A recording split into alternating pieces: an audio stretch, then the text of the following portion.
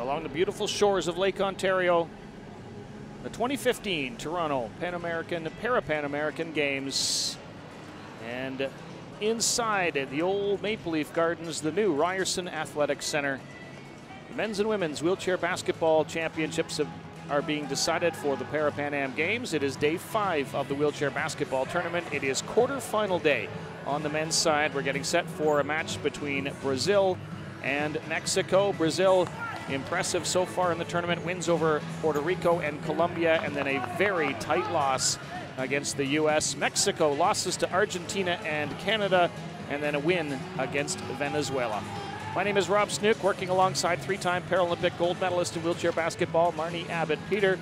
And Marnie, we already have seen one quarterfinal decided, a great game between Argentina and Colombia, and now we've got this one, Mexico, Brazil. How do you size it up? It's going to be a tough night for Mexico. I think they've had a difficult tournament so far. They're going to be looking to turn that around tonight. Brazil really with no pressure on them. They are qualified for Rio 2016, but they still want to have a good showing here, and I'm sure they would like to make it through to the semifinals. Brazil, a team with lots of major, players in this tournament in terms of statistics, but they haven't had great success at the top level. So you'd think that for them, success at these Parapan Am Games will help in a teaching perspective. Certainly, that's going to help build their confidence. I mean, playing against teams like Canada and the USA, some of the top teams in the world, if they're able to win a game against either of those two teams, to come out on top with a gold medal here going into the 2016 games is going to be a huge confidence builder for this team and this program.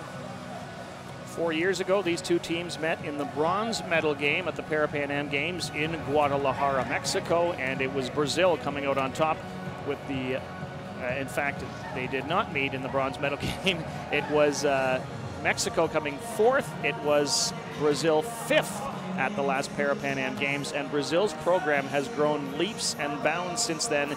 Even though they did not qualify for the World Championships last year, they are looking like one of the best teams at this tournament, and moving forward towards next year's games, which they will host in Rio de Janeiro. You see the first quarterfinal has already finished. Argentina with a come-from-behind win over Colombia. And now we go with Brazil, Mexico. We'll have Canada, Puerto Rico later, USA, Venezuela coming up as well.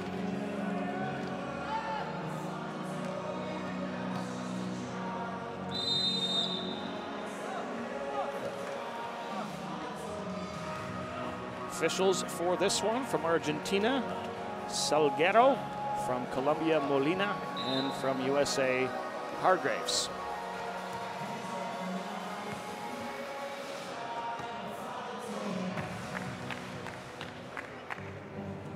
Just to clarify, it was Canada, the bronze medalists 4 years ago at the Parapan Am Games in Guadalajara. USA took gold, Colombia took silver.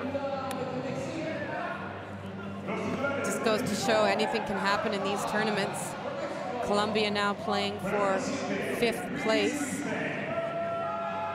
after losing that quarterfinal earlier today.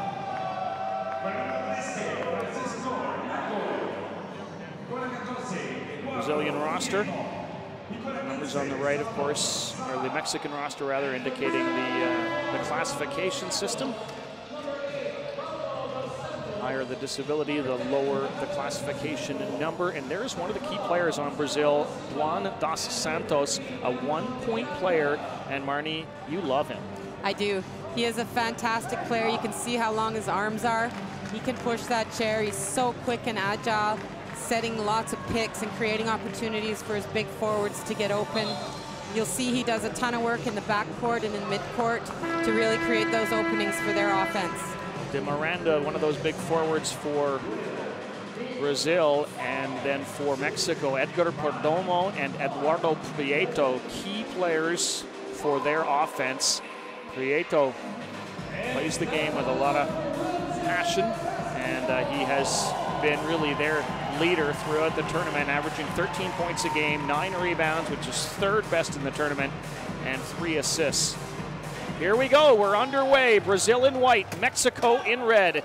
Quarterfinal action at the Toronto 2015 Parapan Am Games. Perdomo.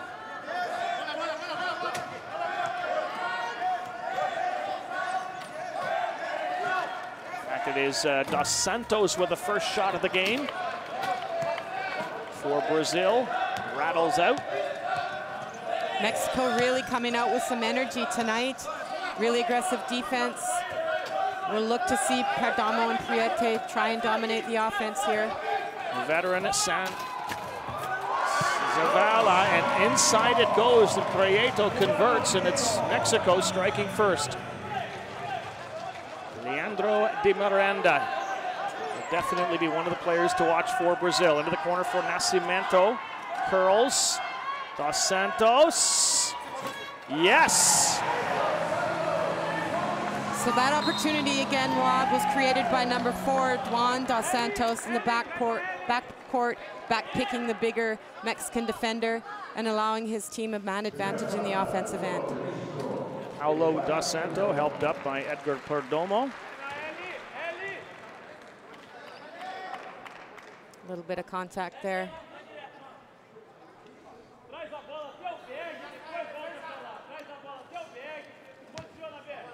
Di Miranda, Nascimento, he'll probably play most of the game. Dos Santos, still lots of time on the clock. Da Silva underneath, and he was fouled. Really hard foul there by number 15, Zavala. Dangerous foul in wheelchair basketball to hit a player from behind like that in the back wheel. Sometimes some people would consider that unsportsmanlike. See, he comes from behind here and just nails him. It's a tough foul there. You can see his teammate calling for an unsportsmanlike foul, but the referee saw that he was trying to make an attempt on the ball. It's Luciana da Silva, one of the leaders for the Brazilian team, averaging 13 points a game. He would be spending a lot of time underneath with that size. Now he puts one up off the glass, and his first bucket of the game. De Miranda with a height mismatch, probably the tallest player on the court right now. Brazil will look to exploit that throughout the game. Prieto. Christian. Edgar Perdomo spins. Lugo. Prieto. Perdomo. 5 on the shot clock. Zavala puts it up and in. Great screen by number 7 from Mexico, Christian, to allow Zavala that open shot from the 45. 31-year-old Vandenberg Nascimento. Underneath for Dos Santos. Off his fingertips, and it's Mexico ball. Brazil's just coming back to the three-point line to start their defense. Looking to push those Mexican shooters out as deep as they can. Perdomo. Zavala. Bounces Perdomo. Prieto. Still time. Zavala. The edge of the paint. Perdomo from the foul line. No. Rebounded by Brazil. De Miranda using his size there to grab that rebound and send his team out in transition. Dos Santos, baseline, throws underneath, and in it goes from Da Silva. Now on that last play, you can see all Mexican defenders well below the foul line. They're going to want their defense to stay extended a little bit and not allow cutters to get position like De Miranda did there. Perdomo. Christian underneath. Prieto. Yes! Great pick by Lugo on the offside to allow Prieto to cut in. It's the best we've seen Mexico play so far in the tournament. These two teams always play each other well. And Mexico knows they can beat Brazil. They've done it in the past. They've got some self-confidence. They're ready to have a good game this week. Brazil comes in here as the #1 field goal shooting team in the league, just a shade under 60%. Dos Santos. Nascimento. 6 on the shot clock. Sends it underneath and easily stolen by Prieto. It's a foul on number 10 for Mexico. Perdomo. Trying to set that pack pick to create that advantage. Oh no, sorry, it was on number 10 for Brazil. Nascimento. Christian. 6-6 tie, 3.5 minutes into the opening quarter. Zavala. And he is fouled by Juan dos Santos. Really aggressive start to this game. Both teams really using their chairs to try and dominate both offensively and defensively. Maybe send a message early here in this game.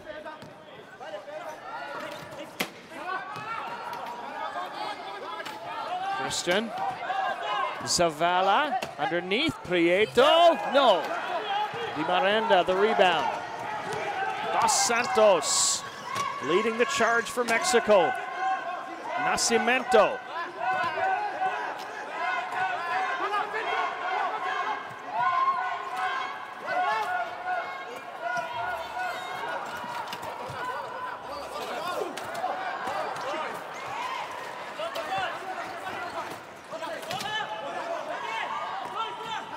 Five and a half minutes to go, opening quarter. Mexico and Brazil, quarterfinal action at the Ryerson Athletic Center. This one's a great start, 6-6 tie. Kristen has it for Mexico. Just 3 on the shot clock, puts it up and hits it. Just a 2-point shot, but great recognition there with the shot clock ticking down, curled around and gets a nice little outside shot that'll really open things up inside for the forwards and centers of Mexico. Nascimento underneath, Di Miranda, all kinds of height all around him, fighting it off, puts it up, and is fouled. Will go to the line, but couldn't get the basket.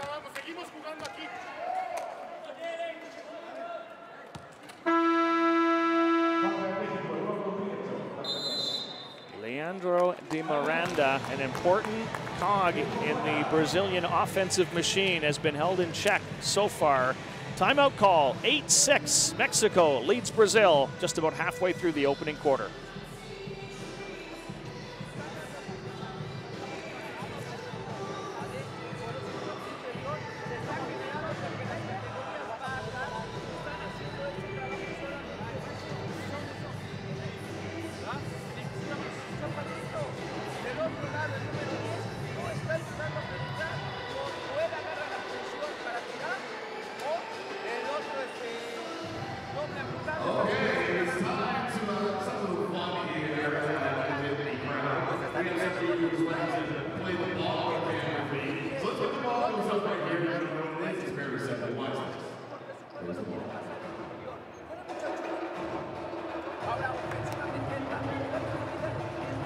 In the Brazilian timeout, this is the Mexican timeout, of course, Marnie, but in the Brazilian timeout, what are they now discussing, realizing what Mexico is bringing that they hadn't really seen the rest of the tournament? I think they're probably talking about that energy that they've seen from Mexico in the past. Not necessarily this week, but certainly they brought it here today. Mexico's Paralympic dreams are alive and well, and if they're able to win this game, they'll go through to the semifinals. So there's a lot on the line for them here, and they're definitely playing like that's the case.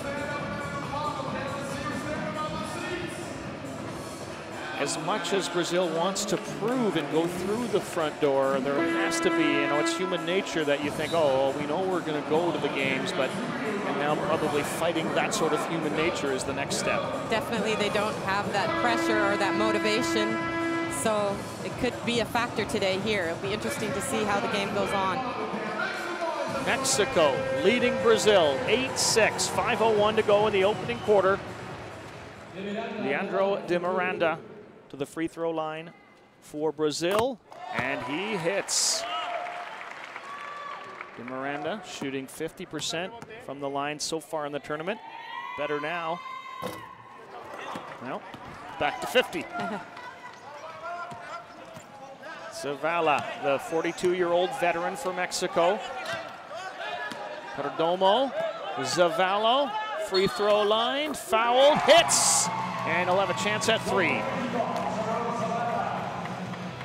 that's a tough call there. I'm sure Brazil would rather have not taken that foul there. Just a little tic-tac foul by number 8.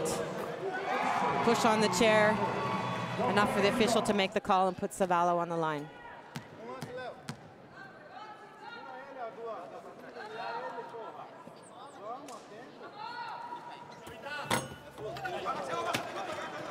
Zavala was shooting 100% from the line. Misses that one. The Mexican lead is 3.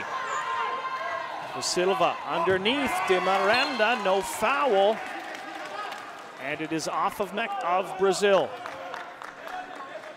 Brazil working hard in the backcourt to create that opportunity, but unable to complete the pass. Eduardo Prieto. Mexico now has one of the Brazilian defenders picked out. They have a 5-on-4 opportunity. In the short corner, thought about putting one up. Now Perdomo, no.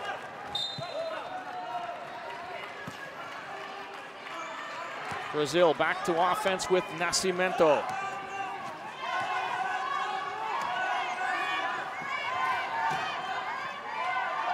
Di Miranda, Dos Santos, yes! That'll really help Brazil. You can see Mexico chooses to leave Dos Santos wide open, and he makes him pay by hitting that shot from the elbow.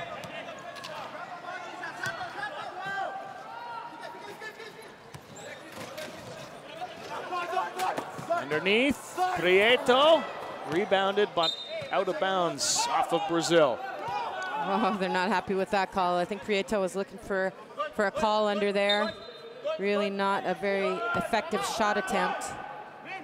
Mexico's ball with 11 seconds on the shot clock. Zavala, watched by De Silva. Good hustle by Dos Santos to keep it alive. De Silva.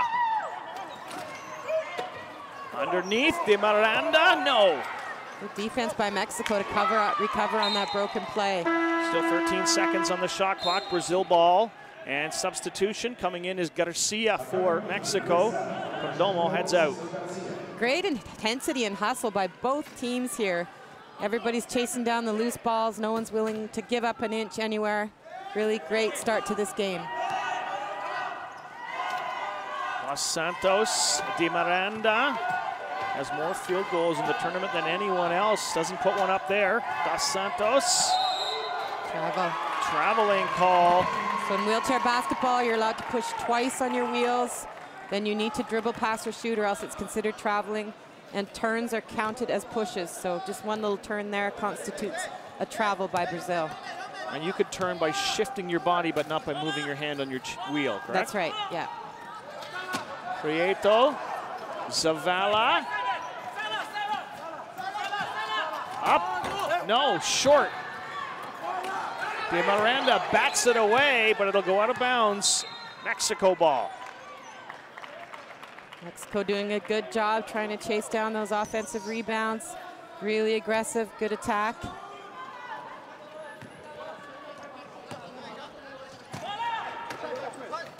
Zavala, up, no, rims out.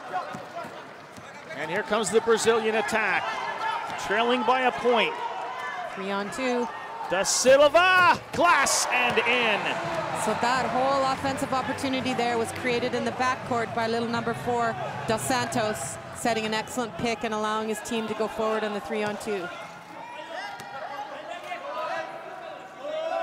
A lot of work gets done away from the ball. Zavala, someone got a hand on it, De Miranda, I think, or De Silva. De Silva checked it, yeah, and now Zavala's out of the defense. Nascimento, underneath De Miranda, his first field goal of the game. Really well executed 5-on-4 opportunity there for Brazil. Back picking the defender and then hitting that open lane and getting a nice uncontested layup. 3-point lead, Brazil. 1:57 to go in the opening quarter. Quarterfinal action at the Ryerson Athletic Center.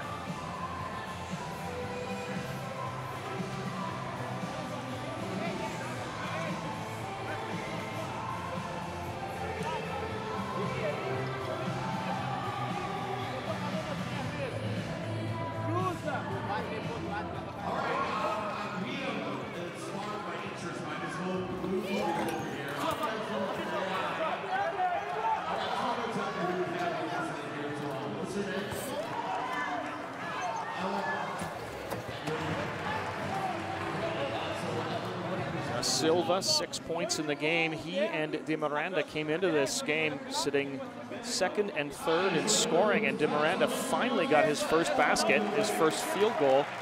And let's see if that gets Brazil on track. Antonio Ferrez de Magalhães, the head coach of Brazil. Brazil with 5 turnovers already here in the first quarter. They're going to want to cut that down as the game carries on. Good start by Aaron Davila's team. Coaches the Mexican men in wheelchair basketball and the Mexican women. Three-point lead, Brazil over Mexico. Minute 57 to go in the first quarter of this men's quarterfinal game.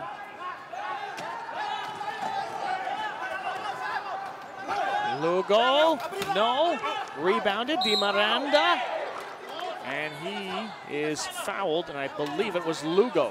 I think it's number 7, Kristen. Great fake by Lugo there to draw the defender away, but unable to finish the shot. Substitution.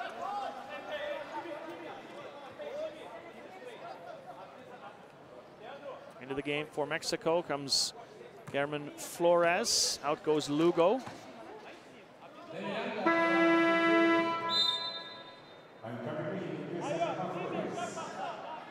It's Lugo's first foul, but nevertheless, he's out. Minute 45 remaining, opening quarter. De Miranda to the line. No.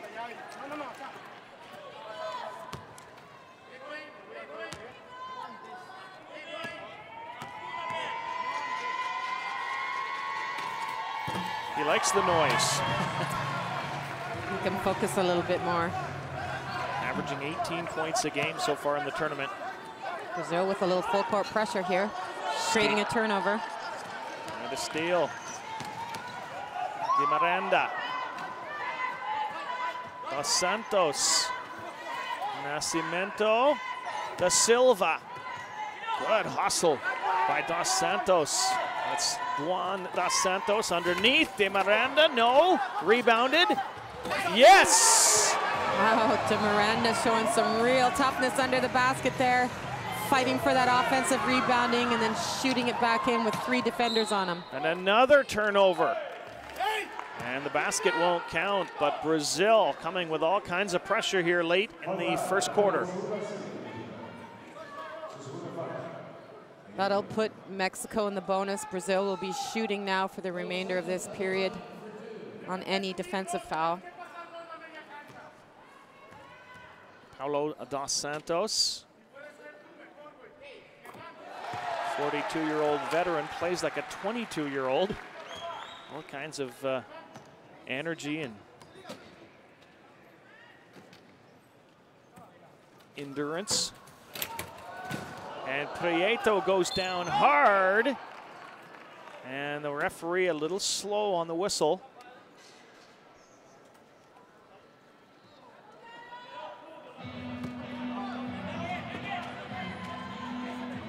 Eduardo Prieto tried to get in there. I don't know if anyone touched him, but he just kind of lost his balance. He and De Miranda were battling. De Miranda might have tapped his back wheel there when he had both his hands above his head and lost his balance. Da Silva, yes.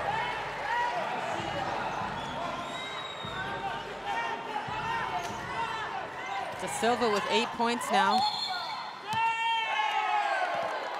And the Mexican player went out of bounds. Another turnover, and Brazil already with a 9-point lead. They've just been piling them on here in the last minute and a half. De Miranda. Long 2-pointer, no. Rebounded, Nascimento, Da Silva, trick pass, and in it goes. Great play by Nascimento there. You can see he's a little weaker in his right arm, but able to grab that offensive board and dish it back to his shooter. 11-point lead for Brazil.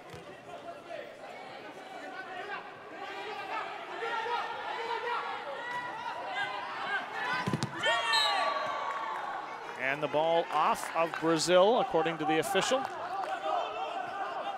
Both teams playing with great energy, lots of emotion. Zavala, Kristen. Still a dozen on the shot clock. Garcia. Inside. Christian, no. Prieto. Christian, no, just doesn't even put it up.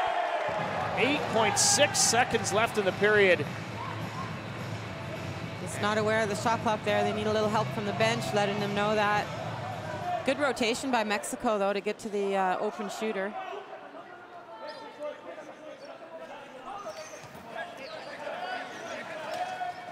Dos Santos.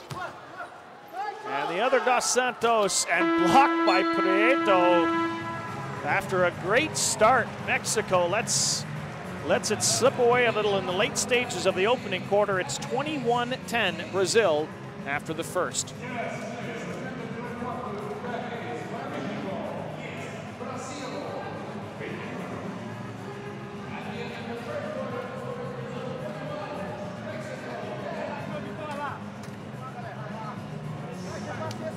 Boy, did Brazil ever turn it on late, Marnie? It was Mexico leading, it was a timeout, and then it was close for a while, and then all of a sudden. Yeah, and with 4 offensive rebounds late in the first quarter there, really helped them increase their lead, getting those second chance opportunities. Mexico's going to want to talk about blocking out, boxing out, making sure they're not giving up those offensive boards. Mexico looks so much better than we saw them yesterday. Yes, they did beat Venezuela, but they didn't show a lot. They kind of kept maybe some of it under wraps. They gave their bench a lot of minutes yesterday as well, and some of the younger players, so their starting 5 should have lots of energy today.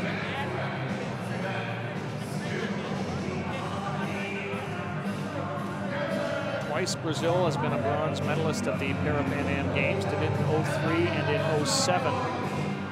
Mexico took a bronze back in 1999 when they had the games in Mexico City. So both of these teams know that you win here today, you've got a medal game to play.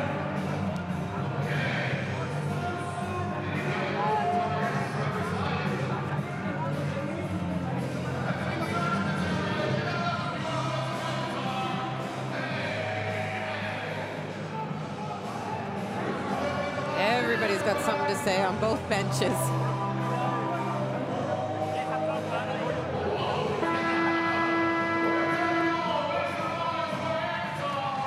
Here we go, second quarter action. Mexico and Brazil quarterfinals, men's wheelchair basketball. Mexico has Efrain Martinez now in the lineup. Luis Christian, Saul Garcia, Prieto, and Flores. Brazil sticking with its starters. Martinez from the foul line. No, but rebounded by Prieto. New 14-second clock. Oops. Garcia. Now just 5 to work. Christian, long 2. Yes! He won't make the same mistake he made on that last play, taking that open shot with the shot clock ticking down. Brazil looking to backpick again and create that player advantage. Nascimento, Di Miranda, bit of a broken play, has it. Dos Santos, Nascimento, the baseline. Nope. Not a real good shot there. No rebounders under the hoop for Brazil. Easy rebound for Mexico. And Da Silva fouls Martinez. Luciano da Silva. Non-shooting.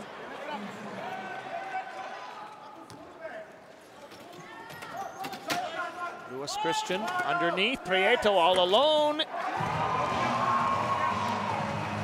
Time for Prieto. If he's on loan by himself with time to shoot, he'll finish.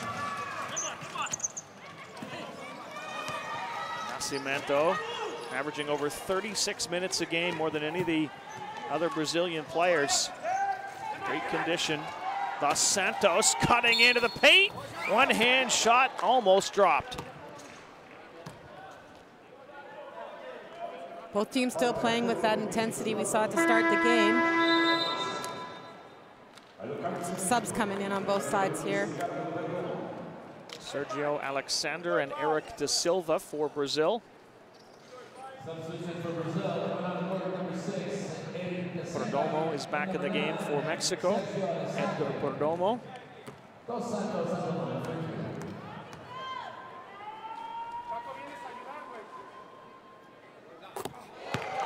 Nothing but net. Paulo dos Santos.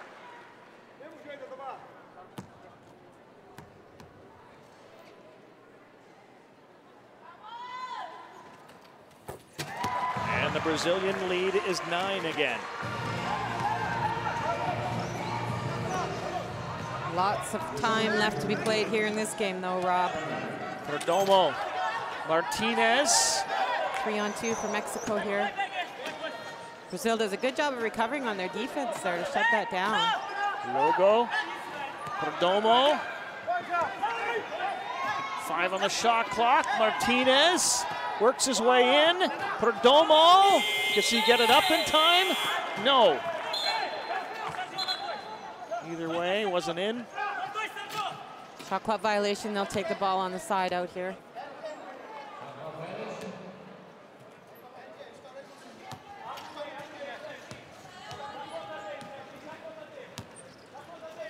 Nascimento.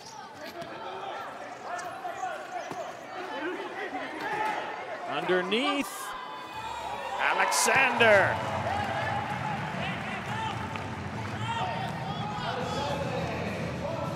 Point lead now, Brazil. Martinez. Lugo with a screen. No. Mexico choosing just to settle for those outside shots, really giving Brazil an opportunity to increase their lead here. Eric da Silva. Di Miranda underneath, the Silva. Little give and go, and he finishes. It's a great pick there by number 9, Alexander, to allow da Silva to go to the basket.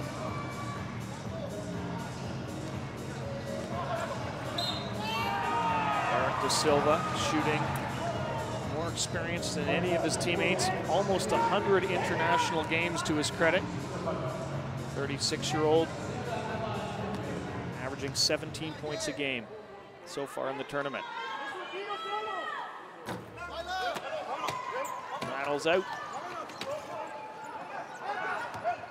Prieto. Christian alone. Wow. Yes! Wow. Very athletic play there by Christian to knock that ball down and then finish the layup. Dos Santos trying to slash in. The pass for Di Miranda, batted away. Brazil ball. Di Miranda had 3 defenders on him on that last play. I think he's looking for Dos Santos to take that shot himself. Dos Santos, da Silva. 1 second on the shot clock, and that won't count. 11-point lead, Brazil. Under 6.5 to go in the opening half. Quarterfinal action, men's wheelchair basketball. Toronto 2015 Parapan American Games. Christian cuts right in. Martinez. No, rebounded by Brazil. Santos, oldest member on the Brazilian team at 42. Di Miranda, underneath Prieto, Nascimento. Shot. What a spinner. Great job by Nascimento to keep his balance and get in a position to allow himself to score there.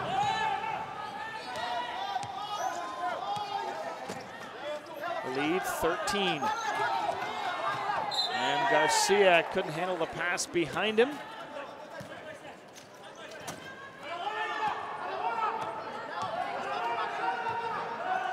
Number 9, Alexander, one of the veteran defenders for Mexico, picked out.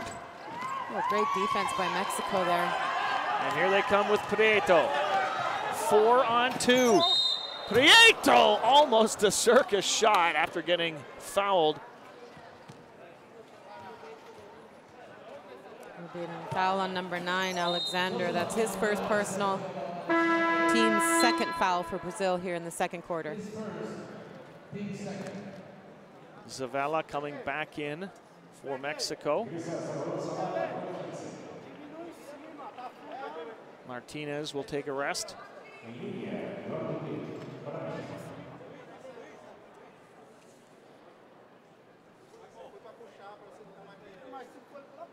Eduardo Prieto has to make some adjustments before he's ready to shoot. It's good to go now.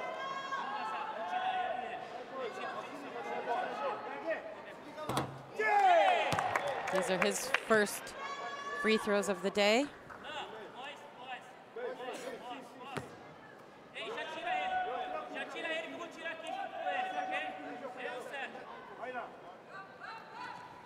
Seven points for Prieto. His team is down by 12. Nascimento. Dos Santos. Di Miranda. No, rebounded, but knocked out by Prieto. Great entry pass by Dos Santos to get it inside. And Mexico looks like they might be bringing in the teenager, Yasso, momentarily. Nascimento, Dos Santos, underneath, De Miranda, ill-advised pass. Christian. Didn't like his shot there. Now Lugo. Zavala, Garcia. And easily rebounded by Brazil, but they come that close to giving it away. Dos Santos. Nascimento. De Silva, De Miranda, tic-tac in tow. Shot clock's ticking down here for Brazil. De Miranda, Dos Santos, one arm, flings it out, not even close. He's not happy there. He was looking for one of his shooters to get that ball with the shot clock ticking down. And the Brazilian coach, Antonio Ferrez de Magles, not happy with his shooters either. Giving the ball back to Brazil here. I think one of the Mexican players went out of bounds and had received a warning earlier in the game. Now it's considered a turnover. We got a timeout here. 29-17, Brazil leads Mexico, 4:15 remaining in the second quarter.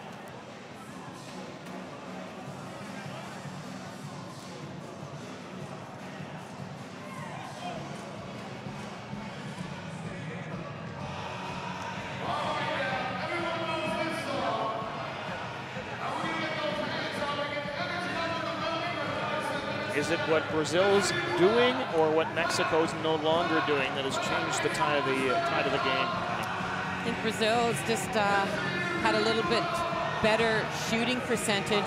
They've both had almost the same number of possessions, but Brazil is just shooting a little bit more effectively from the field right now, and that's what's allowed them to increase their lead here. 55% to 44%. Doesn't sound like a ton, but it's enough. They hit a couple of threes in there too. Yeah, Brazil also managing to get to the foul line a little bit more often and score a few buckets from there, where Mexico's only had 3 free throws and only been able to capitalize once. Brazil hasn't had any actual three-point shots, but has had a couple of three-point plays and has definitely forced their way, as you said, to the foul line.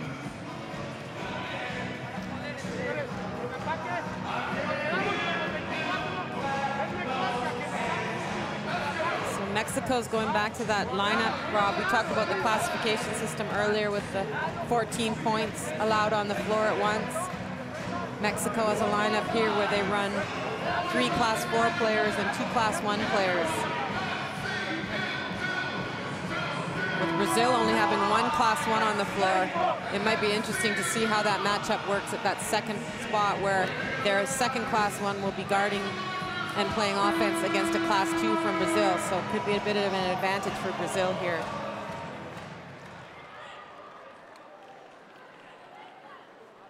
Brazil leading Mexico by 12 points, 4:15 remaining in the second quarter, in the second quarterfinal game as well. Argentina won earlier today against Colombia to move through. Nascimento, Alexander, a little short. And the big young man, Yasso, in, but loses the handle. And Brazil aggressive on him. Good lesson there for the big guy. Biggest player on the court. As soon as you put the ball on the floor, though, you're not big anymore, and he got it taken away from one of the smallest players on the court. But then he stole, tried to force a pass in for Zavala, and off of Mexico and out of bounds.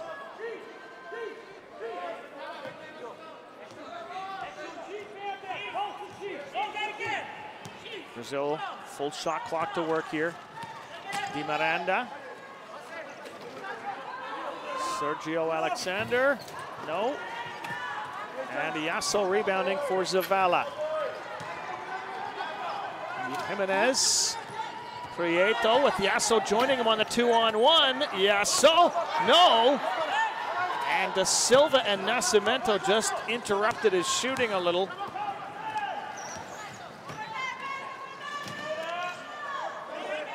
Nascimento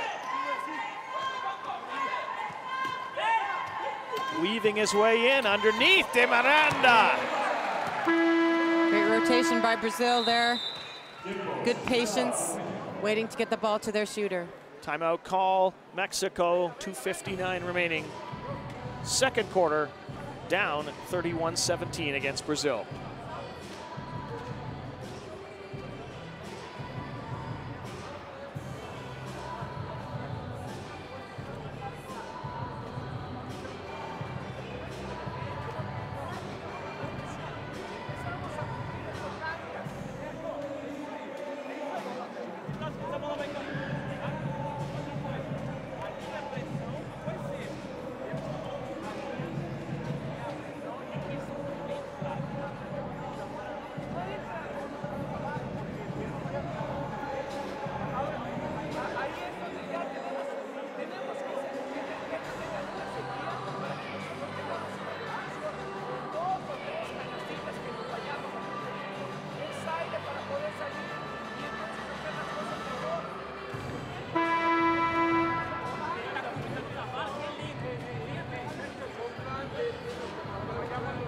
Mexico started with a flourish in this one and maybe surprised Brazil a little early on. They had the lead, but it has been pretty much all Brazil since about midway through the opening quarter, leading now 31-17 with just under 3 minutes remaining in the opening half.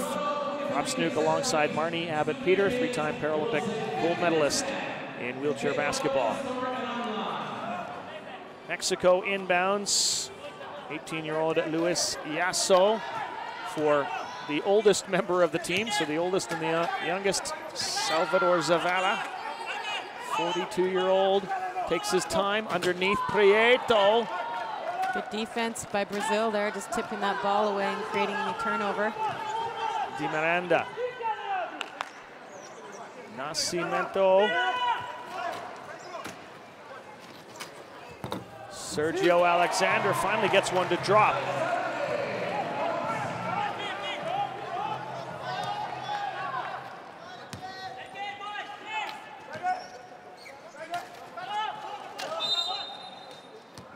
Foul call against.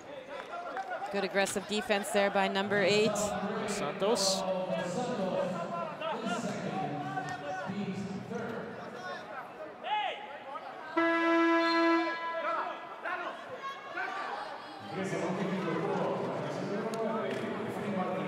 Zavala going out. Martinez coming back in. He takes the inbound from Yasso. Prieto. Underneath, Martinez. And Mexico hits with Ivan Jimenez. Great dish by Martinez there to find the open player. Brazil a little mixed up on their defense, no communication, left the baseline wide open.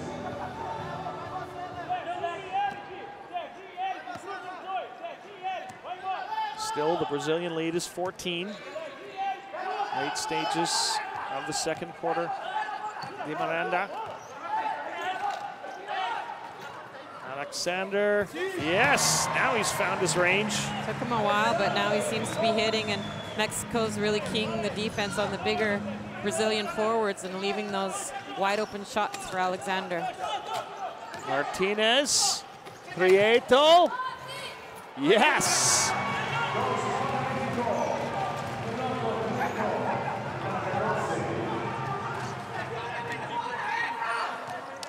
Prieto again, back picked here.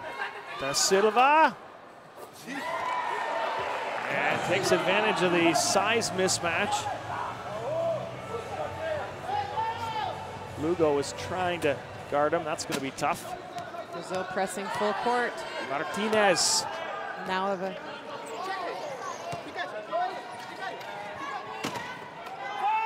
Prieto. Little size mismatch there. He can't take advantage. And Alexander to Dos Santos. Final minute now of the first half. Sergio Alexander, 6 points now in the game. Nascimento underneath De Miranda. And he's down in the keys of the call, but no foul. tough shot there. De Miranda doing a good job reeling that ball in. Just tilting up on his wheel there, but unable to finish the shot, unfortunately. Martinez showing some real flashes for Mexico. Prieto. 7 on the shot clock. Off the chair of Mexico's Lugo, and here comes Di Miranda. Yes. Mexico had their big guy in underneath, but didn't get the ball to him. Quiet start for Di Miranda. He's got 10 now, and his team leads by 18 after the first half here in Toronto.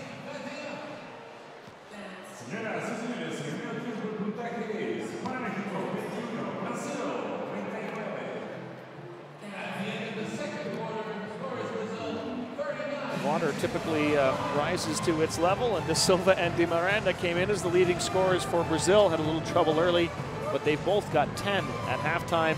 Strong start for Mexico, strong end for Brazil, Marnie.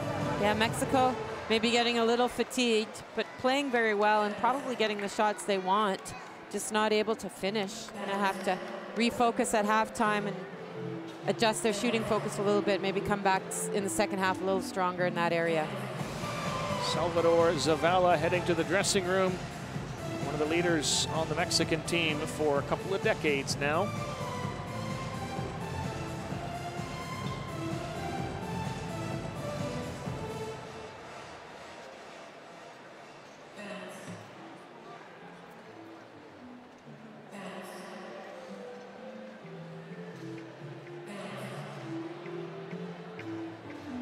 See the stats there, Rob.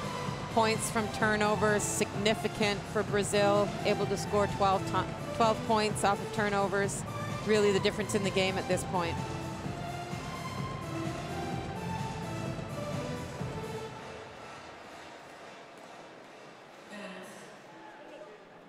Mexico maybe surprising Brazil a little bit to start the half. The veteran Zavala hitting on a couple and gave his team the lead. Got some help too from Eduardo Prieto. A couple of veterans pushed Mexico into the lead.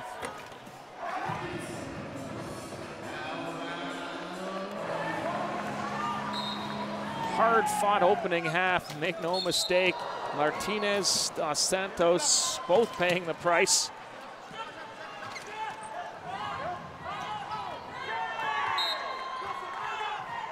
And eventually, Brazil's offense would catch fire. Di Miranda.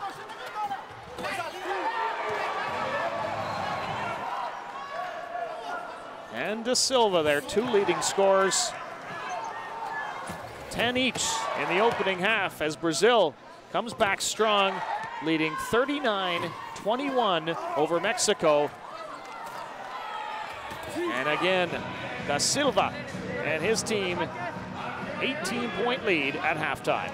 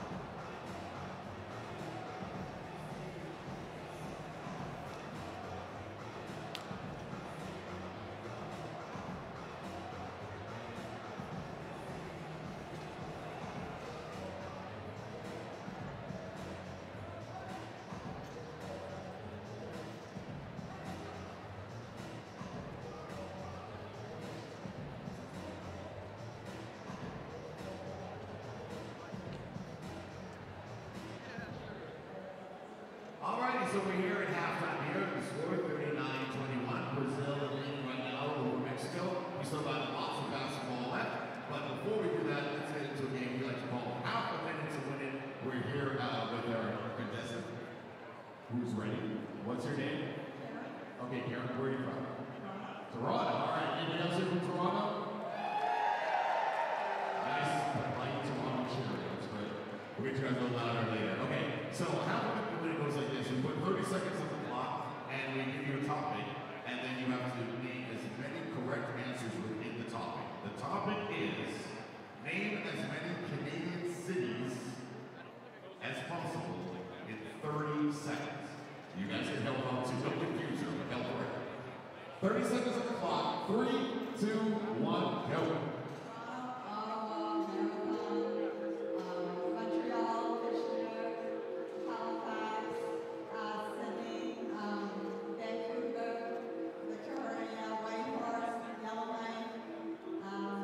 Winnipeg, Edmonton, Calgary, Red Deer,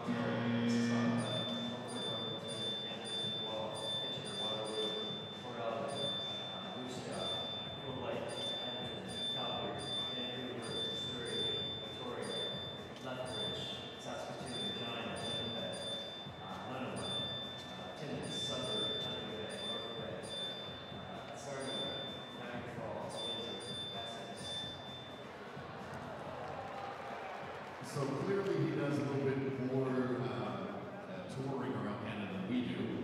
He got 35, you got 19, which is really good. So for that, we're going to give you a Toronto 2015 abstract for home. Thank you very much for playing half a minute to win it. Once again, make some noise for our contestant, everybody. Well done!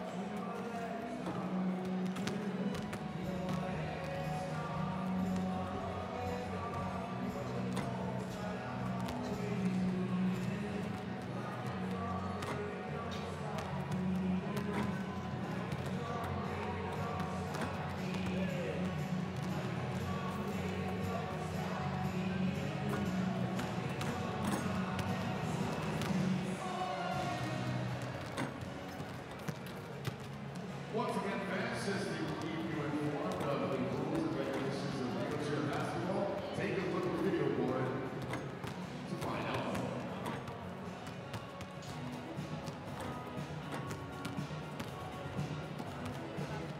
In wheelchair basketball, players move the ball around the court by passing or with the ball, and they must throw or bounce the ball after every 2 pushes of the wheels of the chair. Otherwise, they will be penalized for traveling. En el baloncesto en silla de ruedas, los jugadores mueven la pelota por la cancha pasándola o reaccionando.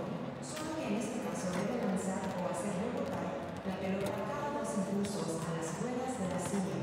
De lo contrario, son penalizados por hacer una falta de avance.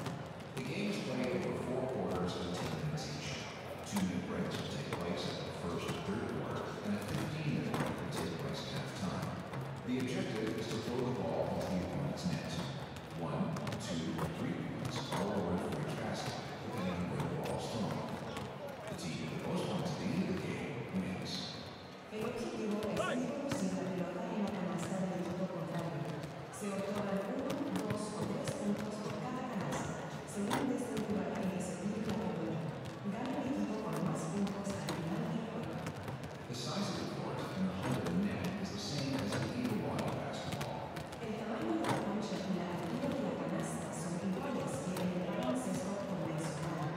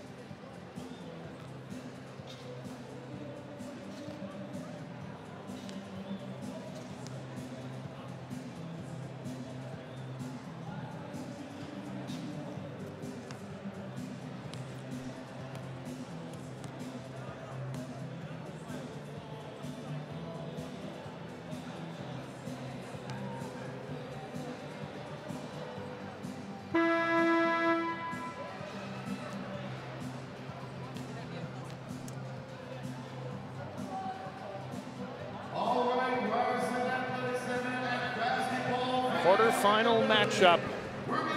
The old Maple Leaf Gardens, the new Ryerson Athletic Center. Mexico and Brazil.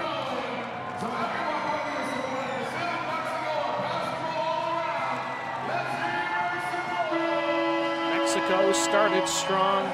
Brazil finished the opening half strong, and they lead by 18 points over Mexico. Paulo dos Santos is going to inbound. He has been nothing short of consistent and really strong throughout this tournament for Mexico. He's got 4 steals in that opening half. Big numbers. We're underway now. And it is Dos Santos underneath the shadow of Big Iaso. Di Miranda tries to feed De Silva, knocked away. 5 on the shot clock. Alexander puts it up. Good attempt. And here comes Martinez for Mexico. Gets away from Nascimento. Mexico electing to stay with that lineup with the 3 class 4s and 2 class 1s. Sure if they're going to register that it's another steal for Dos Santos, but he knocked it away. De Silva. And fouled. That's a foul on number 19, Iaso. That'll be his first personal, team's first personal here in the third quarter. Eric De Silva.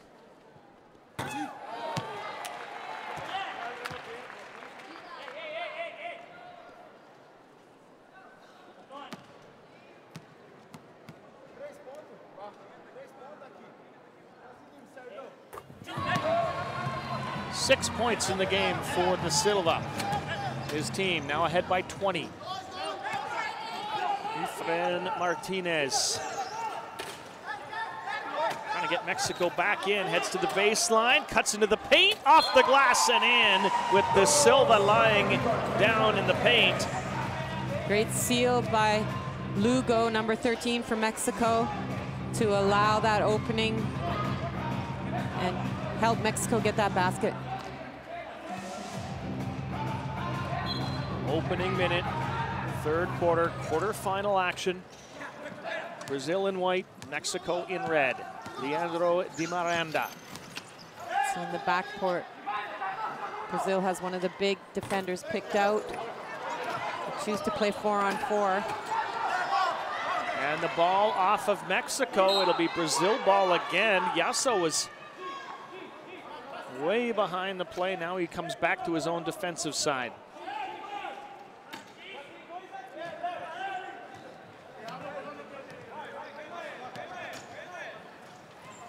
Nascimento. Di Miranda.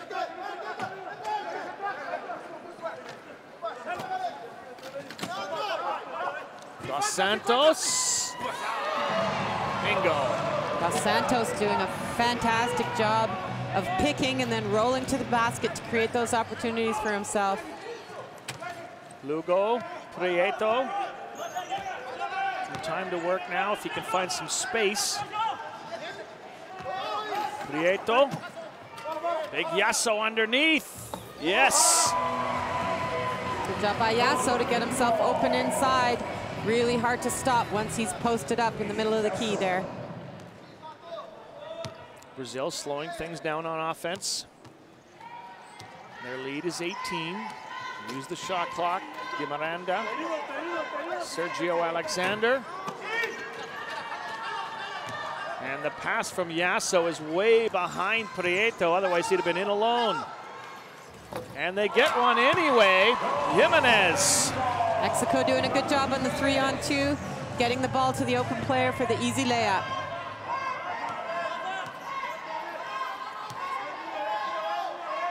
Brazilian lead at 16.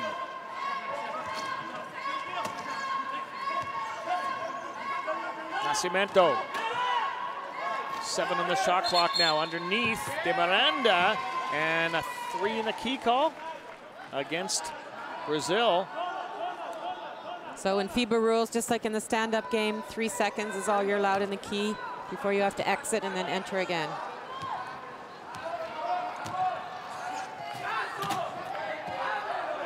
Prieto. has a chance to inch his team a little closer again. Oh. And he is fouled. It's going to be 2. Does a good job to draw that foul, a little lean into the elbow of Nascimento.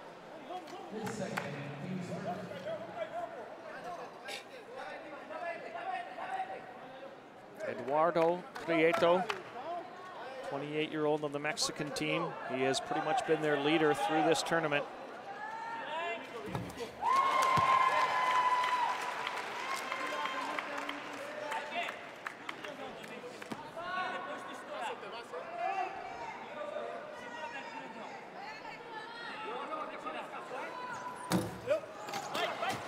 Prieto stuck at 10 points in the game. His team now down by 15. Alexander with the big wide turn.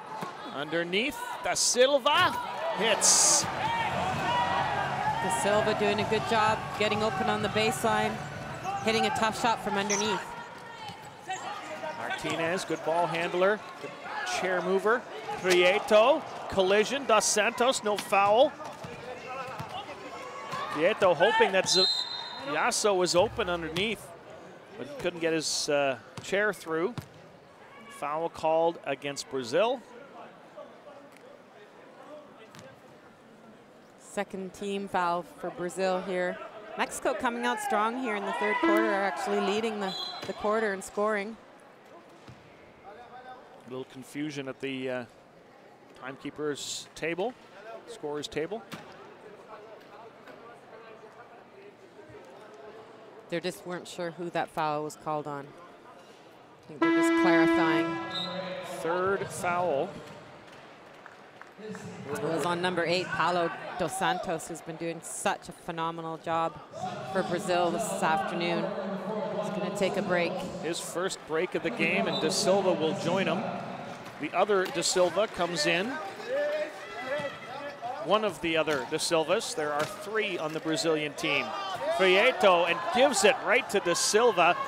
Really no chance for Jimenez underneath the giant. Here comes De Miranda.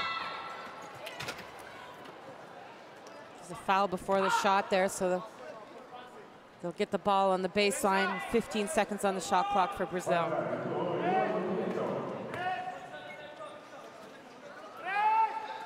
Foul was on number 14, Eduardo Prieto. That's his 3rd personal. Could be crucial going forward the rest of this game. De Miranda. Again, the fouls continue.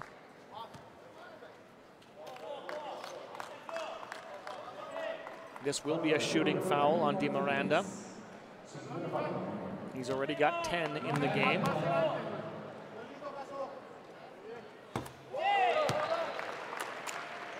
%60 from the line tonight. Very consistent free throw shooter.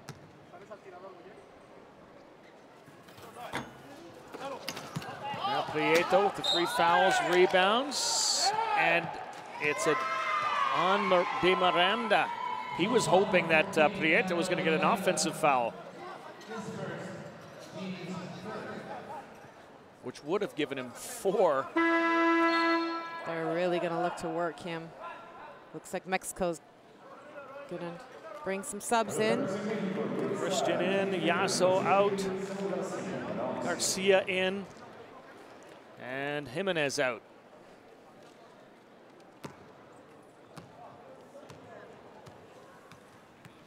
Clock starts as Christian picks it up. Lewis Christian, 1.5 player. Classification scale gives to Garcia. Puts it up. Martinez, Prieto, Garcia. Still time. Prieto. No. And Da Silva rebounds. De Miranda. Still might be in trouble here. Good job in recovering by Mexico. Nascimento fighting his way in, gets it to Da Silva. Nicely done. Da Silva so tough under the basket, able to use his hips to maneuver his chair and get himself into position to take a good shot there. Timeout call, 48-28. Brazil leads Mexico. After this great little flurry of action, finally converted by Luciano da Silva.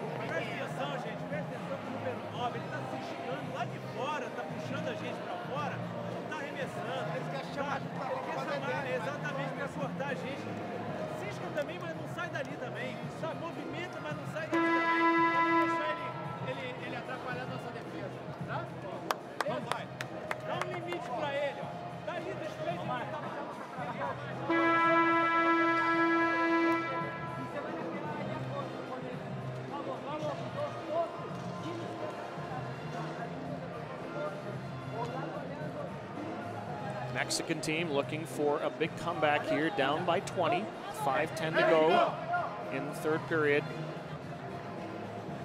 10-minute quarters in wheelchair basketball, just like international FIBA standing basketball rules. The action happens far away from the ball. Happens at the ball too, of course, but don't just look at the ball, you'll miss all the action. Brazil coming right back to set up their defense inside the three-point line. Garcia underneath, Prieto spins and fires, no, gets his own rebound. Garcia, Martinez, Lugo. Christian, 2 on the shot clock, and they give it away. Nascimento.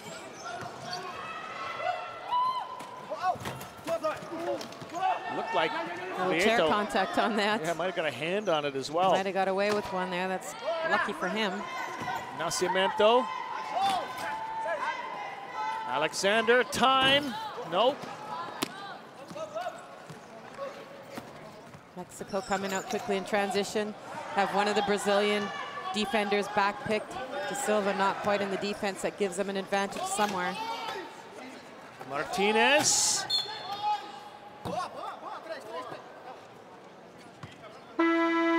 Three seconds in the key there, so it'll be Brazil's ball. We got a timeout on the floor. 20-point lead, Brazil over Mexico. 4 minutes to go in the third quarter.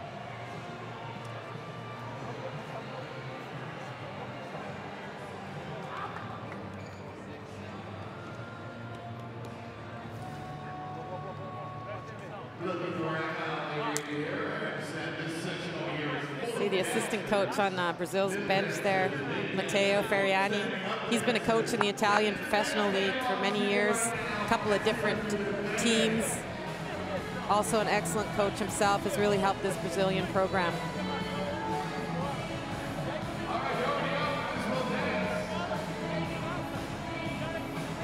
There's Matteo. Really, you can see him during timeouts and on the bench providing assistance and support to the head coach from Brazil, Magalhães.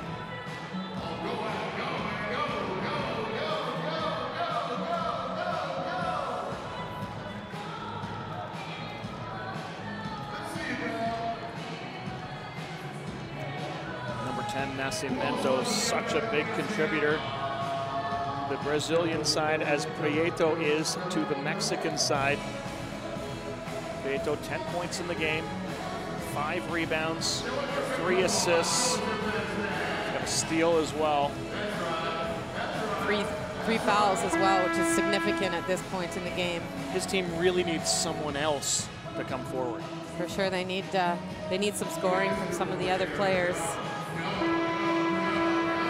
4:04 to go, third quarter. Quarter-final action in the men's wheelchair basketball tournament, Toronto 2015. And Brazil has got Edison Becimo in the lineup. averaged about 10 minutes per game in the tournament. Alexander Nascimento. Carlos Ferreira into the lineup. His first attempt is an air ball. And it'll be Mexico ball, 3:44 to go in the third quarter, down by 20.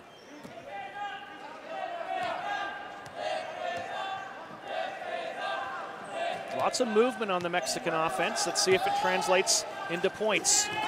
Martinez almost gives it away. Still time to work.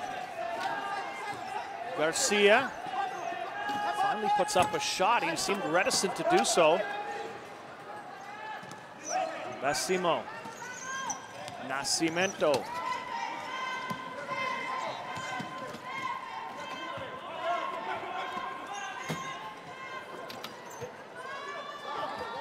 Da Silva, yes!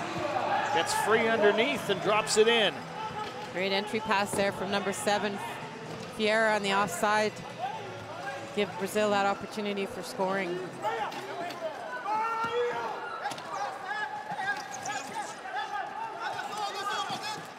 Martinez does well to fight to get free. Slashing in. Lugo. Garcia. Prieto can't get a shot. Gets it back, but no time to work.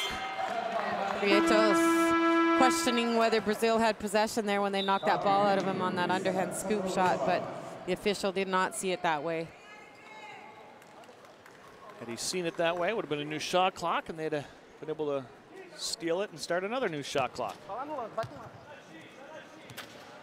Carlos Ferreira.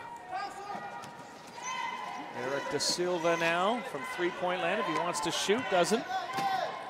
Ferreira, Da Silva, Nascimento. Underneath, Alexander, Nascimento connects.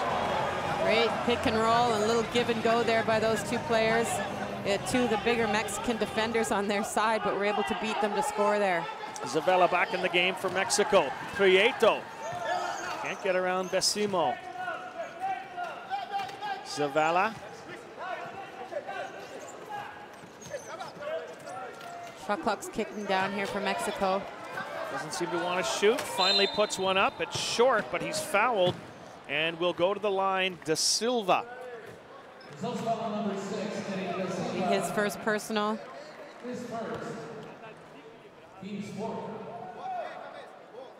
Brazil has 4 team fouls here in the third quarter now.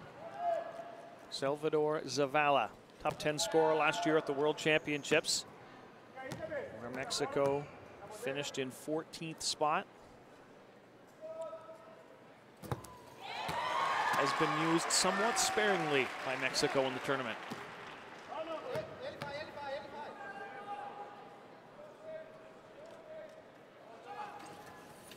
Six points for Salvador Zavala. His team, though, is down by 22.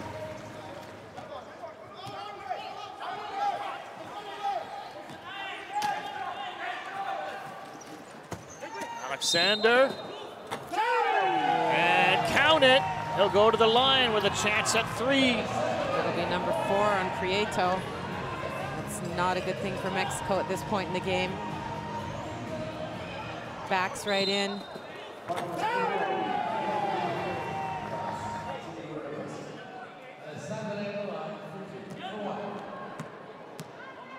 Oh, looks like they give that foul to Garcia, actually.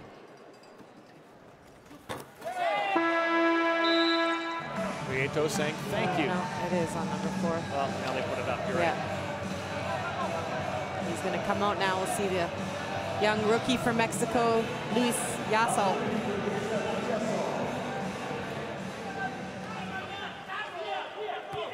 Zavala and Yasso.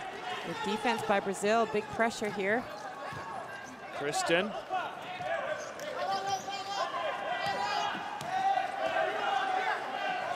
Christian puts it up from 3, no.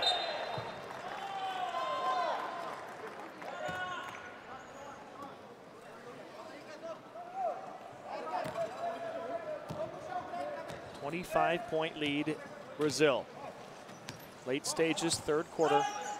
Quarterfinal action underneath. The Silva. Rebounded Yasso. Garcia.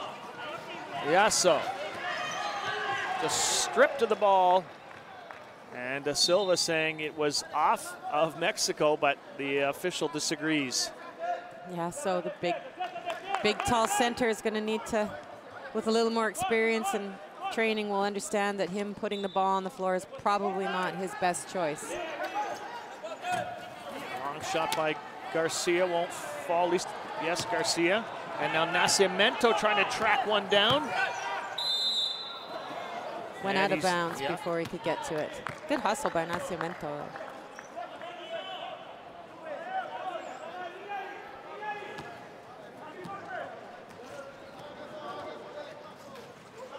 Final minute, third quarter. Luis Christian.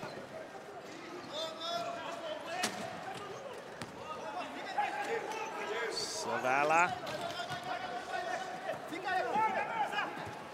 Lugo underneath. Zavala converts. Mexico needs to get a stop here. Ferreira. Nascimento. Da Silva. Nascimento, foul line, no, won't shoot. 4 seconds on the shot clock.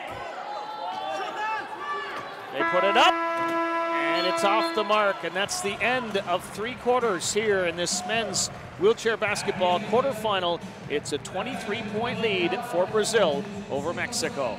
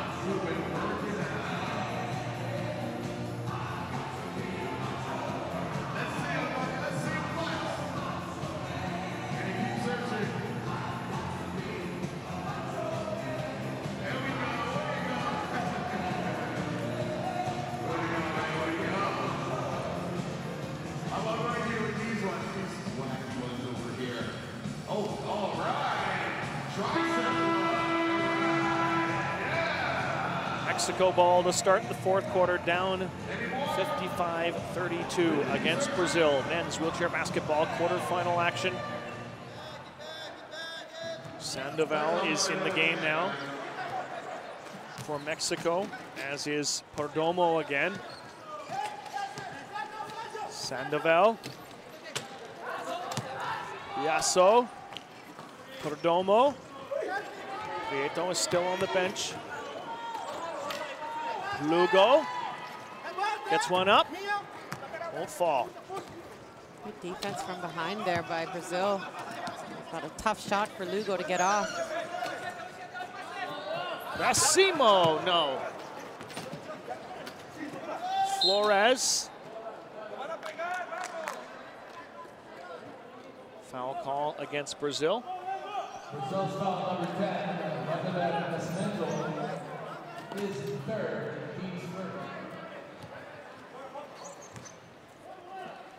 Gatterman Flores, one of the younger players on the Mexican side, only 22, sends for Sandoval, another younger player, a 20-year-old, puts one up.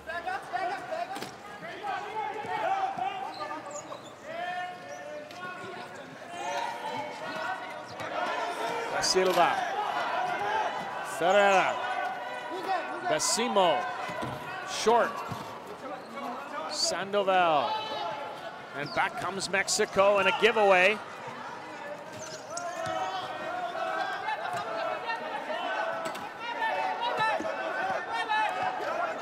Nascimento. Silva. Puts it up and in. It's like no matter who Brazil has on the floor, Marnie, they want to have Nascimento out there. They definitely do. He creates havoc out there for the defense and may not always be the shooter, but certainly slashing and making the defense make decisions. Sandoval.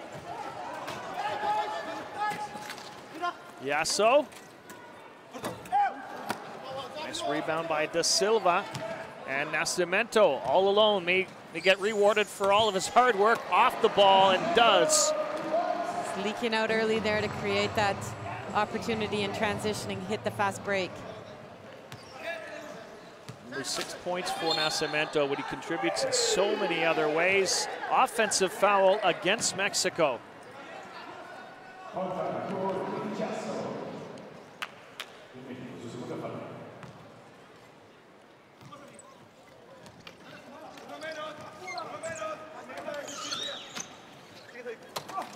Da Silva falling, no. Good defense. Mexico didn't initiate any contact there. Yasso underneath. Pretty much money from there. Alexander was actually trying to foul him on the pass, but the official gave Yasso the basket attempt and the 2 points. Asimo takes the long three-pointer, and it's short.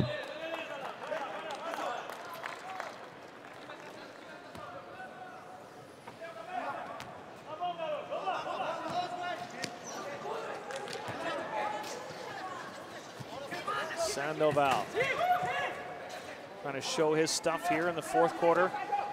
First chance to do so in the game. Perdomo hits it from long range. Just a 2-pointer there, but great job by Perdomo. Just to curl away from the defense and then nail the shot. Ferreira, hard pass underneath. The give and go works with Da Silva. See that opportunity created by number 9, Alexander, by picking in the midcourt and rolling to the basket. Brazil getting ready for more substitutions. Sandoval. Perdomo got to force a pass in for Yasso, and he's fouled, or there is a foul.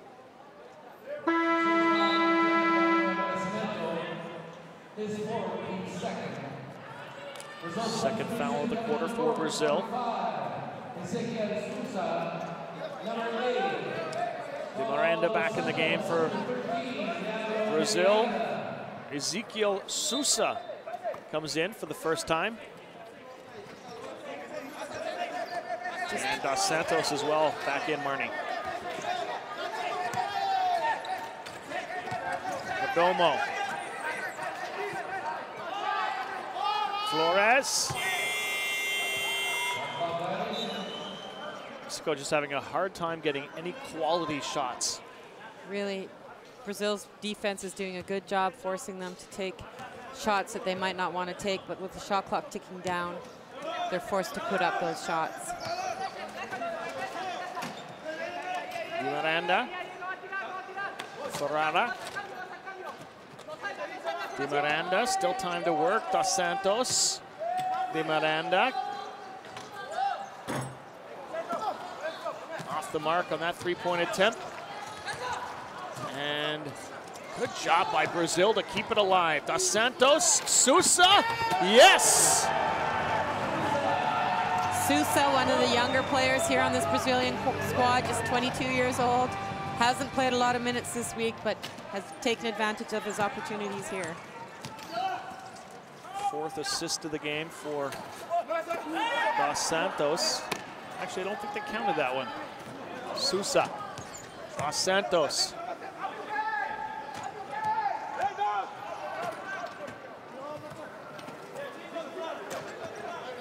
And the Red Sea parts, but the Sousa can't really get that shot up. Yasso comes back quickly to respond. 3 seconds on the shot clock. Ferreira puts it up. Shot. Almost hit it. Perdomo gets away. Lugo. Yasso trying to clean it up. Finally does.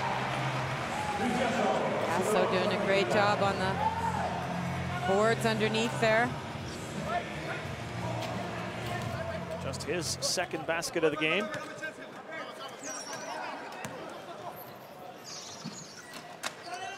Ferreira.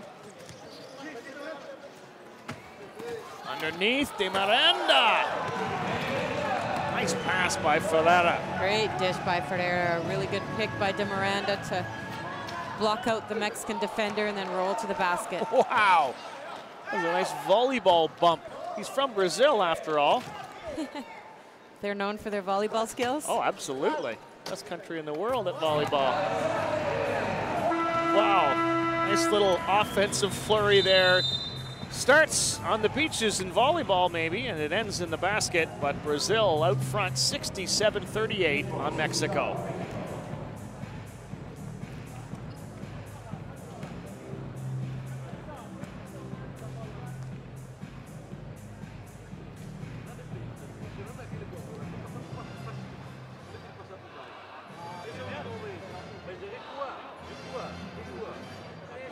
Para eso tenemos que estar trabajando sobre este espacio. Chava, Paco, Dieta. Atentos a los 3 jugadores que queden libres. ¿Sí? No hay ninguno que esté más alto. Estamos en igualdad. Efra es el único que me va a retrasar al 13, que es el jugador más alto. Superman, al que le hace la pantalla, pero luego me lo vuelves a decir. Agora se defesa não está recuando momento nenhum. Lá em cima. Se bater em você, rapidamente recupera e o outro recupera. Até o final. Vamos ver, vai. Brazil, indeed, one of the best volleyball countries in the world. And Ferreira shows it. That started that whole play.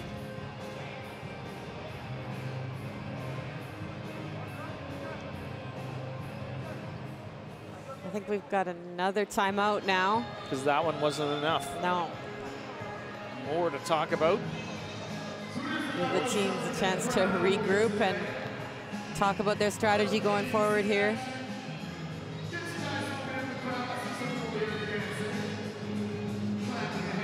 3:39 remaining, 4th quarter. The winning team will play the winning team from the quarterfinal between Puerto Rico and Canada. That's coming up later. The earlier match today that saw Argentina win, the winner of that, the Argentina team will play the winner of USA Venezuela. That match will happen later today. It's interesting to see here late in the 4th quarter. Only 4 points have been scored in this entire quarter. All 4 by Brazil. Mexico yet to score here in the 4th quarter. Vieto hasn't played for Mexico, and he has been their best player throughout the tournament. 10 points in the game, and they have been having a hard time getting anyone else to hit. I don't think we'll see him again tonight.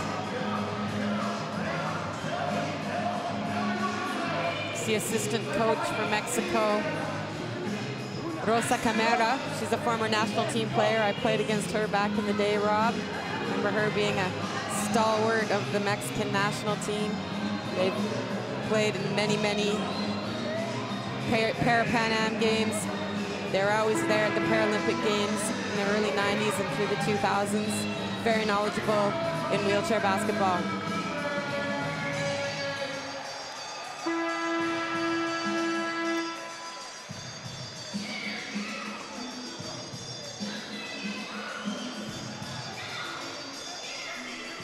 Mexico and Brazil, quarterfinal action. Brazil, though, seemingly running away with this one. And what a play by Dos Santos to steal, and then even got fouled by Flores.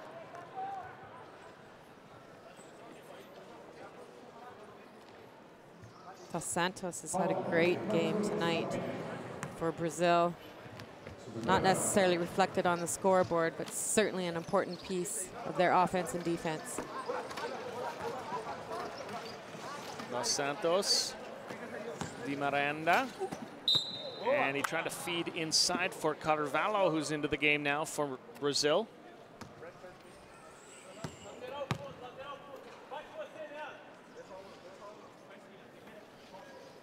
Di Miranda will inbound for Brazil. 11 points in the game for him, only 1 here in the second half. Dos Santos takes it to the baseline, curls. Sousa puts it up. By 1 second on the shot clock. Brazil, with some players from the bench in, and got to reorganize a little bit. A little bit more communication required there on that particular possession. Perdomo. Martinez got fouled.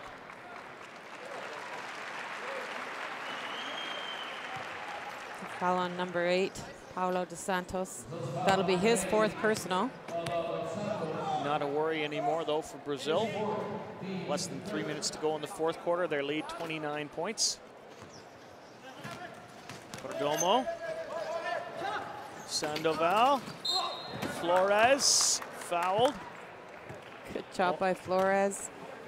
Was Going he to the actually? basket hard. Yeah.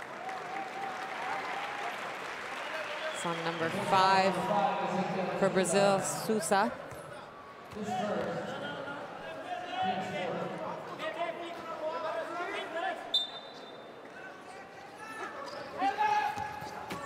Martinez puts one up.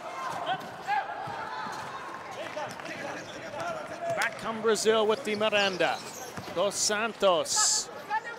Ferreira. Sousa. Boy, they move the ball well. They are doing a good job passing it around. They're looking to get their young rookie a shot, I think.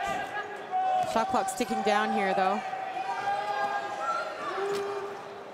Ferreira put one up. Rebounded by Perdomo.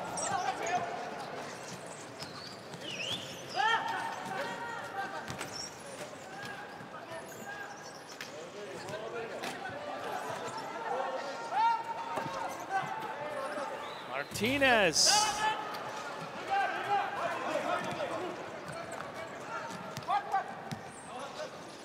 So it's looking like Brazil is going to move on here to the semifinals. Mexico's put a bit of a scare into them in the first quarter. And now the 8-second call on Mexico. You got to get it to the center stripe in 8 seconds. They couldn't do it.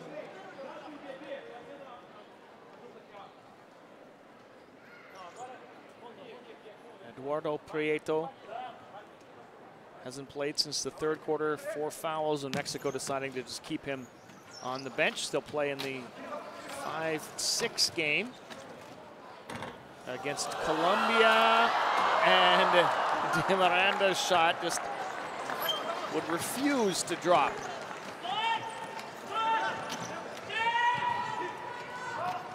Mexico doing a good job with under that pressure. Sandoval, yes. Great pass deep into Sandoval, who had position in the low block.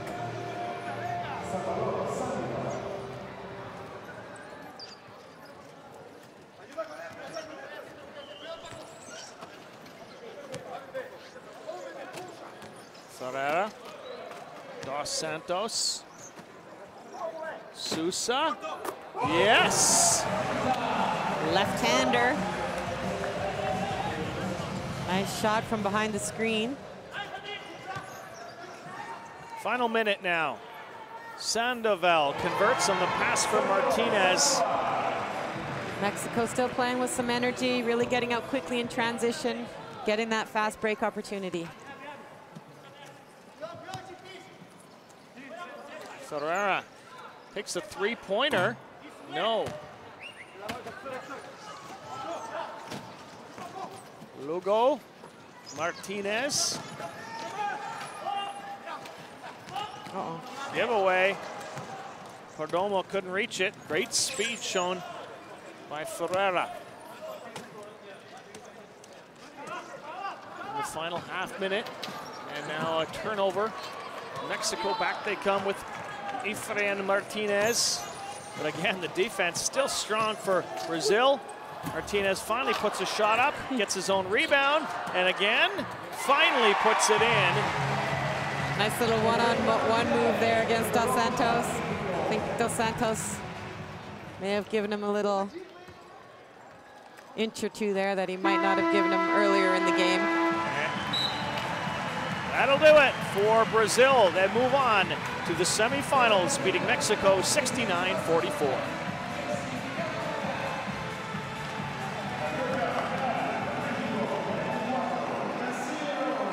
25-point win for Brazil. After falling behind in the first quarter, they came back strong, Marnie, and really did show their quality throughout the match. Anything that really caught your eye in terms of what they did so much better? I think they just went into that game with quite a bit of confidence. Like we said earlier, there's really no pressure on Brazil. They know they're qualified for Rio 2016, but wanted to play well, and they did a good job today. Really well on the offensive boards. They kind of kept their turnovers down. Mexico with 23 turnovers. I think that really hurt them at the end of the day. Eduardo Prieto didn't get to contribute in the fourth quarter after taking his fourth foul in the third, and really by then the horse was out of the barn. 25-point win for Brazil with head coach Antonio Ferrez de Magalhães. And he went fairly deep into his bench as well, and that's got to help as the tournament goes on. Yeah, definitely 4 players from Brazil in double digits. Everybody's getting a chance to score and moving the ball around well, and hitting those shot opportunities that they're getting.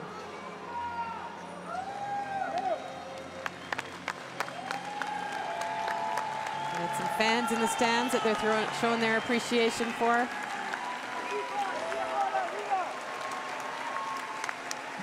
Brazil's only loss to the tournament was a tight 4-point game against the U.S., and they are heading back to the semifinals.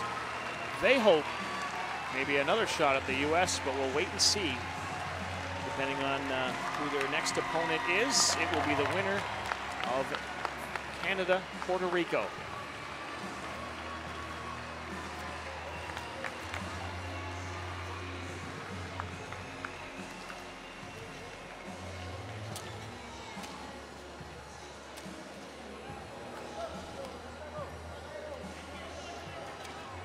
Canadians will await, or at least Brazil will await the winner of Canada, Puerto Rico. And here we see the stats: Brazil, Mexico. Better from the field for Brazil. Better from the free throw line. Rebounding goes to Mexico, but steals, Arnie, you've got to notice those numbers on the left. They really favor Brazil. Certainly, and Brazil a bit more dominant on the offensive rebounding, getting those second chance opportunities. Mexico with 23 turnovers.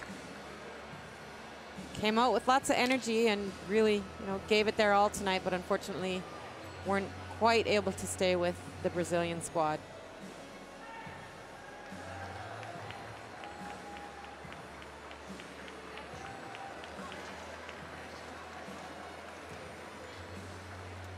(69-44), Brazil over Mexico in the quarterfinals.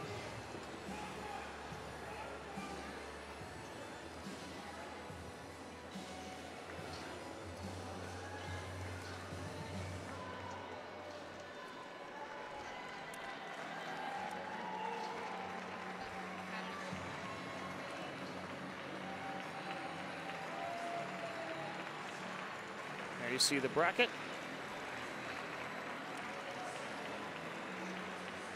So that might not look exactly like we want it to see. Brazil will meet the winner of the Canada-Puerto Rico game in the semifinals, and Argentina will meet the winner of the USA Venezuela. And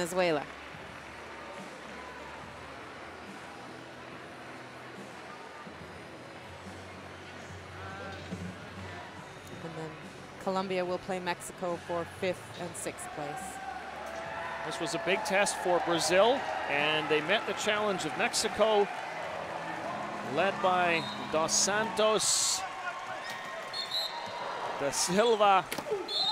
No doubt there was rough play, lots of energy, lots on the line. Mexico still hoping for a chance to qualify for next year's Rio Paralympic Games. They had to beat Brazil to do it, and so they put everything on the line, but the Brazilian team was just too strong, despite the efforts of Yasso and the Mexicans.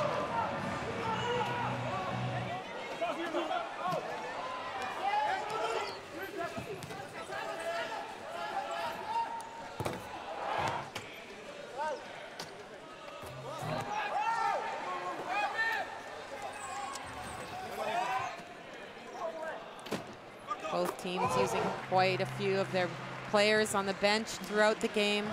Everybody seemed to get some good minutes. Brazil the better team in the end. Da Silva and Alexander helped lead the way, but really a complete team effort for Brazil. They used all but one player on their roster to get the win.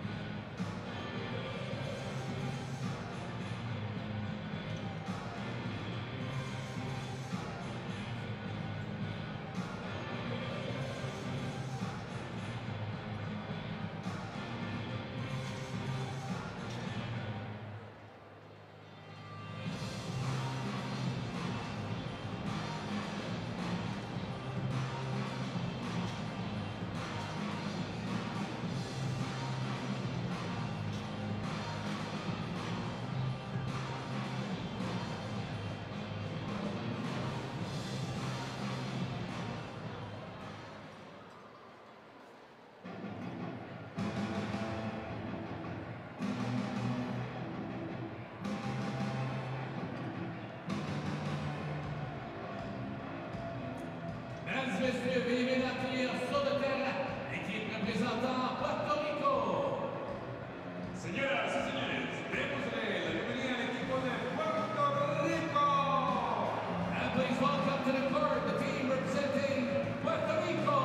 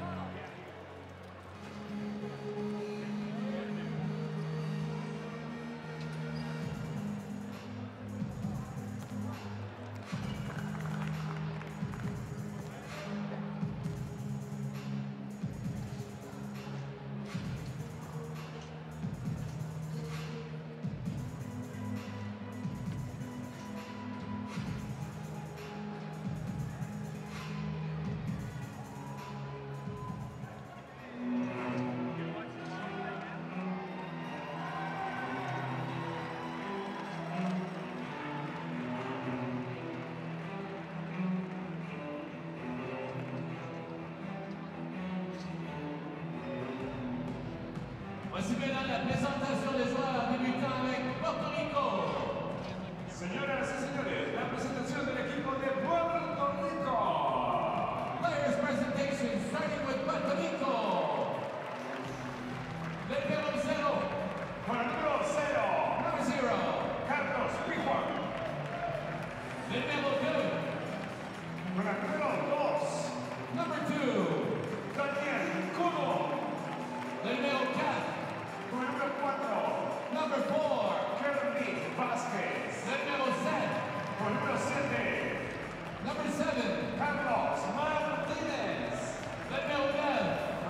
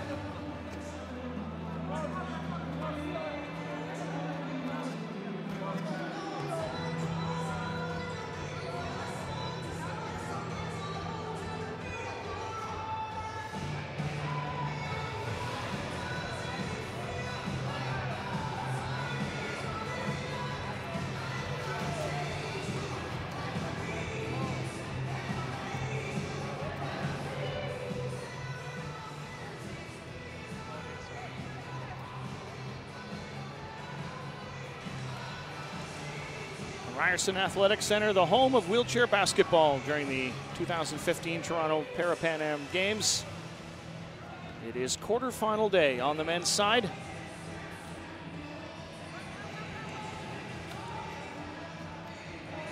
Welcome inside the old Maple Leaf Gardens, repurposed, now the Ryerson Athletic Center. Rob Snook alongside Marnie Abbott. Peter, three-time Paralympic gold medalist in wheelchair basketball, getting set for Team Canada and Team Puerto Rico quarterfinal matchup. The winner will face Brazil. Brazil just finished off Mexico in its quarterfinal matchup. Canadian fans enjoying their close-up seats, getting set to cheer on their team. No doubt some Puerto Rican fans in the stands as well. We've got a matchup between the highest scoring team in the tournament in Canada and the team that has allowed the most points against in Puerto Rico.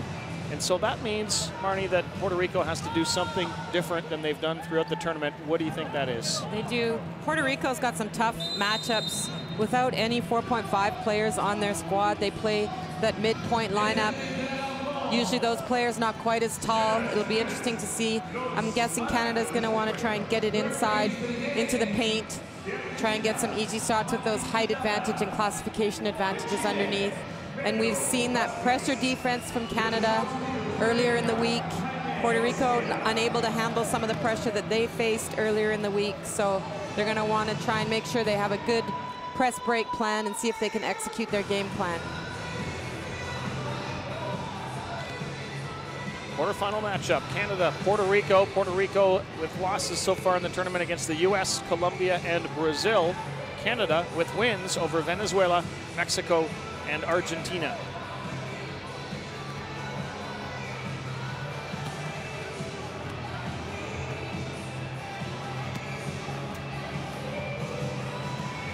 Canada decided to start a slightly lower point lineup tonight. Normally a team is allowed 14 points on the floor within the classification system. Each player assigned a classification according to their abilities, ranging anywhere from class 1 to class 4.5. Canada will be starting with a 13.5 point lineup tonight. Steve Bialowas, the head coach of Team Canada. Puerto Rico's head coach is Hector Perez. And the officials for this one, from Argentina, Quintana, from Chile, Vasquez, and from the US, Oseguera. Both these teams have seen these three officials earlier in the week. They'll know what to expect.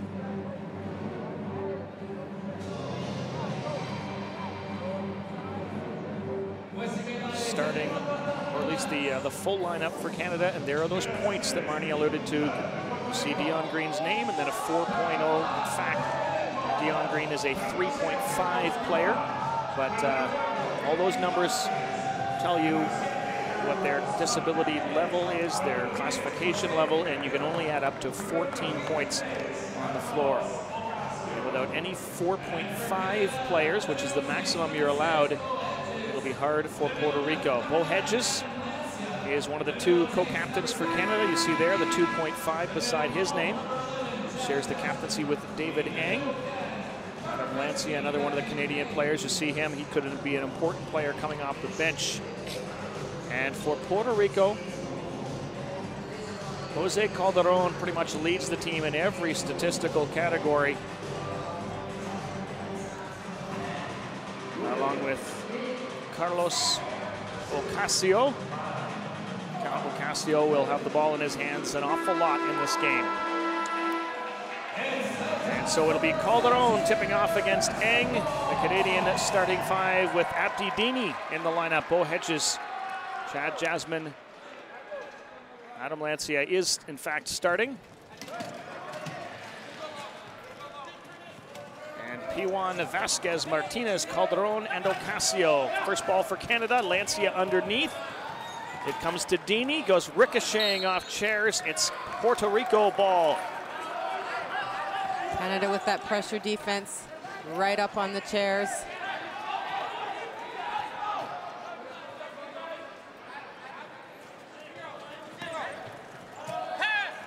Kermit Vasquez feeds for Calderon. Being watched by Hedges. Ocasio. Martinez. Long two. Short. And try as he might, Ocasio couldn't keep it alive. Good defense by Canada to force that long outside shot with the shot clock ticking down. Ocasio's looking for some help from the official here, but not going to get it. Chad Jasmine, 31-year-old veteran for the Canadian team. Takes it down to the baseline, sizes up the seam. Just off the mark, and the ball will stay in Canada's possession when off the fingertips of Carlos Martinez. New rule being implemented in this tournament. On an offensive rebound, the offensive team will get 14 seconds on the shot clock instead of 24 as previous. Lancia, first basket of the game. It goes to the 35-year-old from Canada.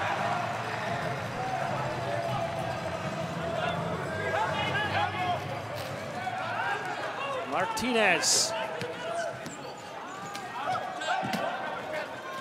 Ocasio. Martinez. Still time to work on the shot clock, being watched by Abdi Dini. Puts it up from the baseline. And rebounded by Bo Hedges. Canada's going to look to get out quick in transition. Now they have a player advantage on the attack. David Eng. Count it.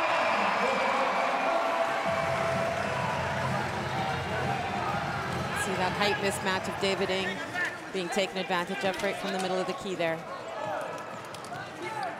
Ocasio, Calderon. Does well to hold on and stay upright, but he's finally called on the travel. Tough call there. Wheelchair basketball, you're allowed 2 pushes on your wheels. And then you need to dribble, pass, or shoot, or else it's considered traveling. There is no such thing as double dribble, though, so you can start and stop. He was complaining that he had been bumped a couple of times, and really that he wasn't giving pushes on his rims. Calderon does a phenomenal job for this Puerto Rican team. As a 3.5 player, he has to play as their big man, basically. Great speed and agility. Ocasio. Calderon. He's got a screen. Doesn't use it. Now he finally does, and is off the mark. Rebounded by David Eng, Canadian 4.5 player. Adam Lancia. Underneath for Eng. Fade away, short, rebounded. Underneath, Lancia is fouled, and he'll go to the line for 2. There'll be a foul on Ocasio, trying to guard the taller Adam Lancia from behind. Just knocked his chair there. See David Eng just used his speed. He got that rebound, outletted it, and then sped up the floor to give himself that opportunity in the baseline. Adam Lancia had that monster 35-point game against Venezuela. Has been considerably quieter since, but has filled in other roles as well for the team. Other teams have noticed that and guarded him much more tightly, of course. Adam Lancia, one of the players for Canada who's got both inside and outside game. Great long-range three-point shooter as well, able to finish inside. 3-time Paralympian, Lancia. Still time on the shot clock. Underneath for Eng in the paint. Rebounded by Martinez. And here comes Calderon. Get the first basket of the game. Puerto Rico doing a good job leaking out early. That's the only way they'll be successful against this tough Canadian defense. Gets off balance there and is called for a foul. First against Calderon.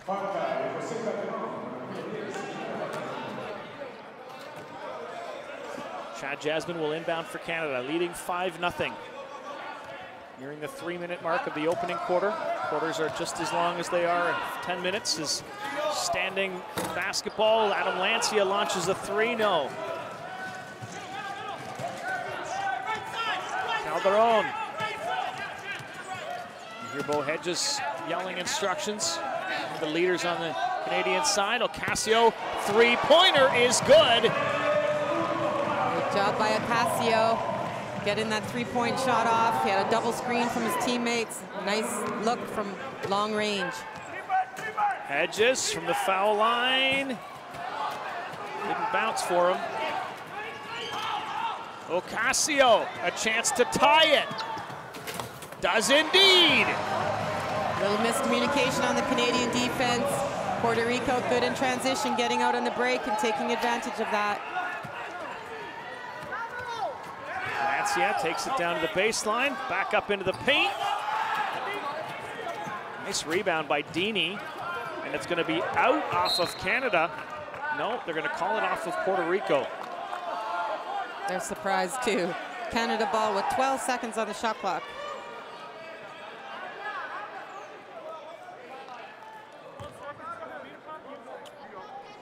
Abdi Dini gives it to Adam Lancia, big country like Canada. Those two are from the same town of Scarborough.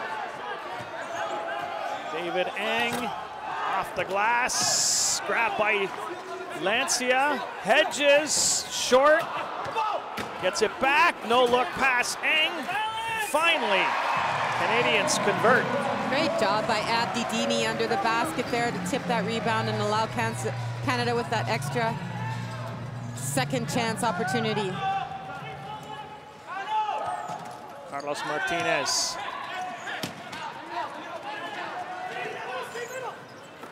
Underneath, Calderon. Canadians rebound, and here comes Bo Hedges.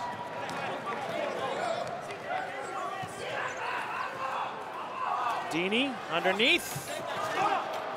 Hedges trying to rebound it. Foul call against Calderon, his second already. David Ng aggressive on the offensive board. Canada just crashing in. Well, they didn't give it. They didn't give it to Calderon.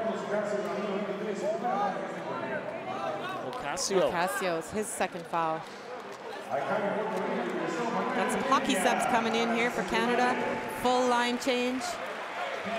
Number 13, Jonathan Vermette. Number 7, Vincent Dallaire. Number 4, Dion Green. Number 5, Peter Wan. And number 12, Nick Donson. All looking to shoot and score, that's what you're saying. 2-point lead, Canada. Substitution on the Puerto Rican side as well. Big Pena is in, Manuel Pena. Gonson, tournament leading scorer. Short, gets his own rebound. Second in the tournament in rebounding as well. Still can't hit. And Ocasio has Puerto Rico going the other way. Good job by Vermette to hustle back. But Calderon weaving his way in. And rebounded by Dallaire. Stolen, Calderon. Foul call against Dallaire. Vermette and Dallaire, teammates on the Quebec Canada Games team that won a gold medal at the 2015 Canada Games in Prince George earlier this year. Timeout call, Canada leading 7-5 in the first quarter.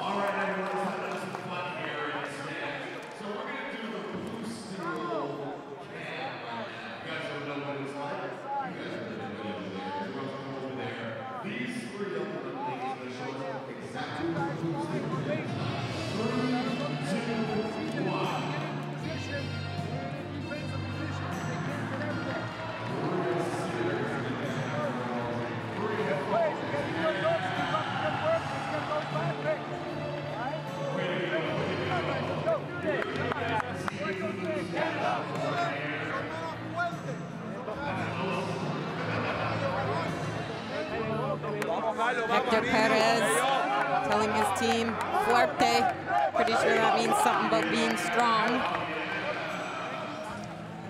Puerto Rico actually doing a good job in getting out early and trying to avoid that pressure of the Canadian defense, and giving himself a couple of fast break opportunities.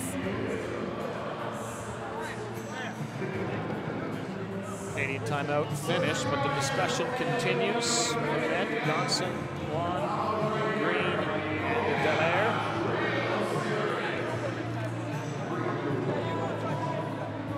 All 5 players on the court for Canada right now. have previously participated in the Canada Games. See that Canada has a great long-term athlete development model, allowing the junior athletes to come up through a great high-performance program like Canada Games, and then up here to the senior level. How about we get one more?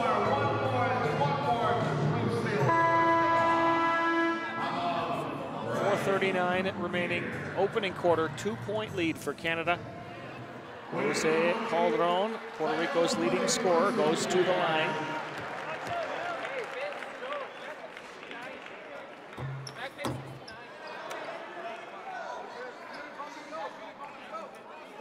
He'll get another. 5th in the tournament in scoring. Calderon averaging 16 points per game. He is their #1 option, to be sure. But he goes 0 for 2 from the line there. Gonson. Canadians struggling from the field so far.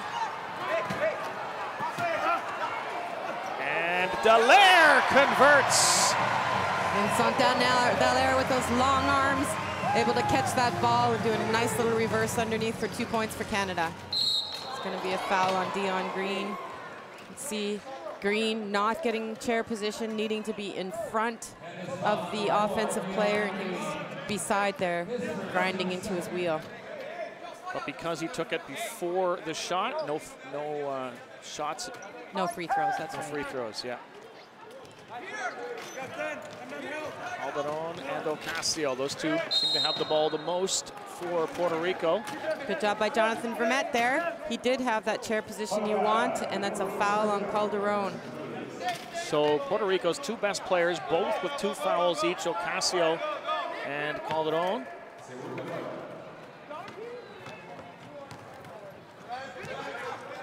Gonson for Canada, with Dallaire.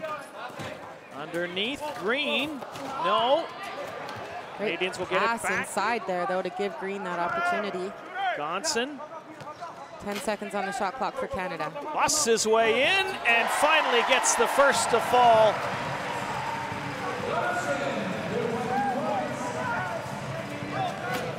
Canada doing a better job with their pressure defense here.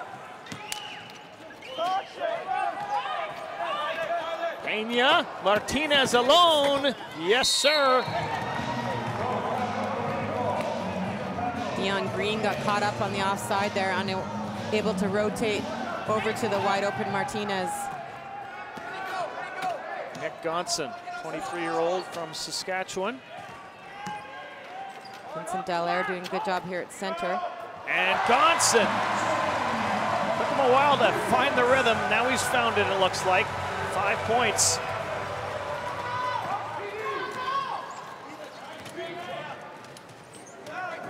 Martinez had a height mismatch on Dallaire. Underneath for Calderon. Off his fingertips. Canada ball again. Good job by Peter Wan, getting good defensive position there. Vermette. Green. Gonson. And the shot won't count. It'll be a foul against Puerto Rico, but the Canadians will just inbound it. Calderon with his 3rd personal foul there. He was calling to his coach for a sub just prior to that last play. Not sure if he's injured or just frustrated at the moment. He's on the bench now. To the game, number 13, Maldonado for Puerto Rico. Well, 3 fouls on Calderon in the first quarter. Puerto Rico needed a big game from him. Nick Gonson. He's got 6 already.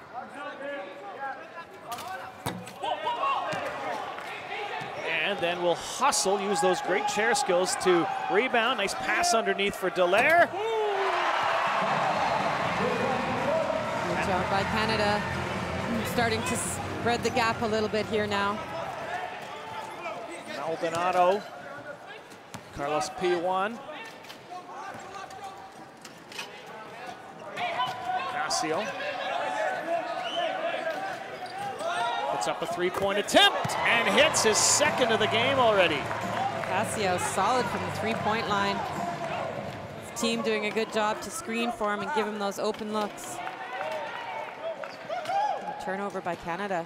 Ocasio again. He's got 2 more. Apparently they didn't give him a 3 earlier.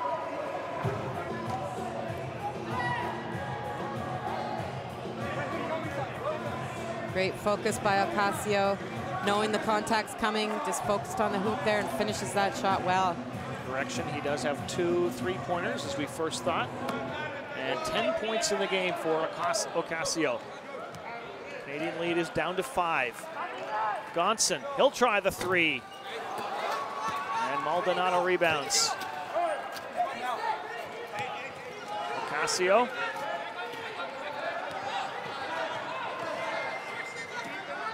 Waiting for help, it finally comes. Only 10 on the shot clock now. Canada doing a good job on their defense there. Player down in the play, so the official will blow the whistle. Pena in the game, number 69 for Puerto Rico. Big guy, 45-year-old Martinez. Now 4-3 on the shot clock. Feeds it for Ocasio. Off the glass, count that one. He's got a dozen. Ocasio came to play tonight, keeping his team in the game here. 12 of their 14 points. Peter Juan. He'll not shoot. Now he might. And it rolls out. Good fake by Peter Juan there. Puerto Rico looking for a 3-second call on Canada. Just a 3-point lead, and they can't get past the center stripe in 8 seconds. And so the Canadians will get the ball back. That's what Coach Bailoas will be looking for out of this Canadian defense. Trying to cause turnovers, not allowing them to cross center within that 8-second time limit. Timeout call for Canada. Coaches want to talk about it, but they do lead by 3 with 1:03 to go in the opening quarter. Puerto Rico doing a good job staying in this game.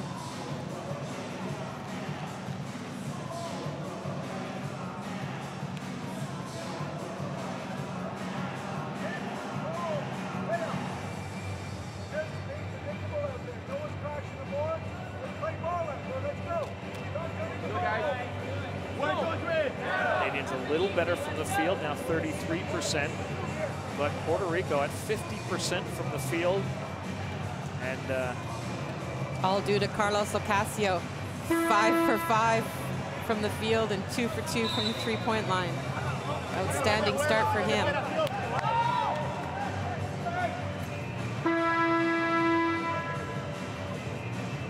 Canadians keep the same lineup on the floor. Jonathan Vermette to inbound for Canada. 24-year-old from Sherbrooke. Gives it to Nick Gonson. Comes in as the tournament's leading scorer. The baseline, underneath, pass to, well, it was hard to tell if it was Green or Vermette. And he puts it up, does Gonson, it rattles out. Tried to rebound, Pena bats it away. It's Canada ball with 14 on the shot clock. Canada's going to look to pick out Martinez here, try and keep him at center out of the defense, create a player advantage opportunity on the offensive attack. Dallaire, 1.5-point player for Canada. Sends it across for Gonson. Green. Short, Gonson rebounds again and rattles it off the glass and in. Gonson doing a good job on the offensive boards, using his athletic ability to tilt up, get higher than the defensive players to grab that offensive rebound. Timeout call, 20 seconds to go in the opening quarter. A good start for Puerto Rico, only down by 5.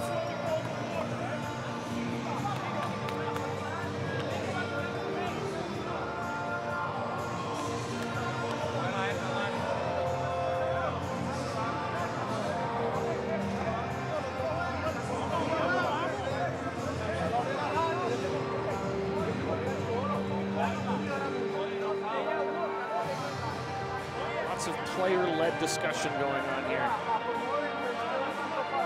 Good information coming from the floor. Probably help the coach make some decisions about adjustments to the game plan.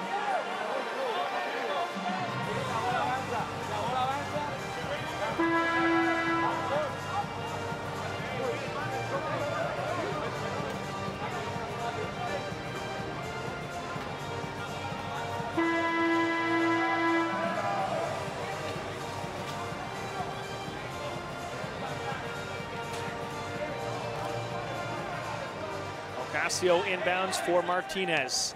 Under 20 seconds to play, opening quarter. Peña, Ocasio.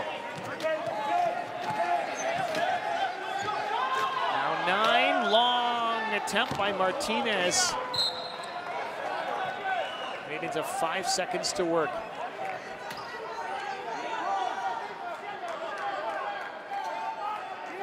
A little bit of full court pressure by Puerto Rico here to try and run the clock down. Nice pass by Gonson to Juan, goes with the one-hander. Not a bad attempt at all. It's 19-14 Canada over Puerto Rico after the opening quarter in this quarterfinal match.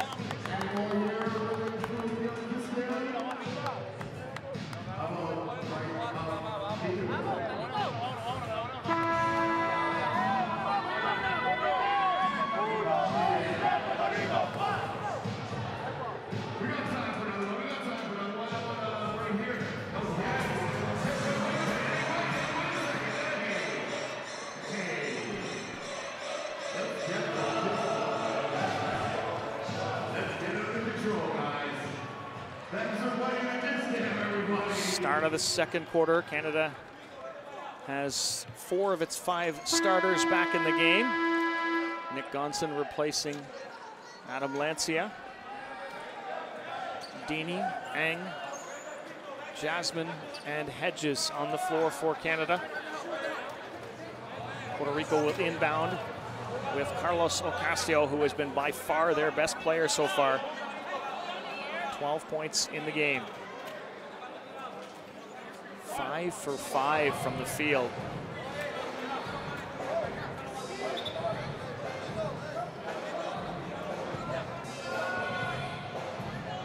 Here we go, second quarter action. Puerto Rico down by 5, inbounding with Carlos Ocasio. And a little confusion on the Puerto Rican side. They've got to get the right number of points on the floor. And out of the game will go Orlando Perez, and back in comes Carlos Pijuan. You've got to have 14 points on the floor, no more. And so this is actually going to be a technical called against Puerto Rico to start the second quarter. Canada will shoot it with Nick Gonson, the tournament leading scorer. It's an unfortunate mistake for Puerto Rico there. They're so used to having their 3.5 Calderon out there that just messed up the lineups a little bit. Calderon, 3 fouls in the first 7 minutes of the opening quarter, has been on the bench ever since, and to be honest, his team has played well since then. He's just shaking his head. He's not happy with his performance tonight. Here we go, second quarter action. The Canadians lead by 6. Underneath for David Ang, off the glass, and they make it look easy. Good job by Canada going right into the paint, taking advantage of that height mismatch. Martinez trying to get away from Chad Jasmine. Long way from the basket, no chance to shoot from there. Ocasio. Is he going to try to put one up? He does. And it comes awfully close.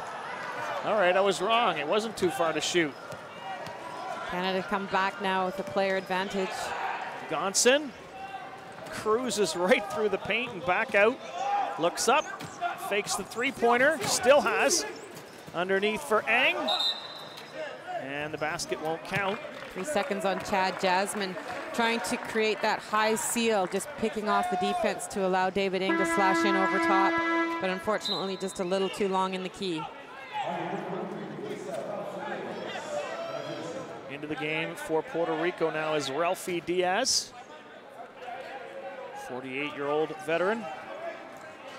Average age of the Puerto Rican team just about 35. The average age of the Canadian team just over 28. Carlos Ocasio hits P1 right in the noggin. He wasn't expecting it. Ang is fouled. First foul of the second quarter for Puerto Rico. Puerto Rico just chatting on there. P1 was turning to pick for Martinez, not expecting to be handling the ball in that situation. Oh, Gonson tries the three-pointer, and it's grabbed by Ralphie Diaz. P1 expecting that pass and does well to handle it. Watched by Gonson. Abdi Dini commits the foul on Pena, or is it an offensive foul? It's definitely an offensive foul on Pena. Abdi Dini with good chair position. No, sorry, they did give it to Abdi Dini. Oh, now they changed it again. Well, he climbed up one side of Abdi Dini and down the other. One way, and then the other one was pointing the other way. And then Abdi kind of threw him to the ground, so I could see that being a little confusing. David Ang tried to send the ball to one of his teammates, couldn't do it. And here comes Puerto Rico with Ocasio. Good defense by Nick Gonson in that 2-on-1, but the mark.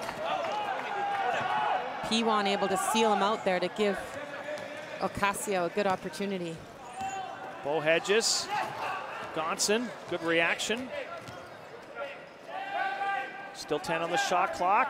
Ang from the angle, can't hit. And here goes P1. Gonson trying to use his speed to get back. And a foul call. Good hustle by Nick Gonson to get back, trying to get in front there. P1 unable to get a shot off. Is there actually any contact there? A little bit maybe. Most of the damage done to Gonson himself. Cirque du Soleil maneuver. Canada not looking as sharp as they might like to be tonight. We'll have to refocus, a little bit more communication on the defense. Leading by 8.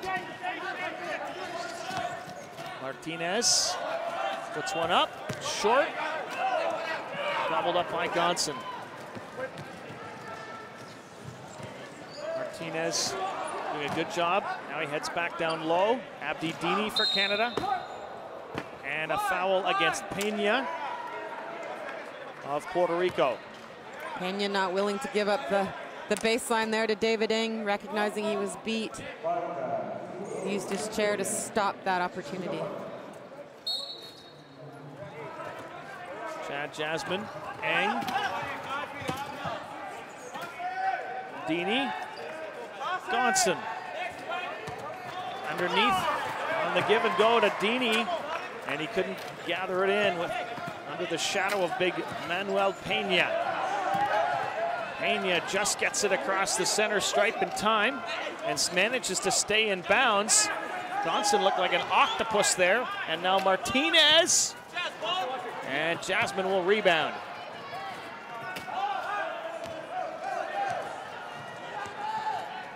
Chad Jasmine drops it off for Gonson. Gonson, lots of time left on the shot clock, but elects to take that deep two-point shot.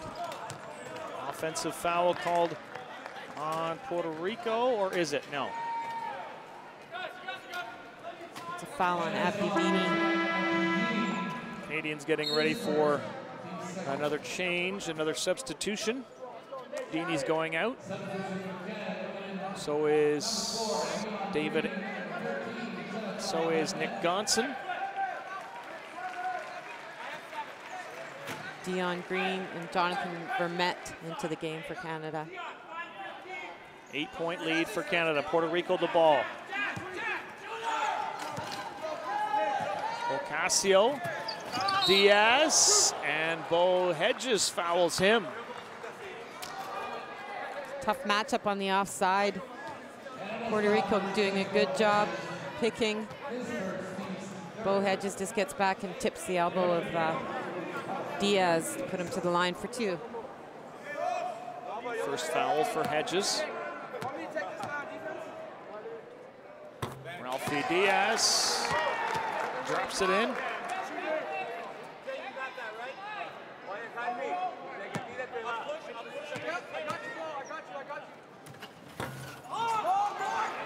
And they rebounded as well. Now Martinez. Off the mark.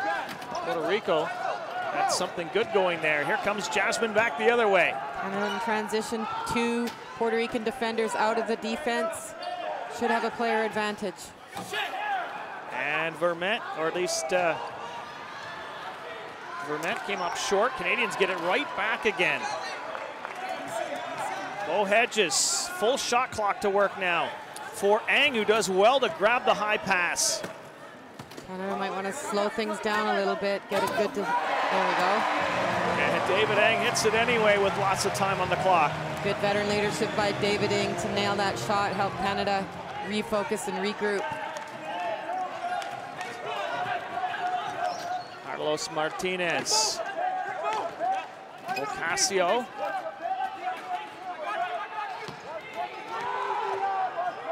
Sizing up the scene, still has, puts it on the floor.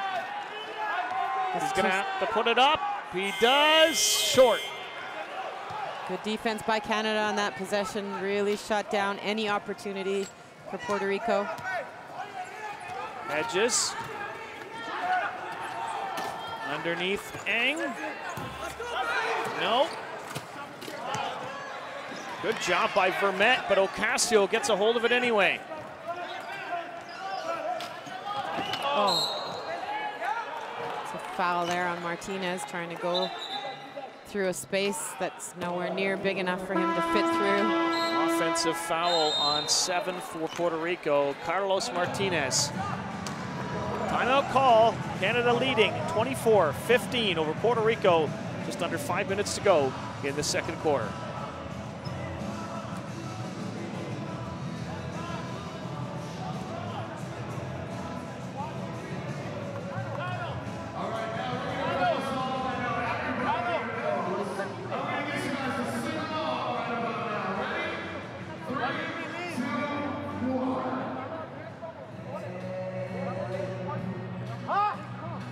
Pena coming into the game for Puerto Rico doesn't have any points, but he's certainly been a contributing player. 3 rebounds, 2 of them on the one of them on the offensive glass. Tough, tenacious defender, really making David Ng work hard for any positioning down low.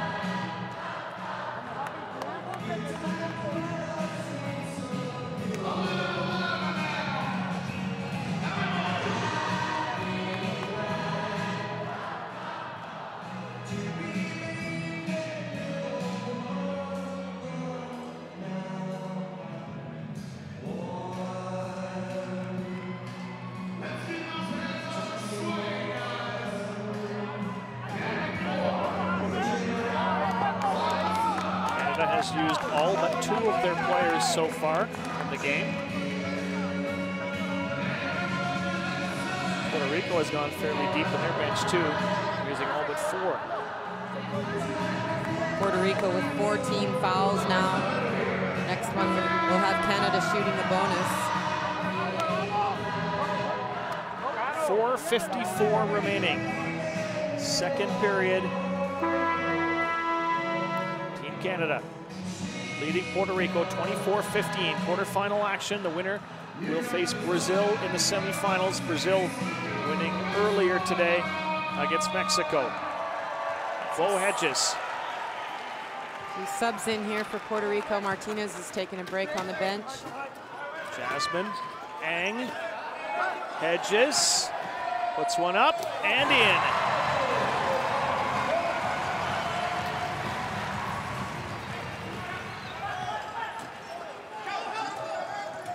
We'll have to get it over center here. Ocasio does so. Can't find anybody in the open, and David Ang almost stole it. 7 on the shot clock. Ocasio underneath for Pena. The size advantage. And we've got a Puerto Rican player down. He'll get some help.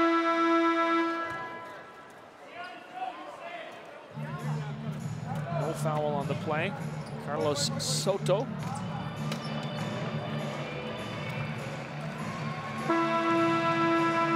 Soto, a 1-point player. Occasionally those players will have a harder time getting up. Certainly more difficult without having any trunk function or abdominal muscles to help you do that. Liam Hickey is into the game now for Canada, the 17-year-old. Dini, Green, Lancia back in, Vermette. These full line changes pretty much for Canada. Dini from the foul line. Lancia puts a shot up. Off the mark.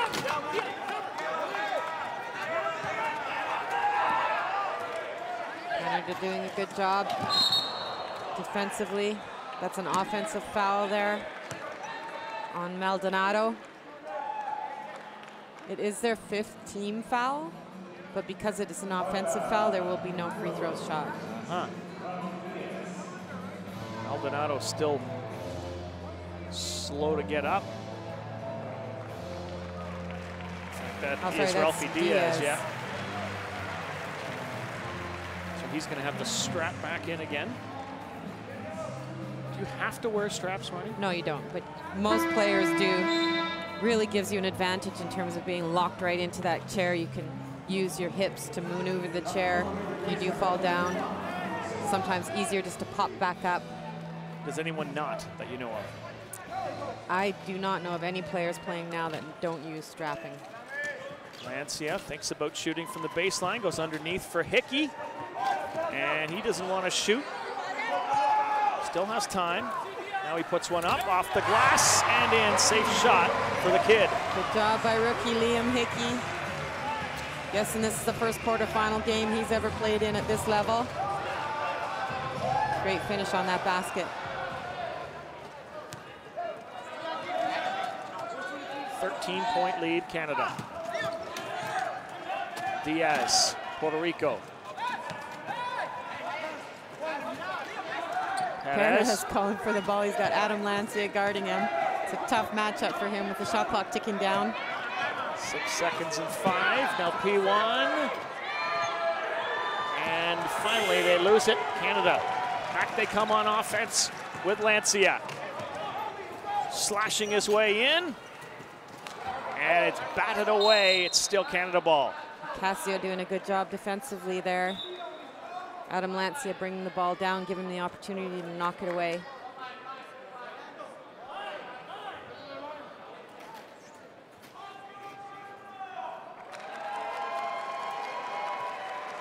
One of the things that Ocasio has been really good at is keeping possession. He's had averaging 6 turnovers a game. He only has 1 so far, and he has been the best player by far on the Puerto Rican team. Liam Hickey, Abdi Dini, Adam Lancia. 5 on the shot clock for Hickey. He'll go off the glass on the other side. Great job. Liam Hickey gets rid of the ball and then posts up against the mismatch there. He's taller than Ocasio. Nails the shot. Canadians pressuring again. They get the ball to Pena and then Ocasio. And the circus shot by Ocasio. And he's just unconscious. Wow. Hitting those shots with that kind of contact. Being able to finish. He's talking to the referee while he's down on the floor there taking a break. Wondering why he's not going to the line for the and one. You can see Abdi there with good chair position right in front of Ocasio. Ocasio getting half the coaching staff to help him get back up again. He has been, as we mentioned, by far the best player for Puerto Rico. He's now got 14 points. 2 3-pointers, a couple of times like that. He went hard to the basket.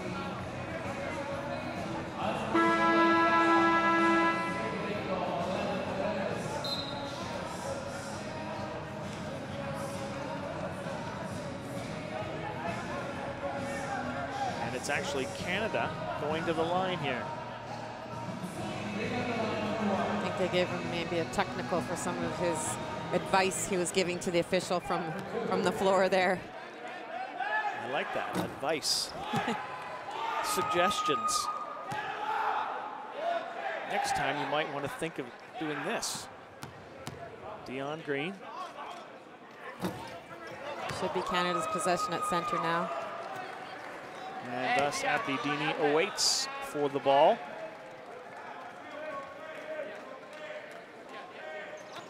Gives back to Green. Lancia rattles out, and Diaz rebounding. Canada getting into that quick transition defense, looking to stop Puerto Rico. Pena. Ocasio.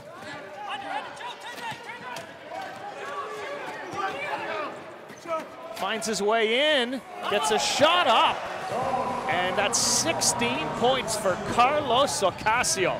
Great seal by P1 there to allow that lane to open up for Ocasio.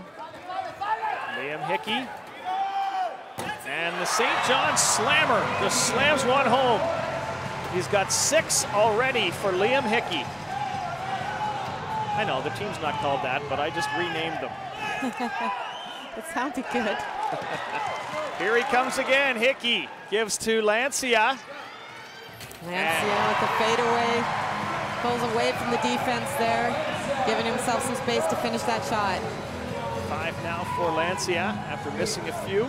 That had to feel good. 2 for 6 in the game.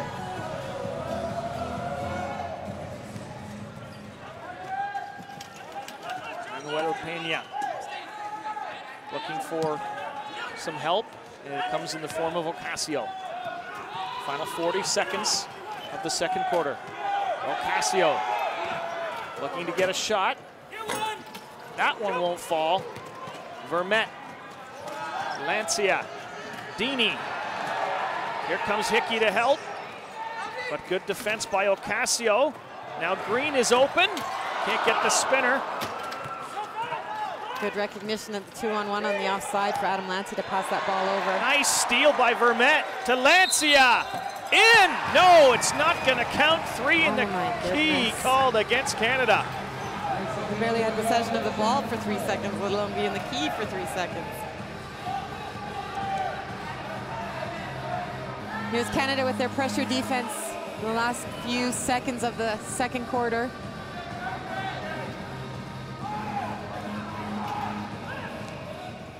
Pena. No foul on the play. It's interesting that Ocasio's able to get himself up when he wants to. I think he was just exhausted earlier. He's done it all for Puerto Rico here in this half. The lead is 34-19 Canada. Ocasio has 16 of the 19 points for Puerto Rico. Just 2 seconds on the clock now. He puts up a long, and it's in! He hits a three-pointer! Ocasio, wow! That's what you call being in the zone right there, Rob. This guy cannot miss tonight. 34-22 Canada over Puerto Rico, but look at this hook shot by Carlos Ocasio. He is on fire. Net.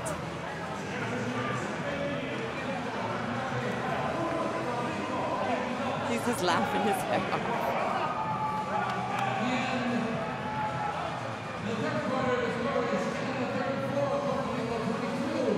That's exciting. What a half for Carlos Ocasio. Canadians might have to double team him in the second half. Canadian lead is still a dozen, but Ocasio is putting on a show here at the Ryerson Athletic Center.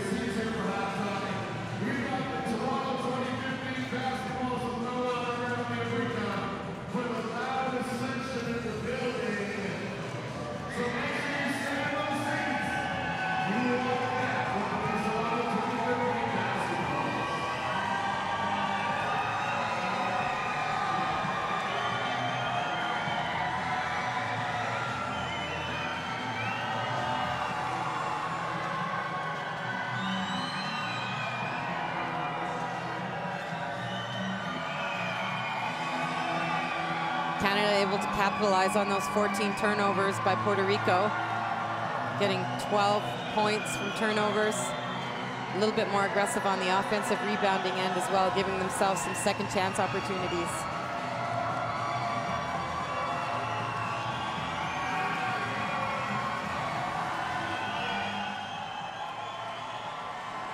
Quarterfinal action, Canada, Puerto Rico. Canadians by far the favorites in this one, but someone forgot to tell Carlos Ocasio, absolutely on fire in that opening half. Definitely shooting so well. Focused, hitting those shots with the contact, with the shot clock ticking down. Doing it all for his team here in the first half.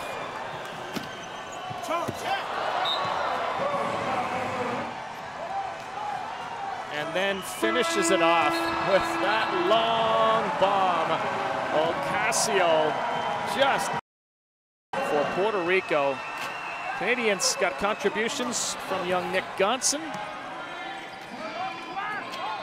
9 points in the half for him, including a three-point contribution. And the veteran David Eng had 8 points as well for Canada. So they do lead and are spreading the scoring around. But that long, long basket by Ocasio just showed that he was the story in the opening half with 19 points. But Canada leads by 12.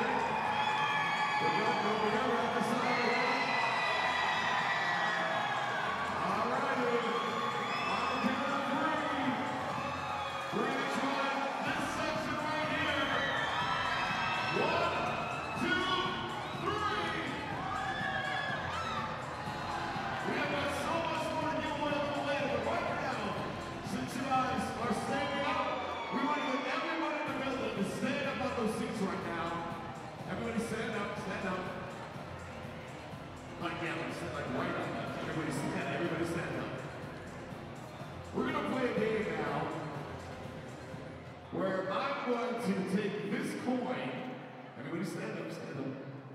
I'm going to flip this coin, and we're going to play heads or tails for this coin. Now, if you think it'll land on heads, everybody put your hand on your head. If you think it'll be tails, put your hand on your tail. So to speak. Okay. Are we ready? Now, heads or tails? I don't see any hands or... Okay. Ready? 3, 2, 1. Tails it is. Everybody who has their hands on their heads, sit down. Tails stay up, heads sit down. Okay, let's do it again. Remember, tails stay up. All right, you guys are gonna stick with tails. You can change it now if you want to. Heads or tails, heads or tails. Ready? All right. You can't do both. Heads or tails. 3, 2, 1.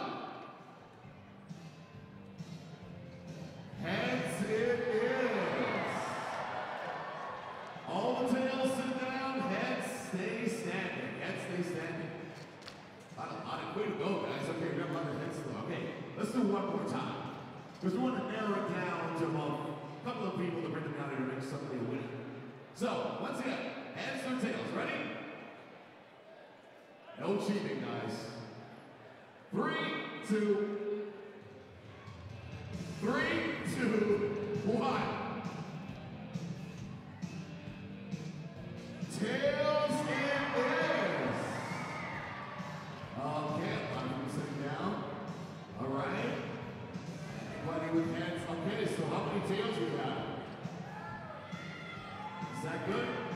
We'll do one more? Okay. How many still are standing up here? Put up your hand if you're standing up. 1, 2, 3. One more. Let's do one more, okay? This is the final round to see who will come on down here to win something here tonight. Ready? Pick your heads, pick your tails. 3, 2, 1. Tails it is. All right. Whoever had tails, we want to see if we can get you to come down here to the center court. Are we going to do that?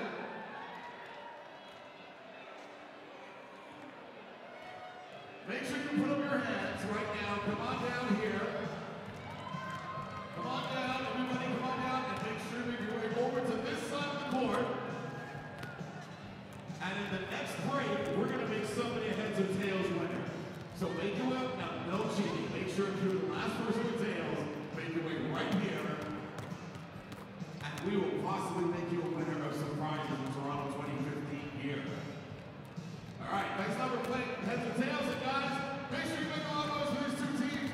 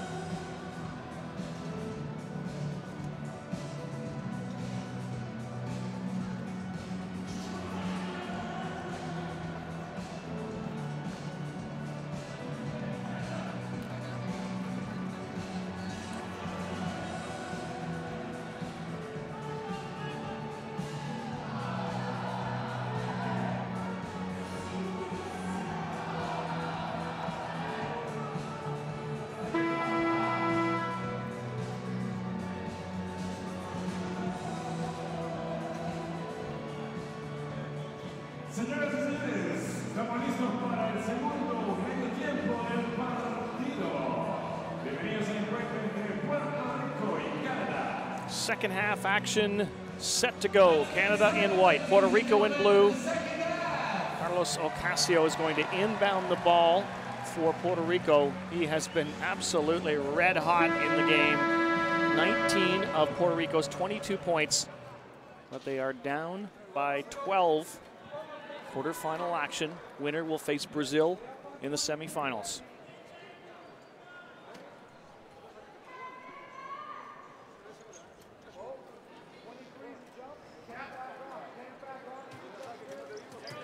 Here we go, second half. Ocasio inbounds for Manuel Peña. Jose Calderon is back into the game with 3 fouls for Puerto Rico. He's got it now. And puts a shot up. And the Canadians will get a chance to go on offense. Bo Hedges. Underneath for Ang. And right off the glass, goes with a high percentage first attack for Canada. See Canada trying to get into the paint, take advantage of that height mismatch they have over the Puerto Rican defense. Calderon, one-on-one against Lancia. Martinez took the pass and drops it in. Nice pass from Calderon. Nice finish for Martinez, who, by the way, has dropped the glasses. He had those full goggles on throughout the tournament, and he's just taken them off. I think they might have broken in the first half. He was having a bit of a malfunction with his headband and goggles there. Canadians continuing to struggle from short range. David Ang seems to be a little bit hurt. He's getting back into the play, and here comes Peña. And it's just kept alive. We've got a Puerto Rican player, Ocasio, down just as his team was about to take a shot. They will get possession, though, with 12 seconds left on the shot clock. But not right underneath the basket. No. 12-point lead for Canada. Teams have traded baskets here in the first minute 14 of the second half. Pijuan, Carlos Pijuan. And puts a shot up, and in it goes. David Ng just overplaying him there and getting out of position defensively, allowing him to get an open look. Ng slows things down on offense now for Canada. Spins, Hedges, Lancia. Puts up a long, actually it's a pass underneath for Ang. Fights off the guarding, and in it goes. David Ng getting a warning from the official there, just let the ball go once it falls through the hoop. Good job by Canada again, penetrating, getting inside, getting those nice easy baskets from close range.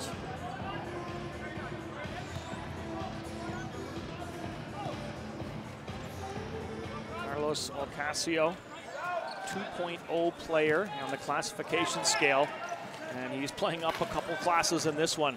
Calderon. Underneath, watched by Hedges. Too strong off the glass. And always a frustration that comes out of Calderon when he misses a shot. He's having a rough night shooting tonight. Lancia busting his way in. And give him 7 points. Canada still with the full court pressure.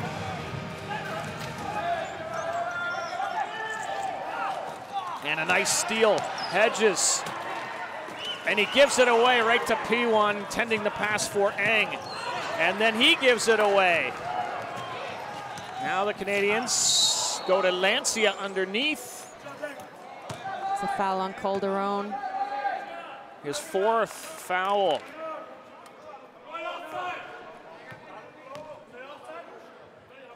Having a bit of a rough night tonight. He's just not able to gain chair position there. David Ng selling it a little bit with a bit of a flare at the end. Calderon only played about 7 minutes of the first quarter, sat on the bench. Lancia, Ang underneath. Tried to rebound. And Martinez comes up with it. Martinez, and out of his fingertips it goes. Good hustle by Canadians, Jasmine, Vermette, and Hedges to hustle back on the defense and not allow Puerto Rico any opportunity there. Calderon upset with the official underneath the basket. Thought he was fouled. Jasmine, Lancia, some pressure now from Puerto Rico. Canada breaks it. Got a player advantage here. Ang underneath, and he is fouled on the wrist. Smart foul by Ocasio, recognizing he's beat by the taller Ang. Fouls him while Ang has the ball down low. But third foul for Ocasio, and Puerto Rico cannot afford to do without him, it would seem. Timeout call, 40-26. Canada leads in the third quarter.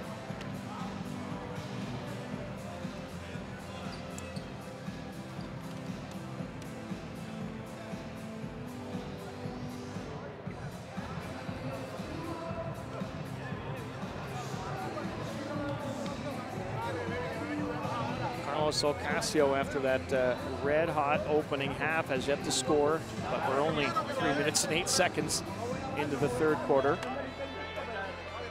Calderon, just a frustrating night for him. 3 fouls in the first quarter, 1 already here in the third.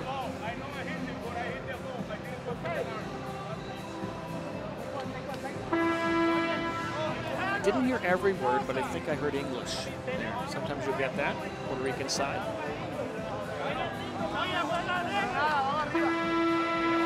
I'm sure some of those players probably reside in the U.S. and then play for their country when it comes to events like this.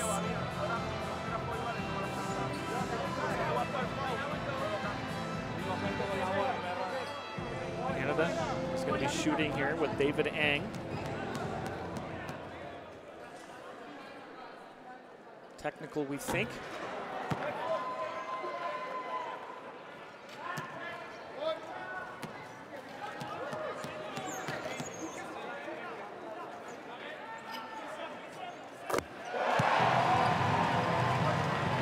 Canada will get the ball and inbound it. They're trying to gain an advantage by backpicking or blocking out one of the Puerto Rican defenders to create a player advantage on offense. 4 of the 5 players on for Canada, starters. Bo Hedges, Adam Lancia underneath, yes. Tough matchup, Class 1 Pijon from Puerto Rico. Really difficult to try and guard Adam Lancia with the height advantage there. Martinez, Calderon. Waiting for some help. Tries to break in, gets past Hedges, and off the glass, rattles around, and Calderon's got one for Puerto Rico. Bo Hedges just got caught rolling backwards there. Great one-on-one move by Calderon with the ball.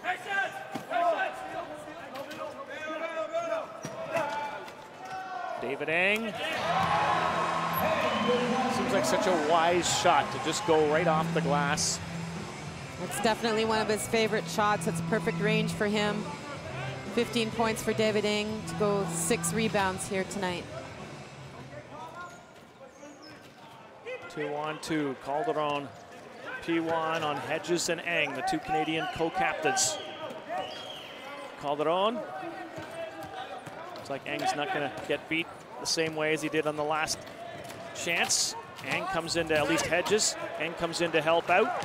And now Lancia, and here's a great chance for Canada all by himself and spins it home. One of the Puerto Ricans, Ocasio, was down at midcourt. That was a great pick by Jonathan Vermette to allow that opportunity for Canada.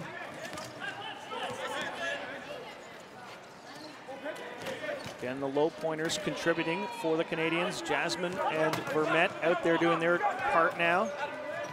Martinez.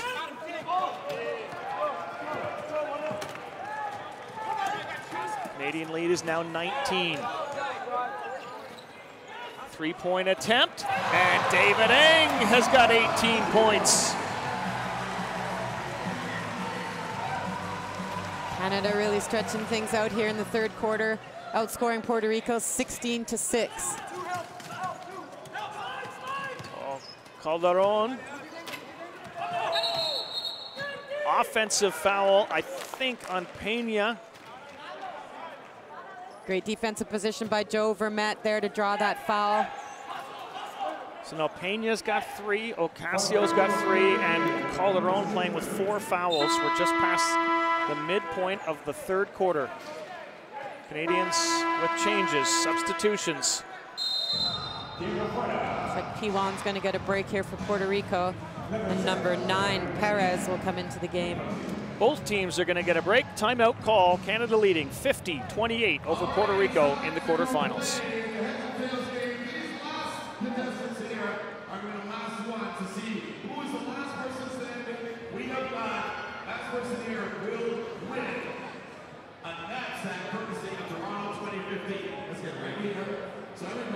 Puerto Rico's been outscored here in the third quarter by 10 points.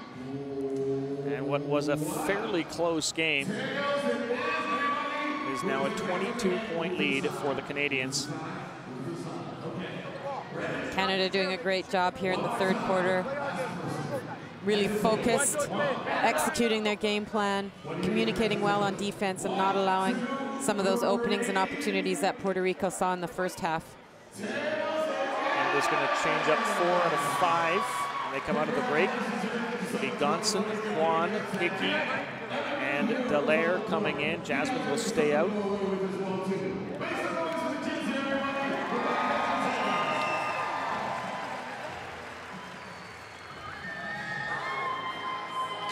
It was 2 years ago at the Americas tournament that Canada was knocked out in the quarterfinals, and as a result did not get a chance to try to earn a spot at the World Championships last year.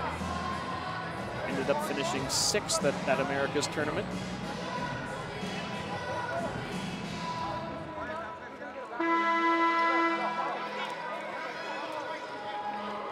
The Bo Hedges fan club. Some great shirts there they're all wearing. Bo Hedges from BC also has a lot of family out here in Ontario that are here to cheer him on.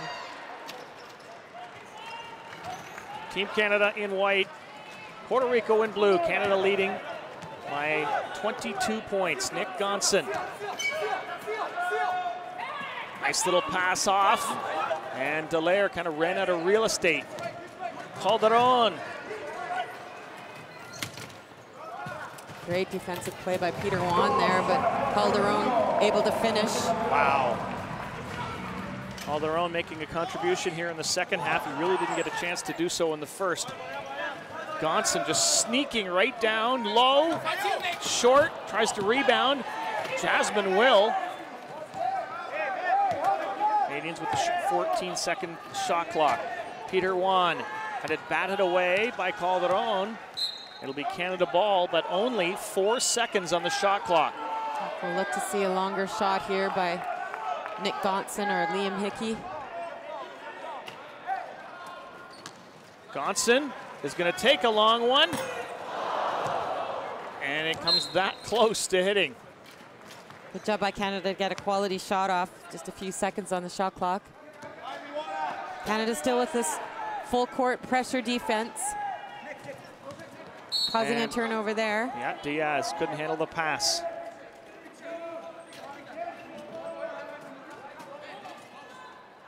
.20-point lead, Canada. Quarterfinal action. Winner to face Brazil in the semis. Chad Jasmine. Liam Hickey. Underneath for Nick Gonson. Misses, tries to rebound, had it batted away by Calderon. And Diaz will bring Puerto Rico into the Canadian half. For Ocasio. Calderon, yes! Ocasio still getting it done here for his team in the second half, creating that 2-on-1 opportunity.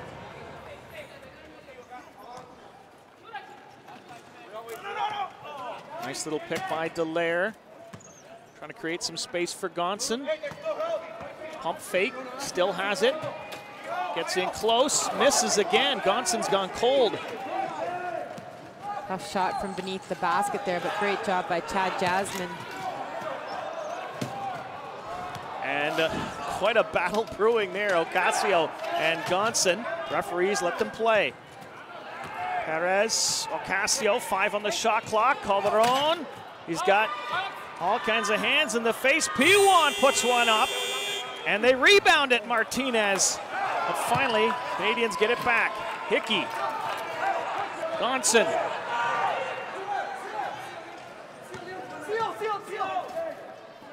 The defense for Puerto Rico really collapsing now.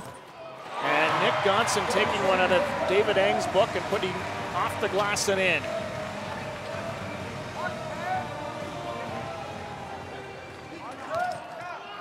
Under 2 minutes remaining, third quarter. Puerto Rico down by 20, but hanging around. Called it on.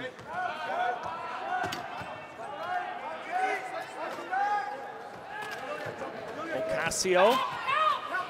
Underneath for Diaz. Canada jumping out on Ocasio to shut down that long-range shot and allowed Diaz to roll into the basket. They got numbers, and Hickey is fouled on the way to the basket. Or is he? I think it's just tipped out off of Puerto Rico there. 14 seconds on the shot clock for Canada. Puerto Rico substituting in Daniel Colon. Martinez going out. 20-point lead, Canada. Puerto Rico battling hard. Gonson drops. 13 points for Nick Gonson. Perez, Puerto Rico. It's Orlando Perez. There's also a Hector Perez offensive foul. Is it on Calderon? It is, and he is out of the game with 1:06 to go in the third quarter. Jose Calderon. That's a very interesting interpretation of the contact there by the official. Calderon having a bit of a rough night, but to go out on a foul like that is probably not going to be too happy about that.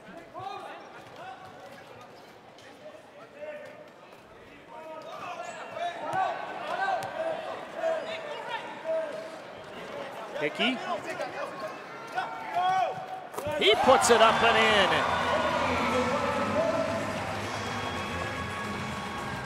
Liam Hickey now 4 for 4 from the field for Canada. Doing a great job in his rookie appearance here at the Parapan American Games. Still eligible for the World Juniors for how many more years?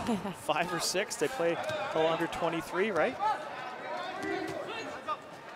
Perez. Short. That was Vasquez. This is Perez. And so is this. And this is Vasquez. Short again. And Dallaire rebounds for Canada. Gonson, final seconds, third quarter. Fakes the pass. It is against Diaz, the foul from Puerto Rico. That'll be his second personal, team 5th foul. So even though it was on the floor, Gonson wasn't shooting at the time. He will get 2 foul shots. No Canadians in foul trouble. 5 players have 1, and that is it.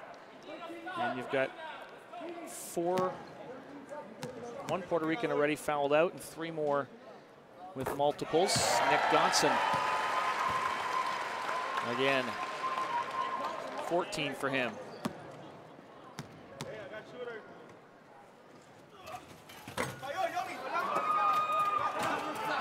Vasquez for Puerto Rico.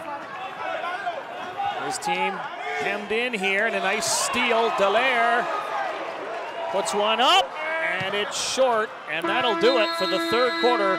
Canada outscores the Puerto Ricans 23-10 in the quarter and leads 57-32 after 3 quarters.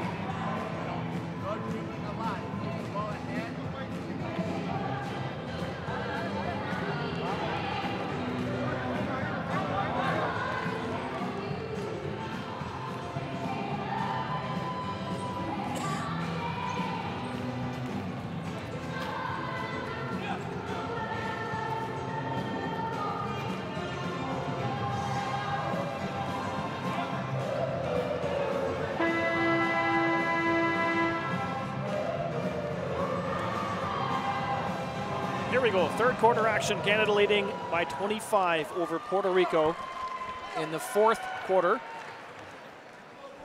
And we're underway in the fourth.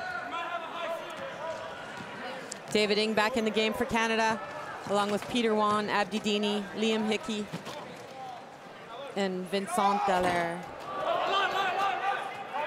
They reward Dallaire for some strong play in the third quarter with floor time here in the fourth. Good pressure by Canada. They steal again. Dini alone underneath. Yes. Great hook pass by Vincent Dallaire to find Abdi Dini underneath.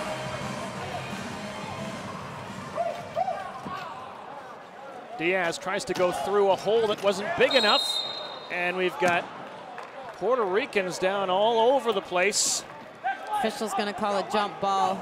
Didn't feel like either team had possession there. Peter Wan doing a good job getting there to steal that ball. Players right in the play there, so they're going to blow that down so no one gets hurt. Puerto Rican player Perez or Vasquez was pretty upset. Thought there should have been a foul on the play. Ocasio inbounds for Orlando Perez. Carlos Ocasio yet to record a point in the second half, had 19 in the first. Ocasio.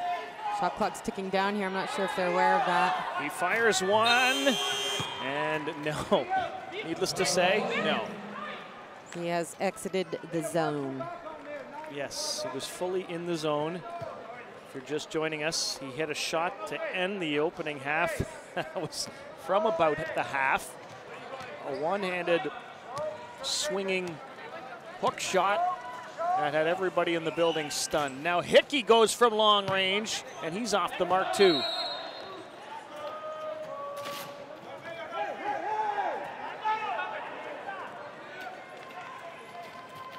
Ocasio directing traffic, gives it to Pena. It'll come back to Ocasio. Diaz waiting for some help.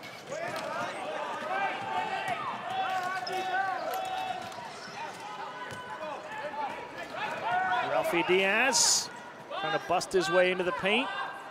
5 seconds on the shot clock. Ocasio, Puerto Rico saying, hey, shoot it. And he doesn't even try with Ng leaning down on him. Not going to give him any space there. Well, we have a second here. Rob will wish Canadian team member Katie Harnack a happy birthday today. That is correct. The women will be back in action tomorrow in the semifinals. Liam Hickey underneath for David Ng. And he hits. See the power of David Ng there, using his hips, jumping his chair away from the defense to get through that little gap and create that opportunity for himself. And then quickly, David Ng telling his teammates to hustle back into position. Got a foul on number 9, Perez. 20 points for David Ng now, 8 rebounds. Canadian lead is now 29. Perez under pressure from Hickey. And it's Canadian ball. Fresh shot clock.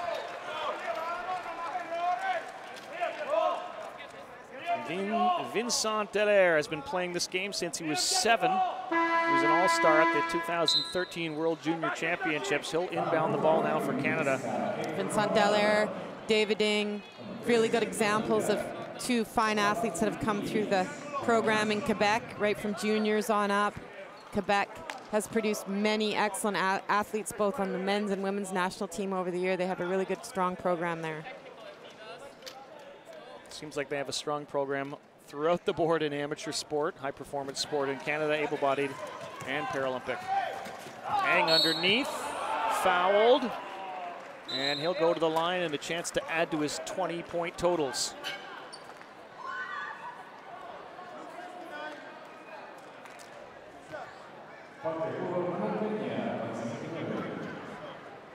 Fourth foul for Manuel Pena. He's played some big minutes for Puerto Rico tonight. Been a bit of a force on defense.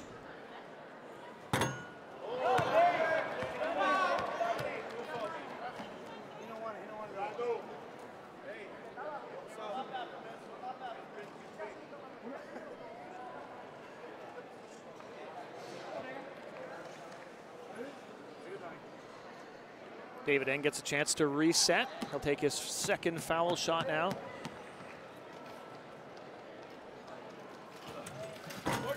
And he's short on that one. Canadian lead still at 29.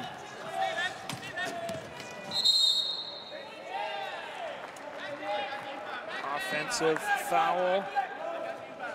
Canada gets the ball back again and starting to come apart a little bit here for Puerto Rico. Ocasio.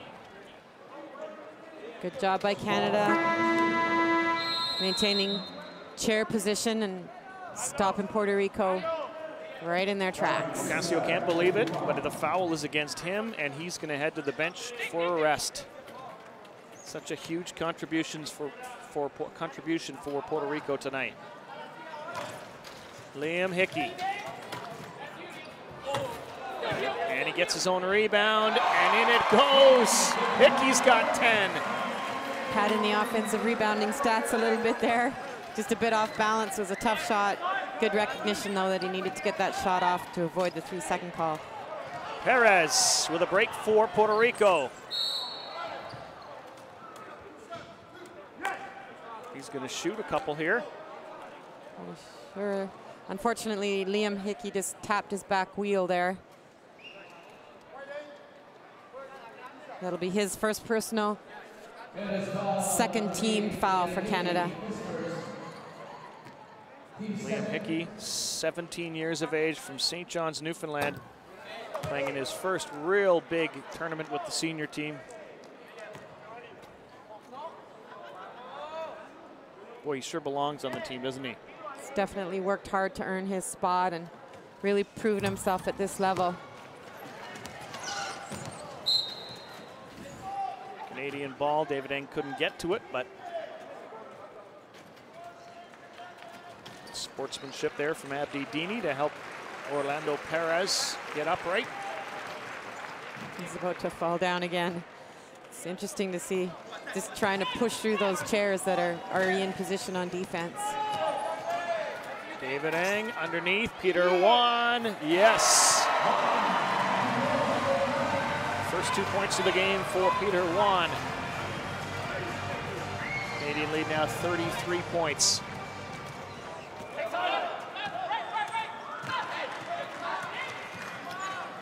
It's just a 5-point lead for Canada after the opening quarter. They extended it a bit by halftime, although Carlos Ocasio had a wonderful second quarter, finished off with a long 3-point shot, but it's been all Canada so far here in the second half. Pena had it batted away by Peter Wan, who's about 6 inches shorter in terms of reach. I think he got a little help from the long arms of Vincent Dallaire from behind there as well. Okay, you saw that, I didn't. There's a long shot that almost dropped from Maldonado, a little short. Abdi Dini dropped off for Eng, little pass for Hickey. The basket's not gonna count. They're calling David Eng on a lifting foul. That's a technical foul. Oh.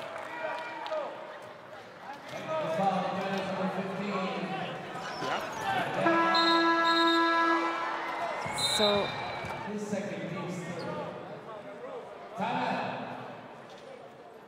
Timeout call. And a little confusion on the Canadian side, but their lead is now 33. You see David's chair there. Not sure exactly why they called the lifting foul. Pretty much all 4 wheels have to be off the ground to constitute a call like that. Well, and he ran into someone else. So fair enough, it's an offensive foul, but not sure why the technical foul, but that's the official's interpretation.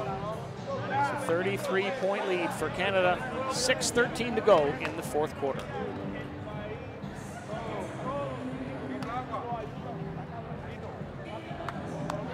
Four players in double digits for Canada now, really pouring it on here in the second half.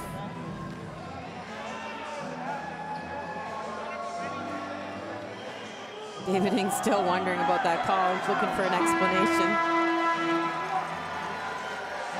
He's going to come out into the game. Comes Dion Green. So Canada playing under points right now with Juan, Hickey, Green, Dallaire, and Abdi Dini. Number 13, Maldonado, to shoot the foul shot for Puerto Rico, and they'll get possession at center now with a full 24 seconds on the shot clock. Hector Maldonado's been around this game as long as you. He's a couple of years older than you. I won't say his age now because then people will be able to figure it out. 29? That's right, something like that. Peña, Puerto Rico, Colon. Daniel Colon fires, nope. And the Canadians busting back out again. Dini.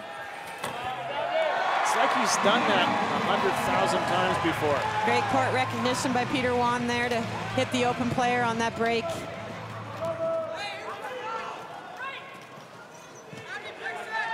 Orlando Perez waiting for some help. Dishes off for Maldonado. And P1, I think, has got an issue here.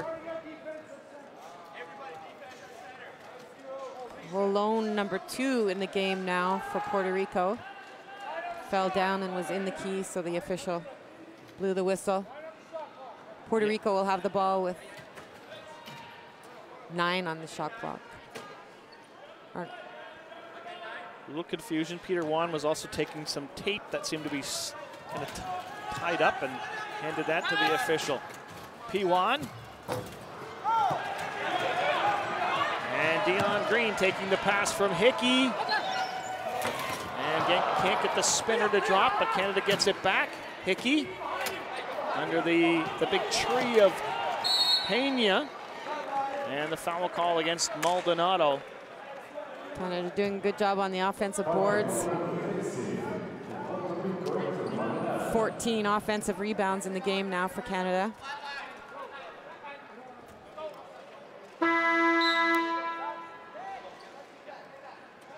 Puerto Rico substituting. Into the game comes Hector Perez. Out of the game goes Daniel Colon.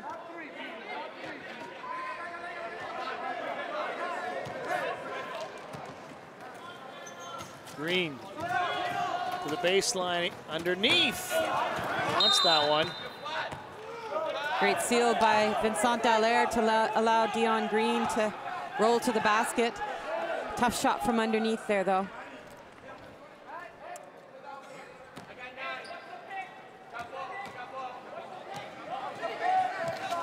Hector Maldonado for Puerto Rico.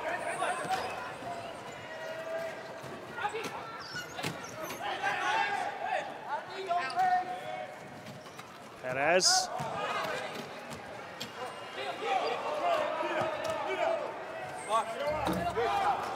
Rebounded by Canada's Hickey. 10 points in the game already for Liam Hickey. Nice job. And can't quite finish it. He's gonna want that one back. He was right there. Great move to get open. Puerto Rico has some trouble getting it over center here. Steal by Peter Juan of Canada. And back come the sea of white. Juan, Green. And they hear the cry of frustration for Dion Green. Dion 0 for 6 now, but every single shot just right there. Orlando Perez. Hector Maldonado. Just 4 on the shot clock. Will he put one up? He finally does. In close. Dallaire.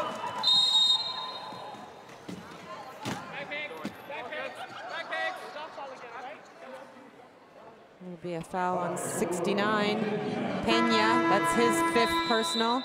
Will have to leave the game after a great performance defensively for Puerto Rico. Well, we knew that Puerto Rico was going to have to try to leave it all out on the floor. And 2 of their players fouling out. Manuel Peña the second. I don't think we're going to see Ocasio anymore. And of course, Calderon has been out for a while. So they left it all out on the floor. And the Canadian lead is 67-32 late in the 4th quarter.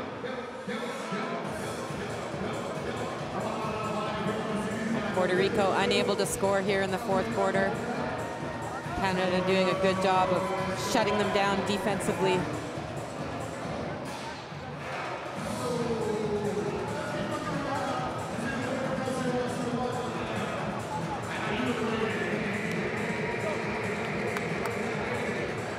Remember, it was only a 12-point Canadian lead at the half, and Puerto Rico was coming on to end the opening half.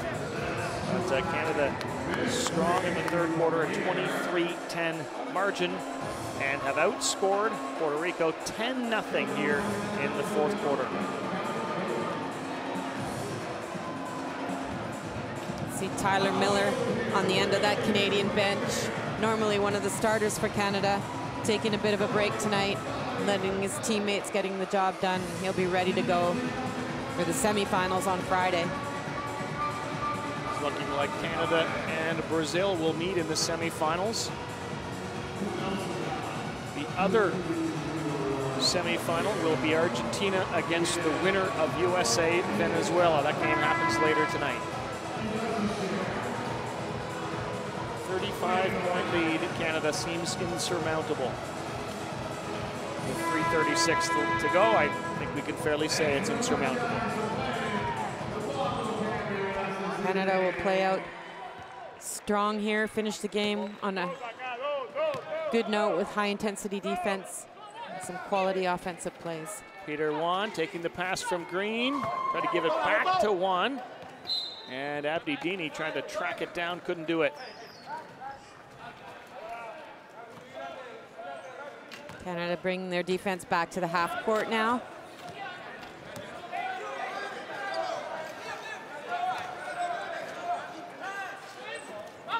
Perez took the pass from Perez and couldn't finish. Juan.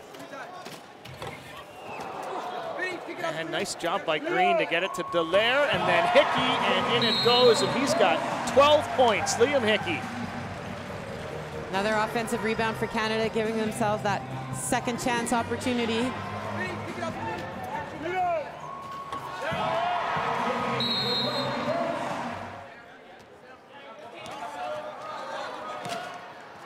Inside of 3 minutes to play. Probably fair now that we can talk a little bit about the next game for Canada. What do you think they need to do better? Maldonado sinks one. Tonight they had a little miscommunication a few times on their defense. They're not going to be able to do that in a semifinal game. Teams will be able to capitalize it and take advantage of it. Liam Hickey with a 14-point night. Almost let himself smile there. So communication, one thing. Certainly, yeah, they're going to want to improve their shooting. The shooting from the foul line tonight, only 5 for 13. Last night, really didn't capitalize on their foul shooting until the fourth quarter. Those will be crucial in a closer game. And they only shot 32% from the field in the first quarter, got a little better throughout. Much better in the third quarter, and it sits at 42 for the game, so I don't think they're super happy with that. They're probably going to want to keep that around the 45 or so mark in order to be successful.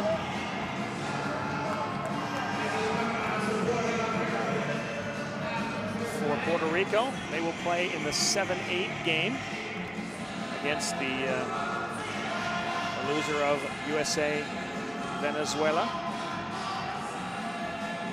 USA will play, or at least the winner of that game will play, as we mentioned, Argentina in the semifinals.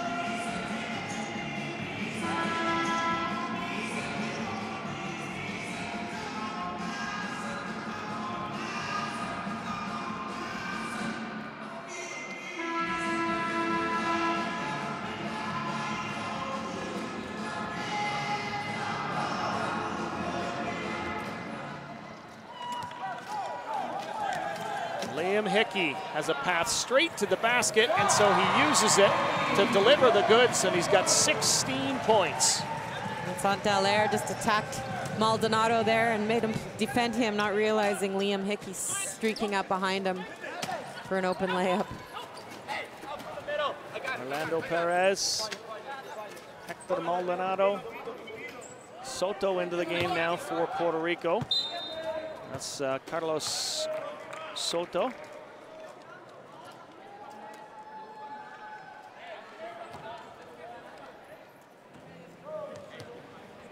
Real confidence boosting game for Liam Hickey. He's already contributed in lots of ways throughout the tournament, but 16-point night here. Oh my God. Dion Green still can't find the basket, getting quite a few good opportunities. Needs to narrow his focus a little bit and really lock in on that basket. Not much time left to do it. Ball goes off of Puerto Rico. Earlier today, we had a great quarterfinal match between Colombia and Argentina. Colombia led at the half. Argentina came back. It was tight right to the end. And Argentina able to pull off the win. A few more experienced players, a little more depth in their roster.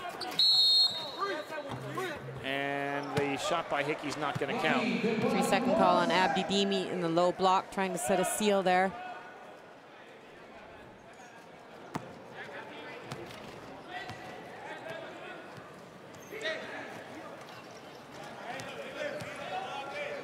Orlando Perez.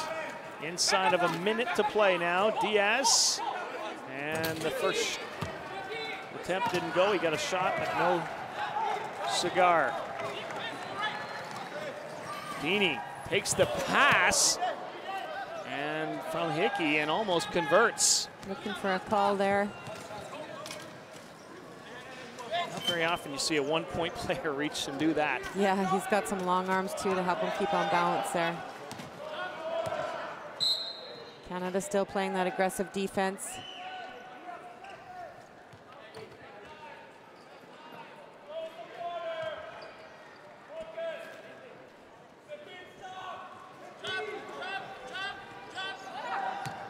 Ralphie Diaz in for Orlando Perez. Soto. And Dini in behind the defense. And for the second time in the game, he has a player kind of catapult over him, and I think it was Diaz the last time. Might have been Pena. Good job by Abdi Dini just to turn his chair and be able to reel that ball in. Pena really had no chance to slow down.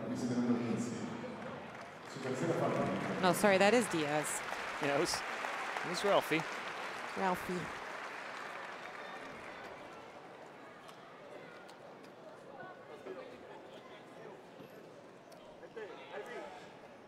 Abdi Dini's going to get the foul shot here. 16 seconds left.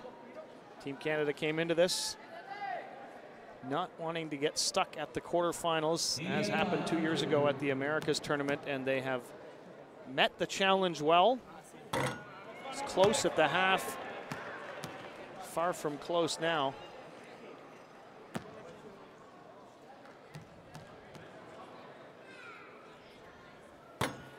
And rattles out.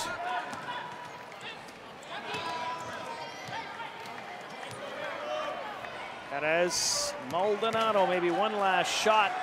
Team Canada is going to pull off the quarterfinal win, 73-34 over Puerto Rico. They are on to the semifinals against Brazil.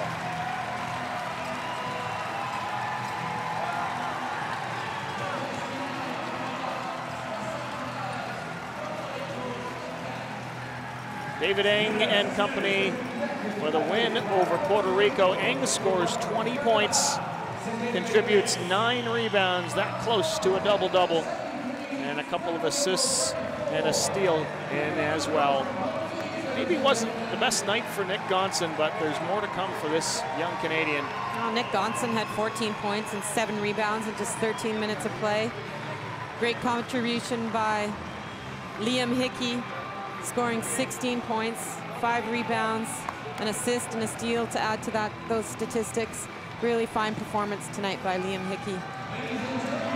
Carlos Ocasio had a wonderful game, particularly the first half for Puerto Rico.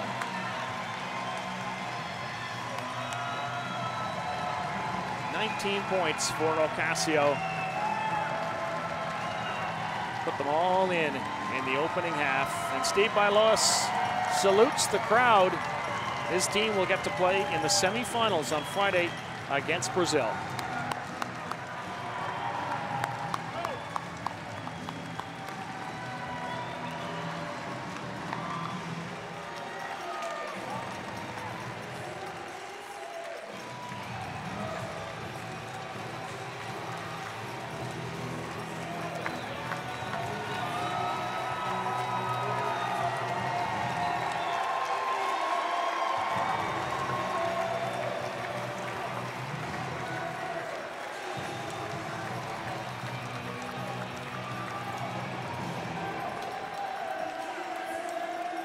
Puerto Rico led in the three-point shot category.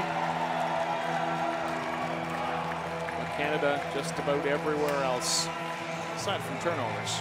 Yeah, those 15 offensive rebounds really helped Canada, getting those second chance opportunities, and 29 turnovers by Puerto Rico.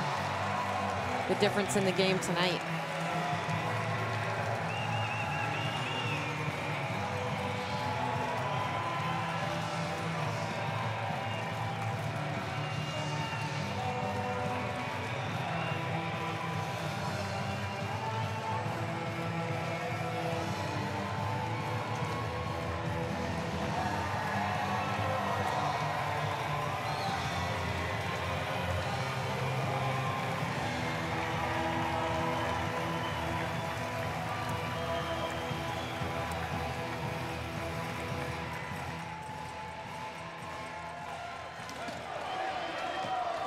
Canadian co-captain David Eng got his team started. 2 of his 20 points in the game. But the first half, in terms of star power, belonged to Carlos Ocasio. Had that first shot, and then he would get a whole bunch more. Tournament's leading scorer coming into the game was Nick Gonson. He would put in 14 points for Canada. And then Ocasio caught fire.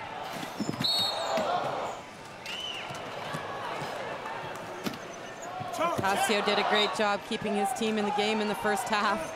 Really athletic, and just to nail that three-pointer at the end of the first half on the buzzer. Exciting stuff. Second half was all Canada, though. Calderon fouled out early in the third. And then David Ing went to town and finished the game with 20 points, 9 rebounds. Fantastic leadership by David Ing to take his team to the semifinals. Oldest player on the team with 20, and the youngest player on the team, Liam Hickey, with a 16-point game. And Eng and the Canadians salute the crowd. Hickey appreciates being a big part of it tonight, and the Canadians appreciated his effort. They win 73-34 in the quarterfinals over Puerto Rico, on to face Brazil in the semis.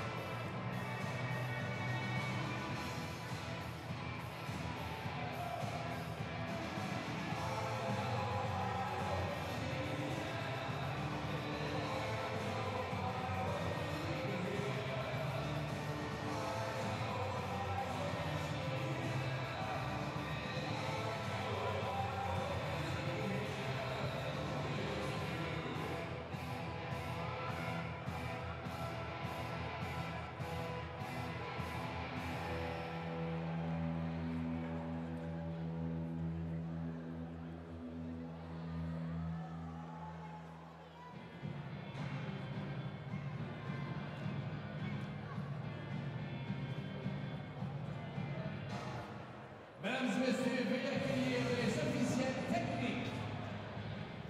Señoras y señores,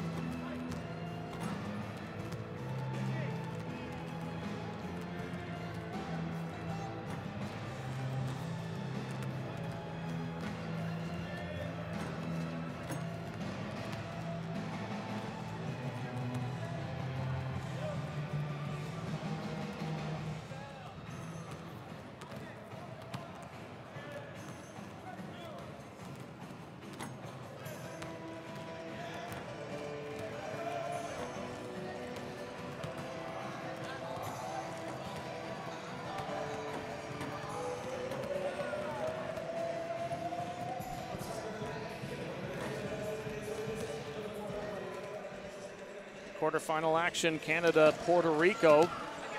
And the first half was a lot about Carlos Ocasio from Puerto Rico, scoring from short range, in tight, underneath, under duress, just about everywhere.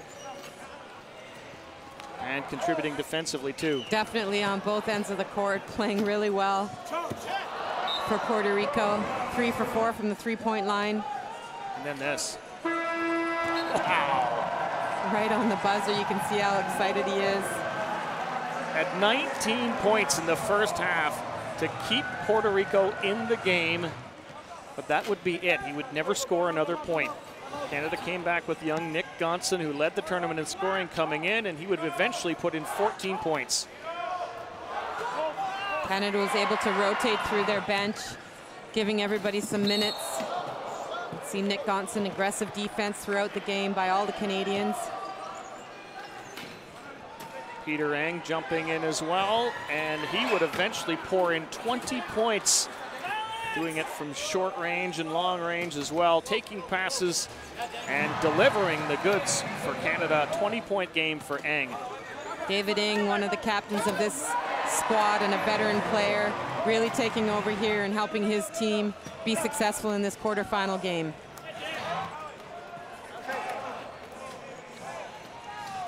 One of the strongest players in wheelchair basketball as well. David Eng and Canada. Jose Calderon, strong effort for the Puerto Ricans at times, certainly in the second half, and there he would foul out of the game. Well, in fact, it would come a little bit later, but he was in foul trouble early and eventually would foul out, and Calderon could no longer contribute to the Puerto Rican effort. They could have used him. Definitely a big factor for Puerto Rico not to have him in the game, although other players did step up and do a fairly good job for Puerto Rico. And then Liam Hickey went to work for Canada, just 17 from St. John's, Newfoundland. Took a nice pass from Dallaire there. And Hickey would eventually score 16 points. A huge effort for him, new to the senior team and looking like he belongs, as Canada wins 73-34 over Puerto Rico in the quarterfinal. On to face Brazil next.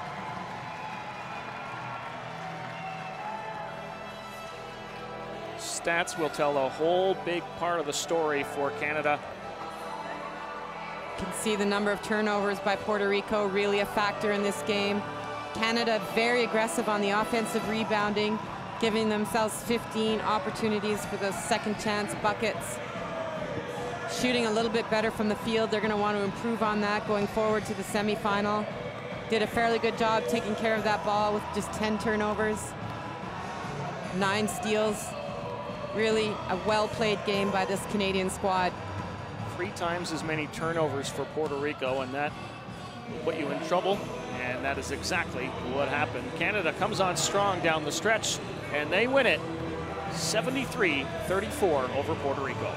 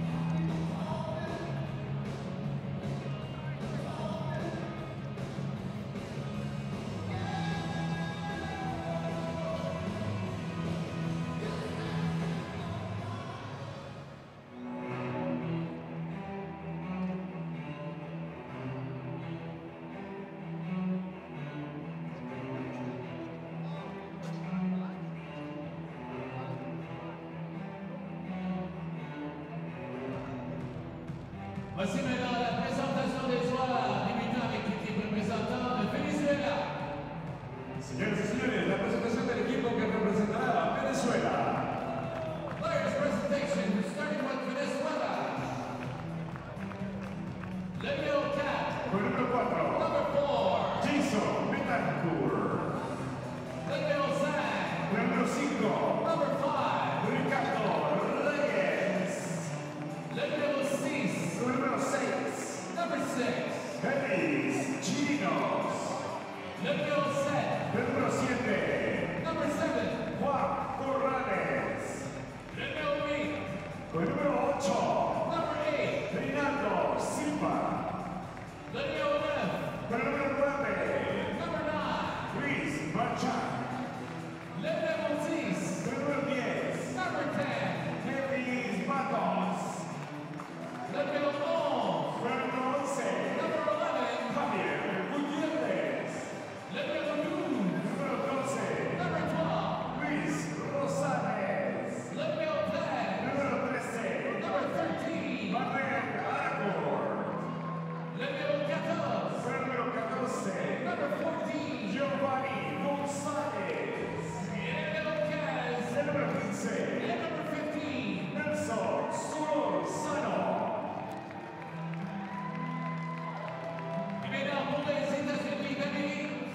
Señoras y señores, el equipo que representa a los Estados Unidos de América.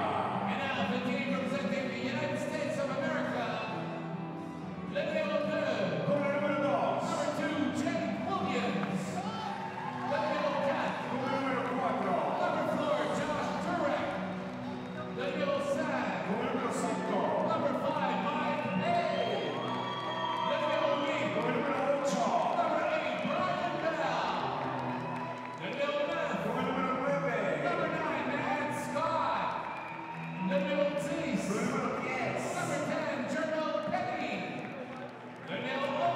número 11, con la camiseta número 13, con el número 15, con el número 16, con el número 20,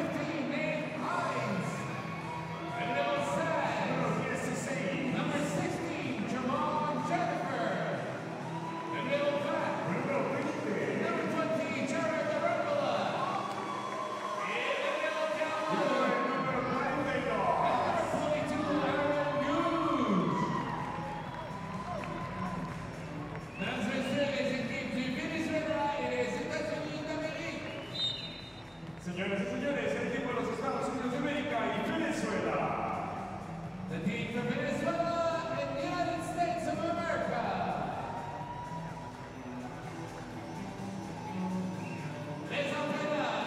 Los entrenadores.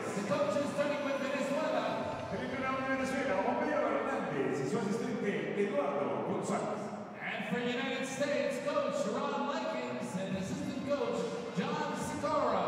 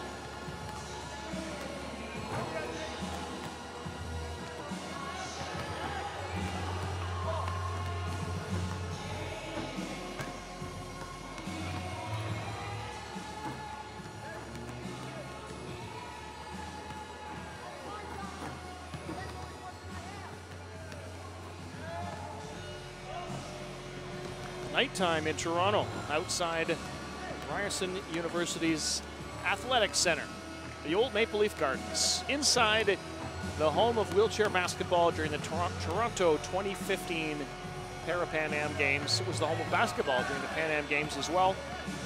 We've got a quarterfinal matchup coming against Team USA and Team Venezuela. Rob Snook alongside Marnie Abbott-Peter, three-time Paralympic gold medalist in wheelchair basketball. This is the final quarterfinal to be decided. We've already today had Argentina winning over Colombia, Brazil winning over Mexico, Canada just finishing off its matchup against Puerto Rico. And here we go in a few moments with USA, the favorites, Venezuela, trying to pull off a big upset. Venezuela's going to need a good plan to break through that USA defense. Very strong defense by the US with great chair skills and agility. Extremely difficult. Venezuela, we've seen them earlier in the tournament not handle the pressure well. Hopefully they'll be able to execute their game plan tonight and be a little bit more successful in that area.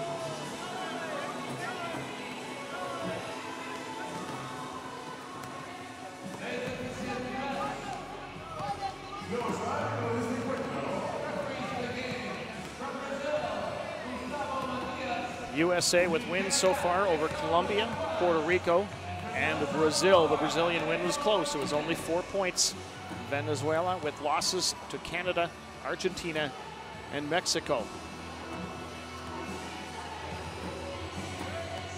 USA best defensive team at the tournament. They have only been allowing an average of 42.7 points per game, so under 43 points a game. Worst offensive team on the other side of the floor, Venezuela. They've only managed to score 27.7. So they will definitely be looking to their leaders, the likes of Manuel Aragort and Nelson Solarzano. And here is the bracket we just talked about. Canada, Brazil will meet in one semifinal. Winner of this game gets Argentina in the other semifinal. Remember, with Brazil here already in the semifinals, that means there are 3 spots up for grabs at this tournament to earn a ticket to Rio, to the Paralympics next year. And so if you finish in the final, if you make the final, you are guaranteed a spot. If Brazil is in the final and you win the bronze, you are also guaranteed a spot next year at the Paralympic Games. Matias from Brazil officiating with Lapointe from Canada and Martinez from Spain, or El Salvador rather.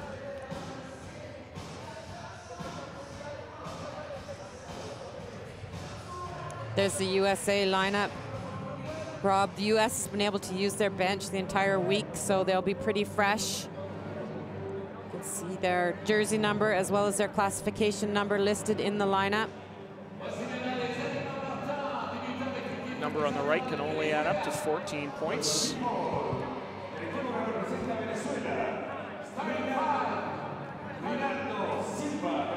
Venezuela doesn't have the advantage of a lot of 4.5 players. In fact, doesn't have a single one in the lineup, and maybe a bit of a disadvantage. The US has Brian Bell, who will start at 4.5. These are not the numbers that you would normally associate with basketball, 1, 2, 3, 4, 5, in terms of starting at point guard and going to center. No, these are classification numbers about disability. And there is Manuel Aragort, who leads Venezuela, averaging 8 points per game, leads in rebounds is 2 just under 6. And Nelson Solarzano, a great game from him could go a long way for Venezuela, being competitive. He's one of their bigger, taller players, long arms. US doesn't have a lot of height on their team, but they do have speed and agility on their side, as well as quite a bit of experience in this squad.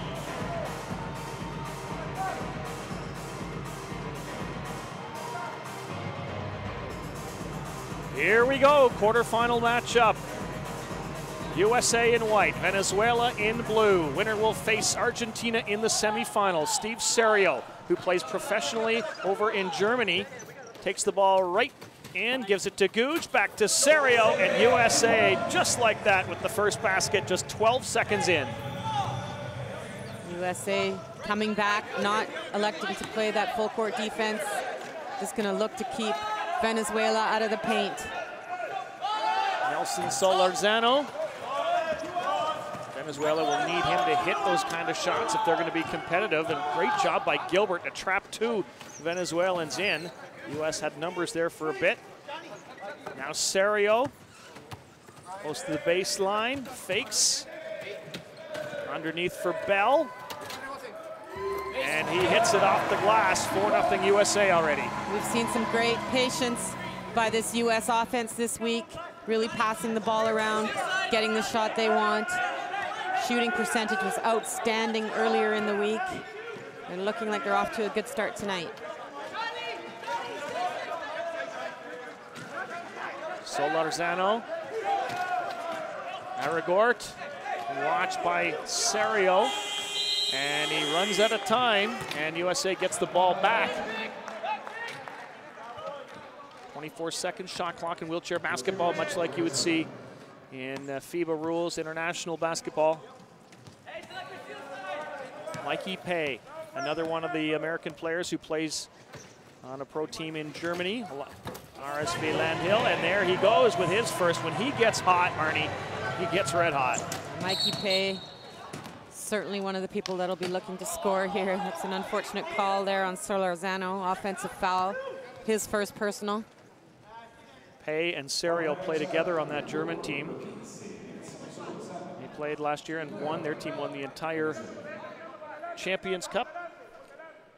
Yeah, the RSV Landhill has been a very successful club in Germany, winning various German championships, quite a few European championships. They got quite the resume, that club. Aaron Gooch off the glass and in for USA. Their lead extended to 8-0 already. Louis Marchand dropping off. Venezuela trying to get something going out of the fingertips of Solorzano, and Bell brings USA back down the floor. Pay.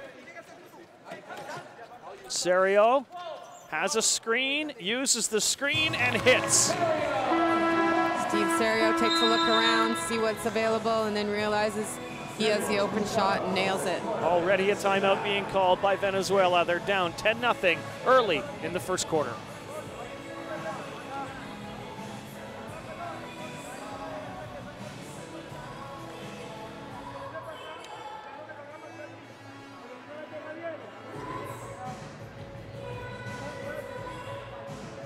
USA shooting 100% to start the first quarter.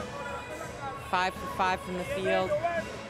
Seen really quality shooting out of this team all week long. Romero Hernandez has his work cut out for him here, make no mistake. His team has struggled mightily to score throughout the tournament, averaging fewer than 28 points per game.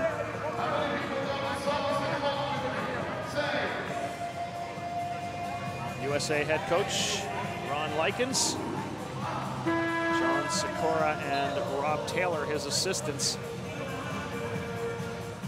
He's been able to use pretty much his entire roster. Thus, the U.S. scores maybe aren't leading as some of the other teams. Serio coming in with 12 points per game. Pay with 11-3. Josh Turek, who we haven't seen yet in the game, with 11 points. But that's what they've been able to do. That's a real strength. Oh, definitely. When any one of 8 or 9 players can come out and put up double digits, it's a tough on a defense. It's easier when there's just one threat that defense could focus on.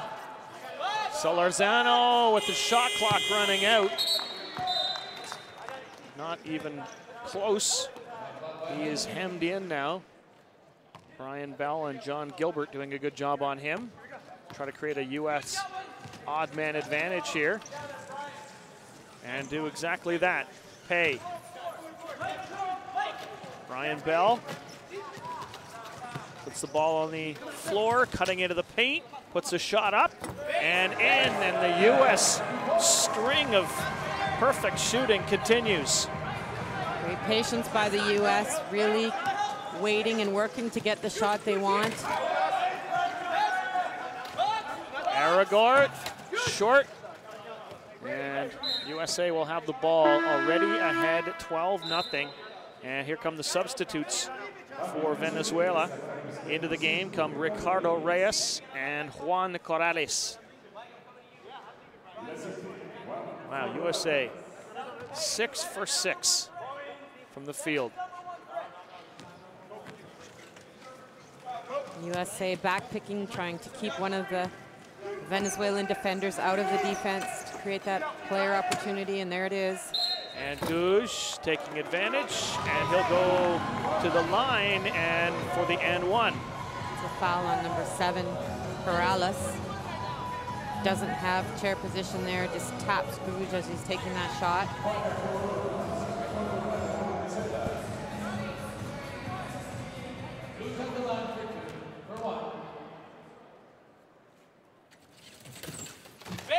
Aaron Gouge, 29-year-old from Wake Forest, North Carolina. Solorzano. Corrales. Reyes. Still some time, but Brian Bell just steals it from Corrales. US in transition now, 4-on-3. Serio stops, fires, misfires. His first miss for the US. Had to figure it was going to happen sooner or later. Tough to shoot 100% for 40 minutes in a basketball game. Aragort puts up a long one. That was close. And now the substitutes for USA. Trevon Jennifer coming in, Matt Clark coming in. He didn't play the last game. Matt Scott. Matt Scott coming in. And Josh Turek. Number 9, Matt Scott. Number 16, Trevon Jennifer. Really, the US can rotate through. Don't lose much by bringing in their bench.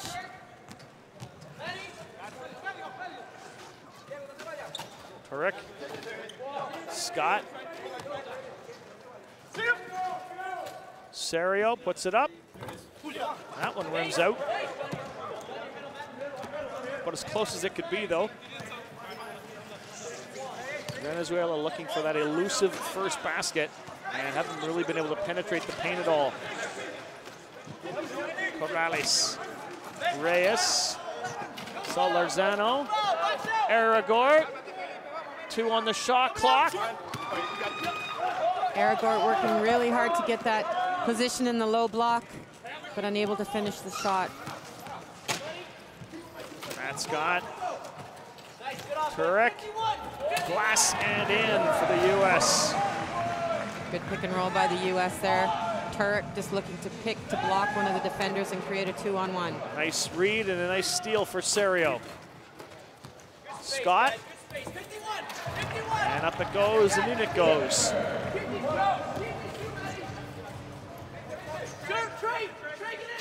US has extended their defense to the full court pressure. Steal by USA. Scott.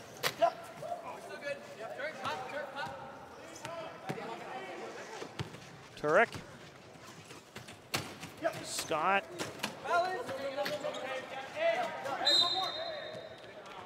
Foul call on Corrales. Timeout call, 4:09 to go. Opening period, 19-0 USA already.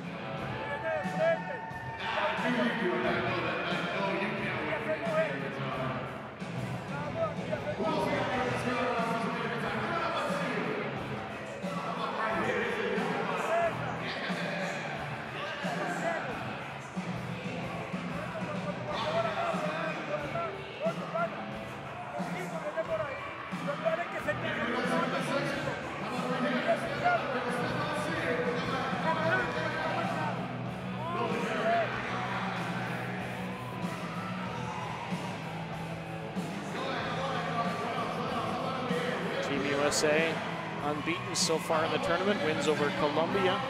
Probably their toughest, well, the tough way to start anyway. Puerto Rico didn't challenge much, but Brazil sure did to end the round robin. And then Matt, at least Aaron Gooch and his teammates jumping out to a huge lead here. Now just one starter, two starters left on, John Gilbert and Steve Serio. Serio, Gilbert, Scott, Turek in the paint, hits it. Venezuela trying to pack their defense in and not allow those picks, but U.S. still able to penetrate and create those opportunities for themselves. Oh, that's a foul. Great defensive position by number 11, Steve Serio there. Solorzano coming full speed down the court, runs right into the side of him.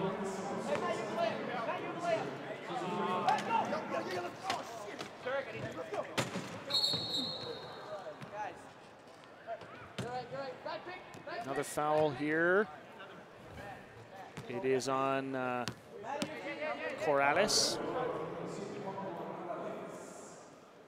Battling Matt Scott. Pretty powerful player. That'll put Venezuela over the limit. USA will be shooting bonus. Third foul already for Corrales. 6.5 minutes into the game.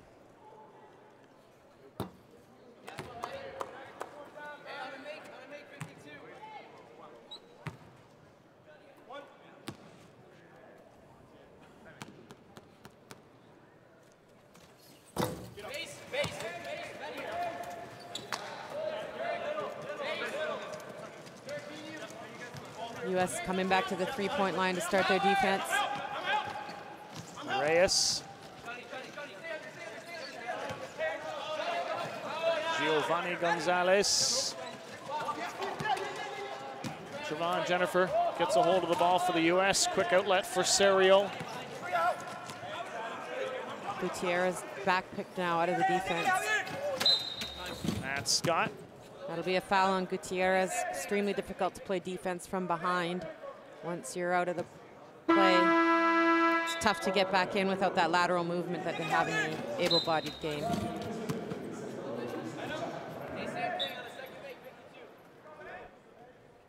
Gutierrez, teenager for the Venezuelan team. He's just 19. He's shown some flashes in the tournament, but also shown times that he's 19.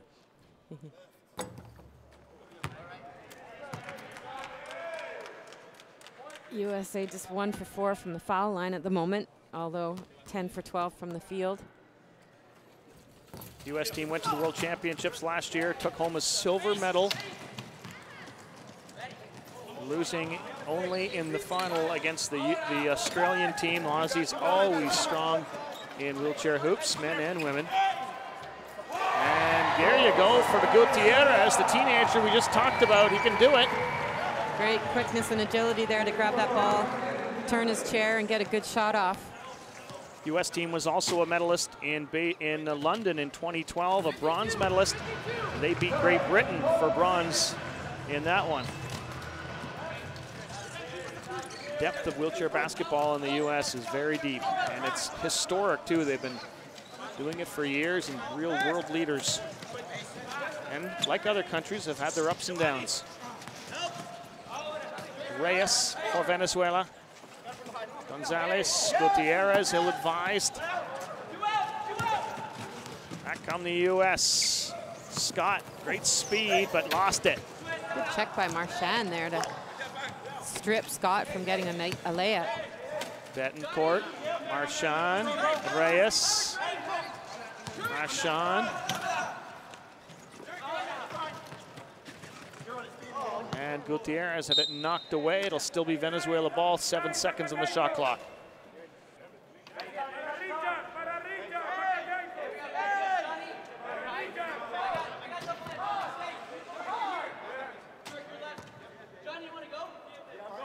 Really hear that communication of the U.S. defense, just constantly talking, communicating with each other, letting each other know what the next move's going to be. Reyes. And they get the rebound as well, Venezuela, and then put up a brick. Here comes Scott. Scott very quick on the break. Serio comes in, left-handed layup, and the U.S. lead is now 25-2. Serio created that 5-on-4 opportunity for the U.S. by back-picking Gutierrez in the backcourt and then beating him up the court.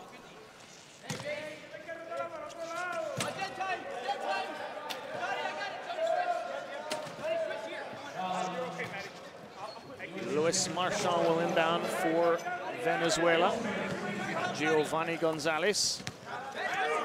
And a giveaway. Jennifer Turek.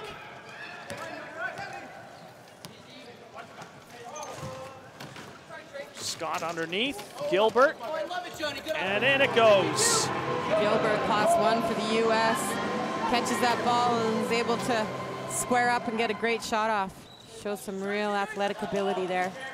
Gilbert averaging the most minutes per game for the U.S. in the tournament at 27 per.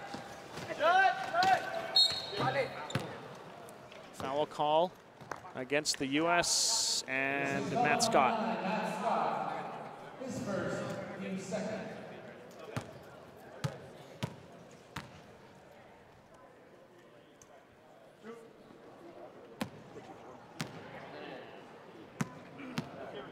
Luis Marchand. Shooting the first foul shots of the game for Venezuela.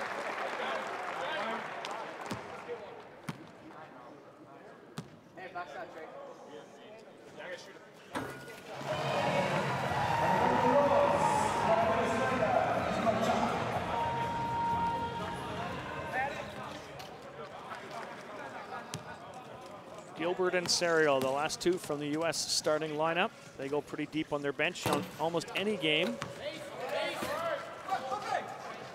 Serio looking for a 3 in transition there. Gutierrez, U.S. has not had a 3-point shot in the entire tournament yet. Maybe looking to try to get somebody in a bit of a rhythm on that before the games get really meaningful. Final seconds here of the shot clock and of the period. Betancourt unable to hold on to that pass.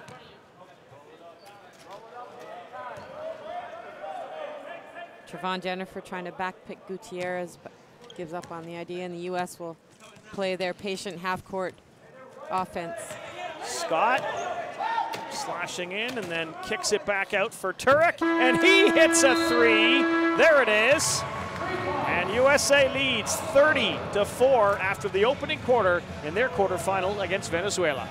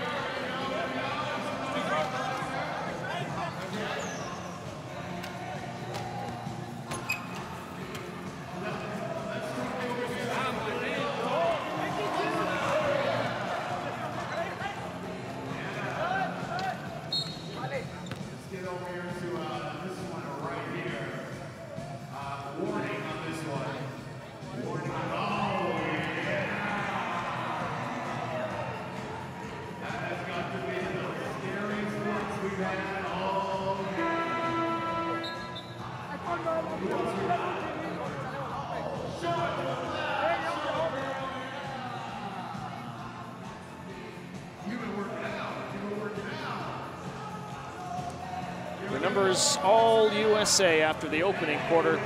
30-4 over Venezuela, the score. Field goals. And the U.S. sinks their first three-pointer of the tournament. Josh Turek hit it in the dying seconds.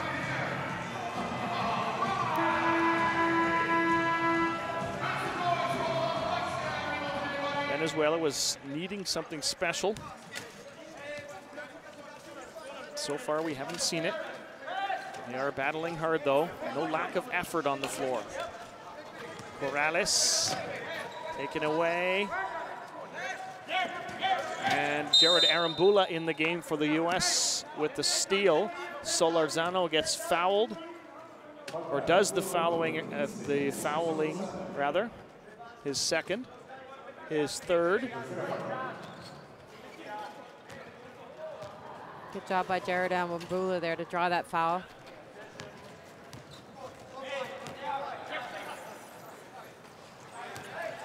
Gilbert, Arambula, rolls in. Gilbert, short. Venezuela's defense really collapsing, giving the U.S. those looks from just outside the key. Carinos, well off the mark.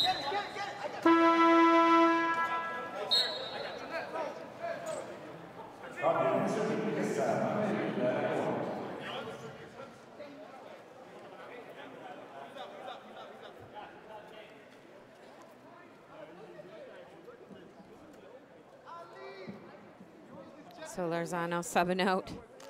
Josh Turek had him back-picked, but coach makes a strategic sub there and gets his extra player in on the defense. Arambula, 25-year-old from Valparaiso, Indiana. Across it goes for Turek. And then Arambula, the over the head shot. Behind the back. Out of bounds goes Avis Matos of Venezuela. USA gets it back again. Good defense by Matt Scott to cause that turnover. Great chair position in front. Arambula with some good chair work. Now Turek.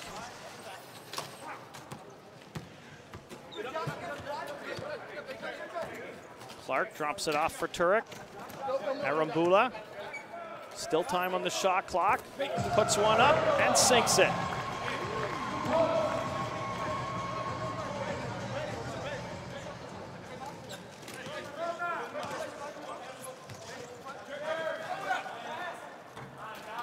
Venezuela back down the floor. And quickly, USA rebounding and turning it back.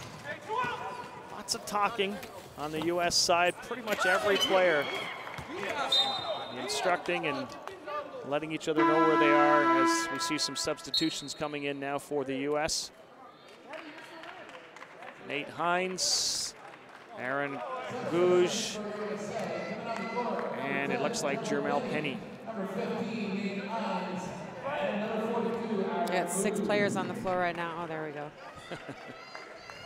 Von Jennifer leaving the court.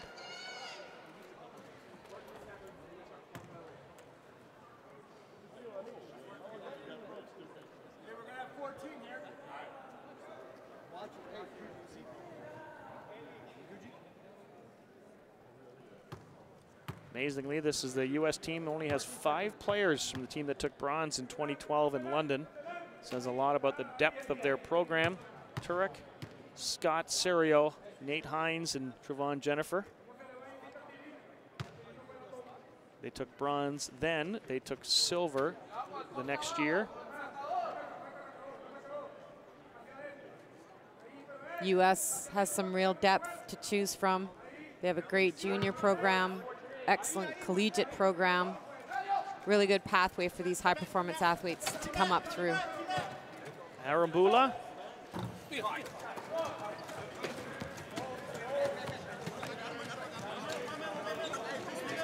Juan Corrales, 43-year-old veteran for the Venezuelan team. Carinos. Drops it off for Rosales. Aragord, 3 on the shot clock. Puts one up mark. Venezuela really struggling, as they've done throughout the tournament, with generating offense.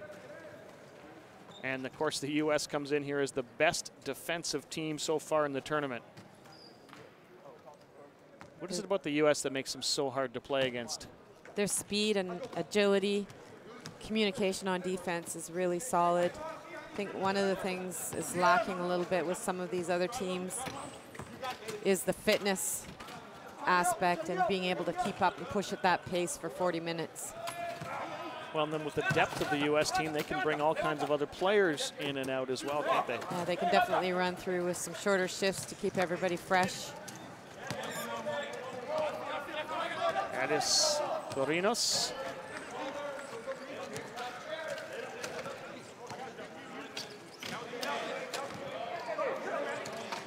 Aragort. And that was Manuel Aragort. There's what the Venezuelans need.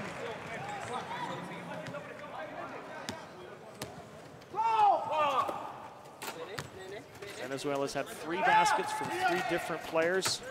Trying to find somebody to get hot. Nate Hines using his size underneath, off the glass and in.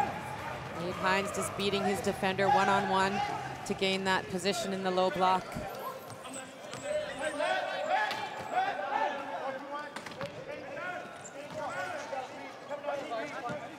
Aragort tries the 3. That's a couple he's tried now, and they haven't been too far off. He's doing a lot of the work this week for this team. Probably getting tired now later on here in the tournament.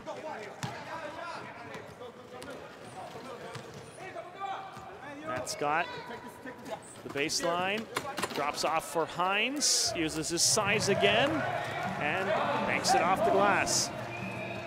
Matt Scott just drawing the defenders and then dishing it off to Nate Hines for an easy bucket low.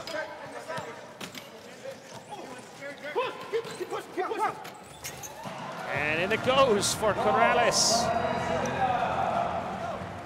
Good attack there by Venezuela. A little pick to allow Corrales to get to the basket. Arambula.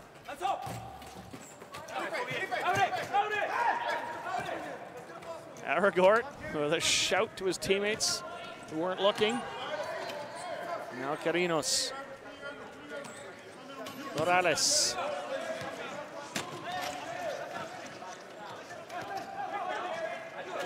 There's 5 on the shot clock. Carinos.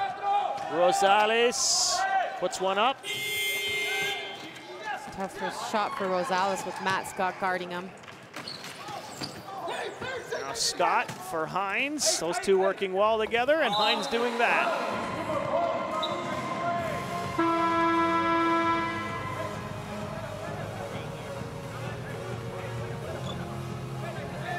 And he got clipped in the open court there and went down. He's looking for a call from the official. Timeout call. USA leading by 30, 38-8. 5 minutes to go in the second period.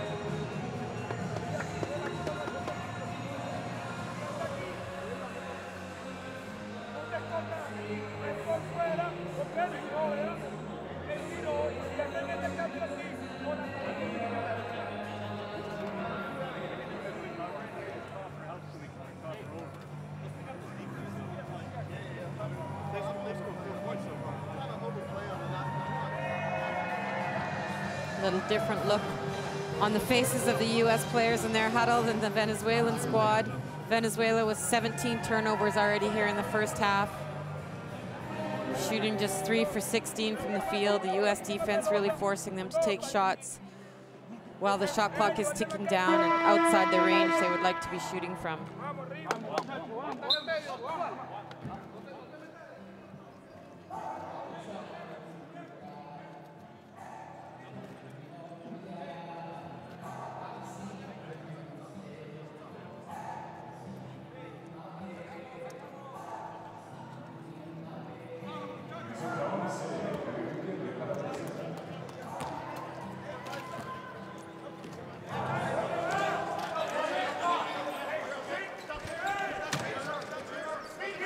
Past the halfway point of the second quarter. USA, big lead against Venezuela. Pass inside for Aragord, dishes to Gutierrez. Nice looking play, but the kid couldn't finish it. Matt Scott just busting back down the floor. And the pass for Gooch, not quite what he was expecting. Just about got him in the headband.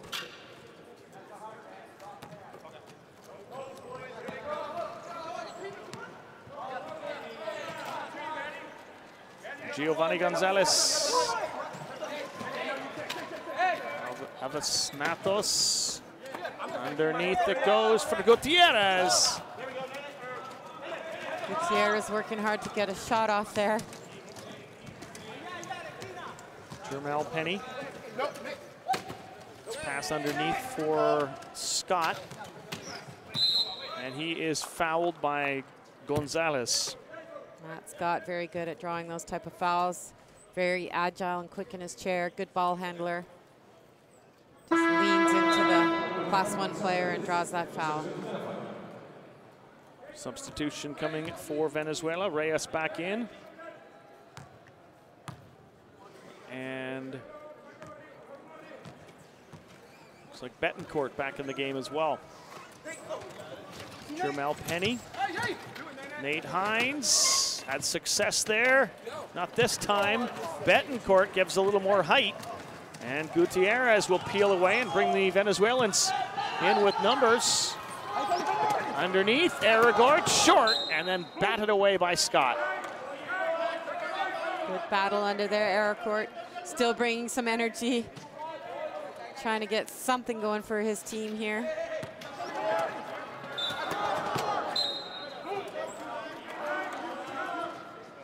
Betancourt just got that one to Miguel Aragord. Tries to get it back to him, but underneath the shadow of Nate Hines wasn't going to happen.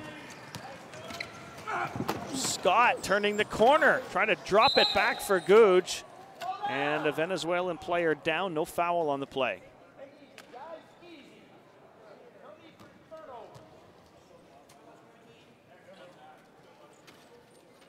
Coach doesn't want to see those unforced turnovers. Gonzalez gets some help up, gets a bit of a breather, and so does everyone else.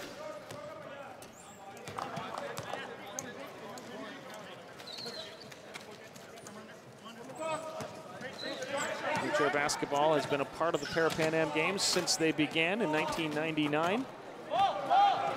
And the U.S. team has been on the podium every time on the men's side. Gold in 99, silver in 2003, gold in 07, and gold in 2011.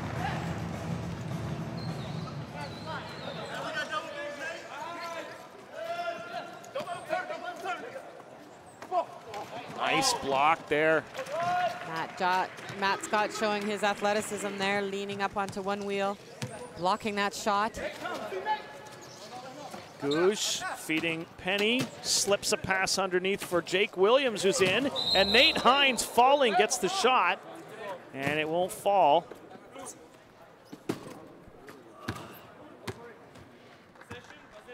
There's no foul called there. Possession arrow will go to the U.S. Nate Hines just threw himself off balance there, leaning back, trying to get position. Jake Williams, and he hits. Williams, the 24-year-old who plays for the Milwaukee Bucks, rolling wheelchair team, or wheelchair rolling team, or rolling bucks, or? Sure, Milwaukee.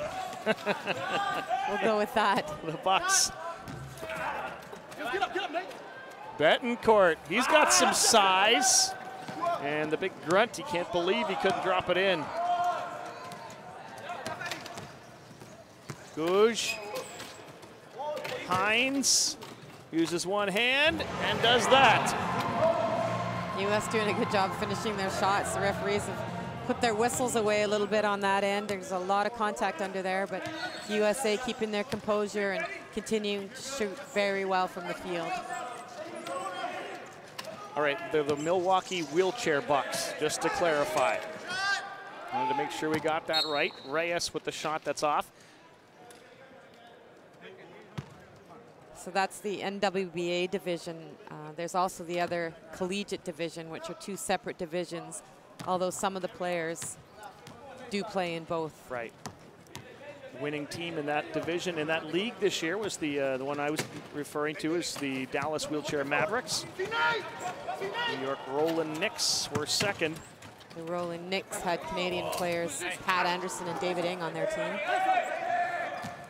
So Pat Anderson's keeping up his wheelchair playing just to a certain level, that not quite national team level, but I think that's recreational for him.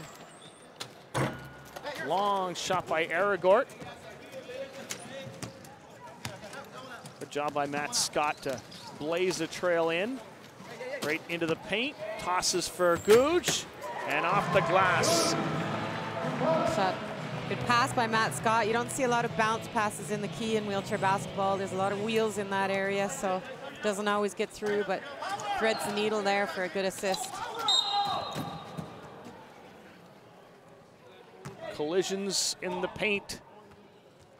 And Aragort and Penny. It's a foul on Penny. Just getting into the wheels of Aragort there. It's a good way to lose some of those spokes. The spokes on many of these wheels are made out of Teflon. They run anywhere from like $12 to $15 to replace them, so it can get expensive when they get ripped out. Manuel Aragort, 36-year-old veteran. I think most observers would say he's been the best player on the Venezuelan team this week. He has definitely worked really hard this week, and with a great attitude too, real sportsman-like player. They could use a few more Manuel Aragorts, to be fair. Reyes. Final seconds now, the opening half. The U.S. showing its class here throughout. Betancourt, and gets a shot away under Hines. Well done. Final seconds now of the half. Scott for Williams, and can't get the drop. Too easy. Williams not happy with that. Nice easy layup. Probably just a little bit too open on that one. Great half by the U.S. 46-8, USA leads Venezuela at the half in this quarterfinal.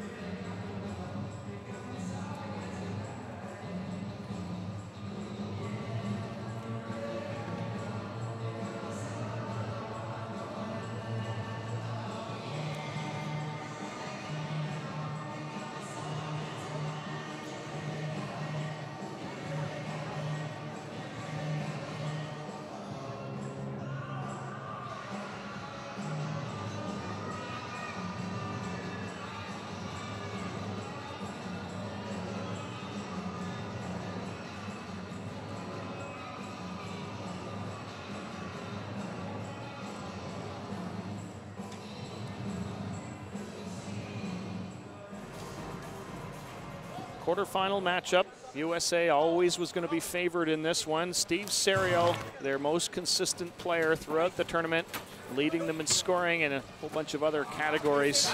Solid all around. He puts a couple in. Does some passing to help set up the offense. Josh Turek contributing some as well, as did Matt Scott. Good dish there. USA defense strong, as we've seen all week, really just tipping balls, getting their hands on balls, causing turnovers and creating opportunities for themselves on the other end. Gutierrez, one of the few to finally penetrate for Venezuela. Corrales 2. Aragort would hit one as well, but it was tough slogging for Venezuela, down 46-8 at the half against the top-ranked U.S. team.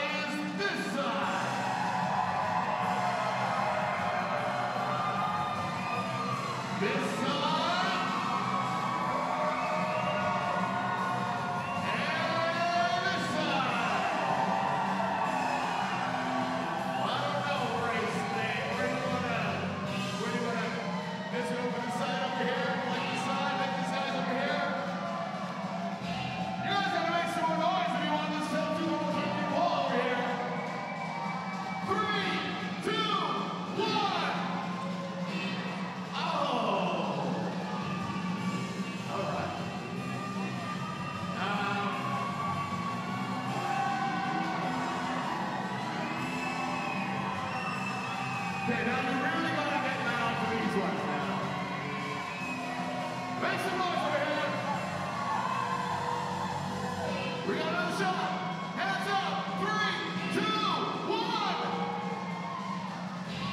Oh, almost. Well, Raisling has one ball left. It could go over here. It could go over here. Or here. Or here. Or here. Or here.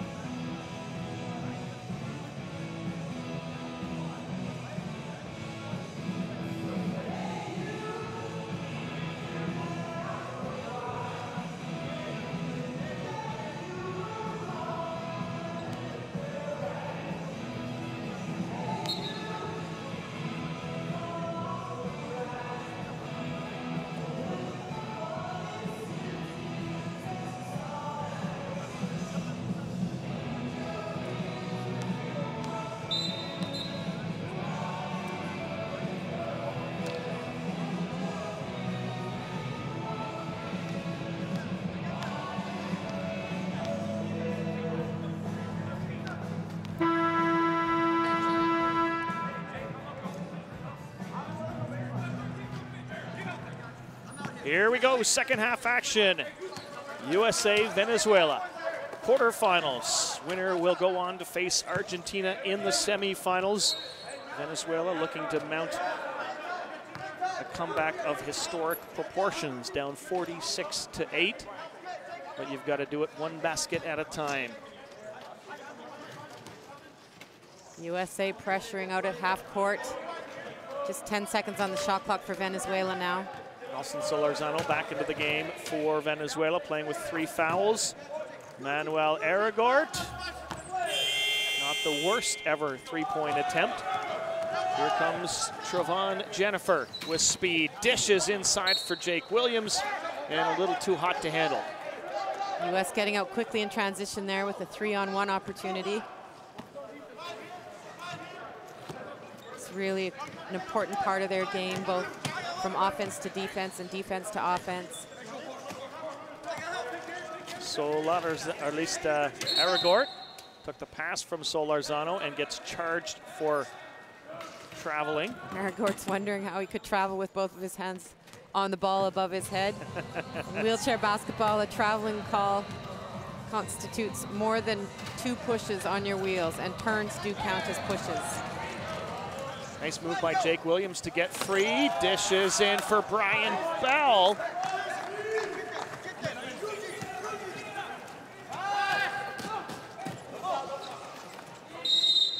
And stripped from Arambula by Aragort. It'll be a foul on Aragort. That's his second personal.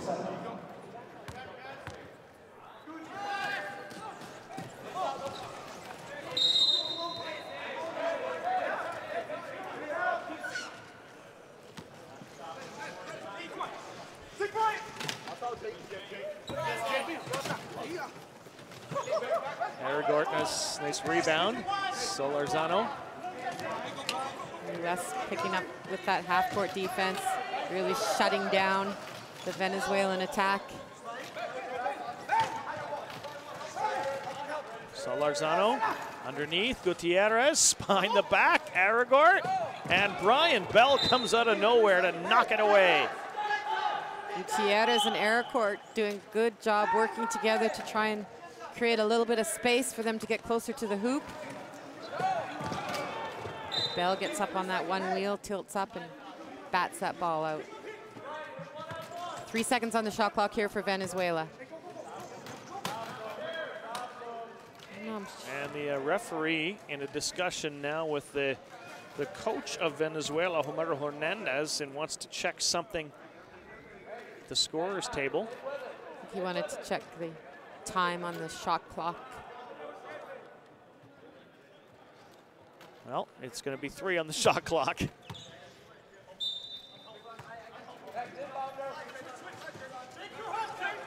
Gutierrez, Solorzano runs out of time. Good defense by the US to force that turnover. Looking to backcourt, back pick Solorzano, keep him out of the defense.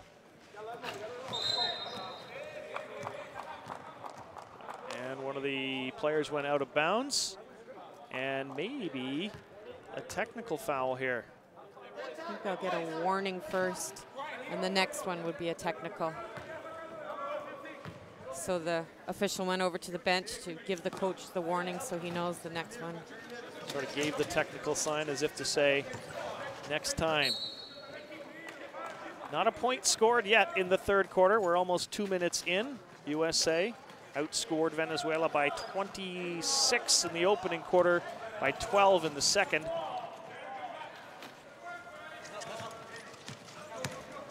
USA going deep into its roster, as they can do even against top opponents. Arambula, Bell, Williams posting up, and it short, gets his own rebound, short again. Gonzalez, Gutierrez, and back comes USA, 3-on-1. Bell, Googe, Williams, Bell, and it's not gonna count. The official called him on a 3-second violation there with that passing in the key That's pretty unusual, isn't it? Maybe 3 passes within the key, 2, 3. A 46-8 game, sure. In a 2-point game, might be a different story. USA still working hard on defense there, causing another turnover. Jake Williams is going to inbound. Native of Milwaukee, Wisconsin. Gives it to Aaron Gouge.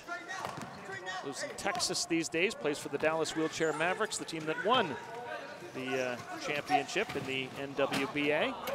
I think that pass was actually meant for Jake Williams. Brian Bell got his long arm in there and grabbed it and finished off the layup. Solarzano. Venezuela still unable to capitalize. Solarzano had a good look there. Arambula. Now Bell again.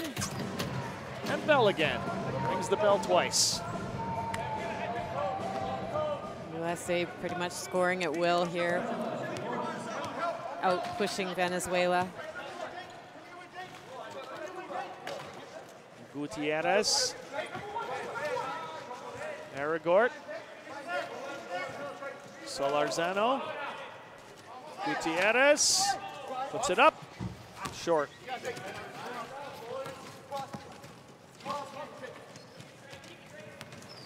Marty, we've talked about the Pro League in the U.S., but they have that collegiate as well, the NCAA, where they're not just playing, but there's scholarship opportunities. And how much is that, not just wheelchair sport in the U.S., but really it's internationals are benefiting from that as well. Certainly, yeah. It's not necessarily a pro league. The U.S. NWBA is a club-based system. They have several different divisions, probably have maybe 200, 250 teams participating.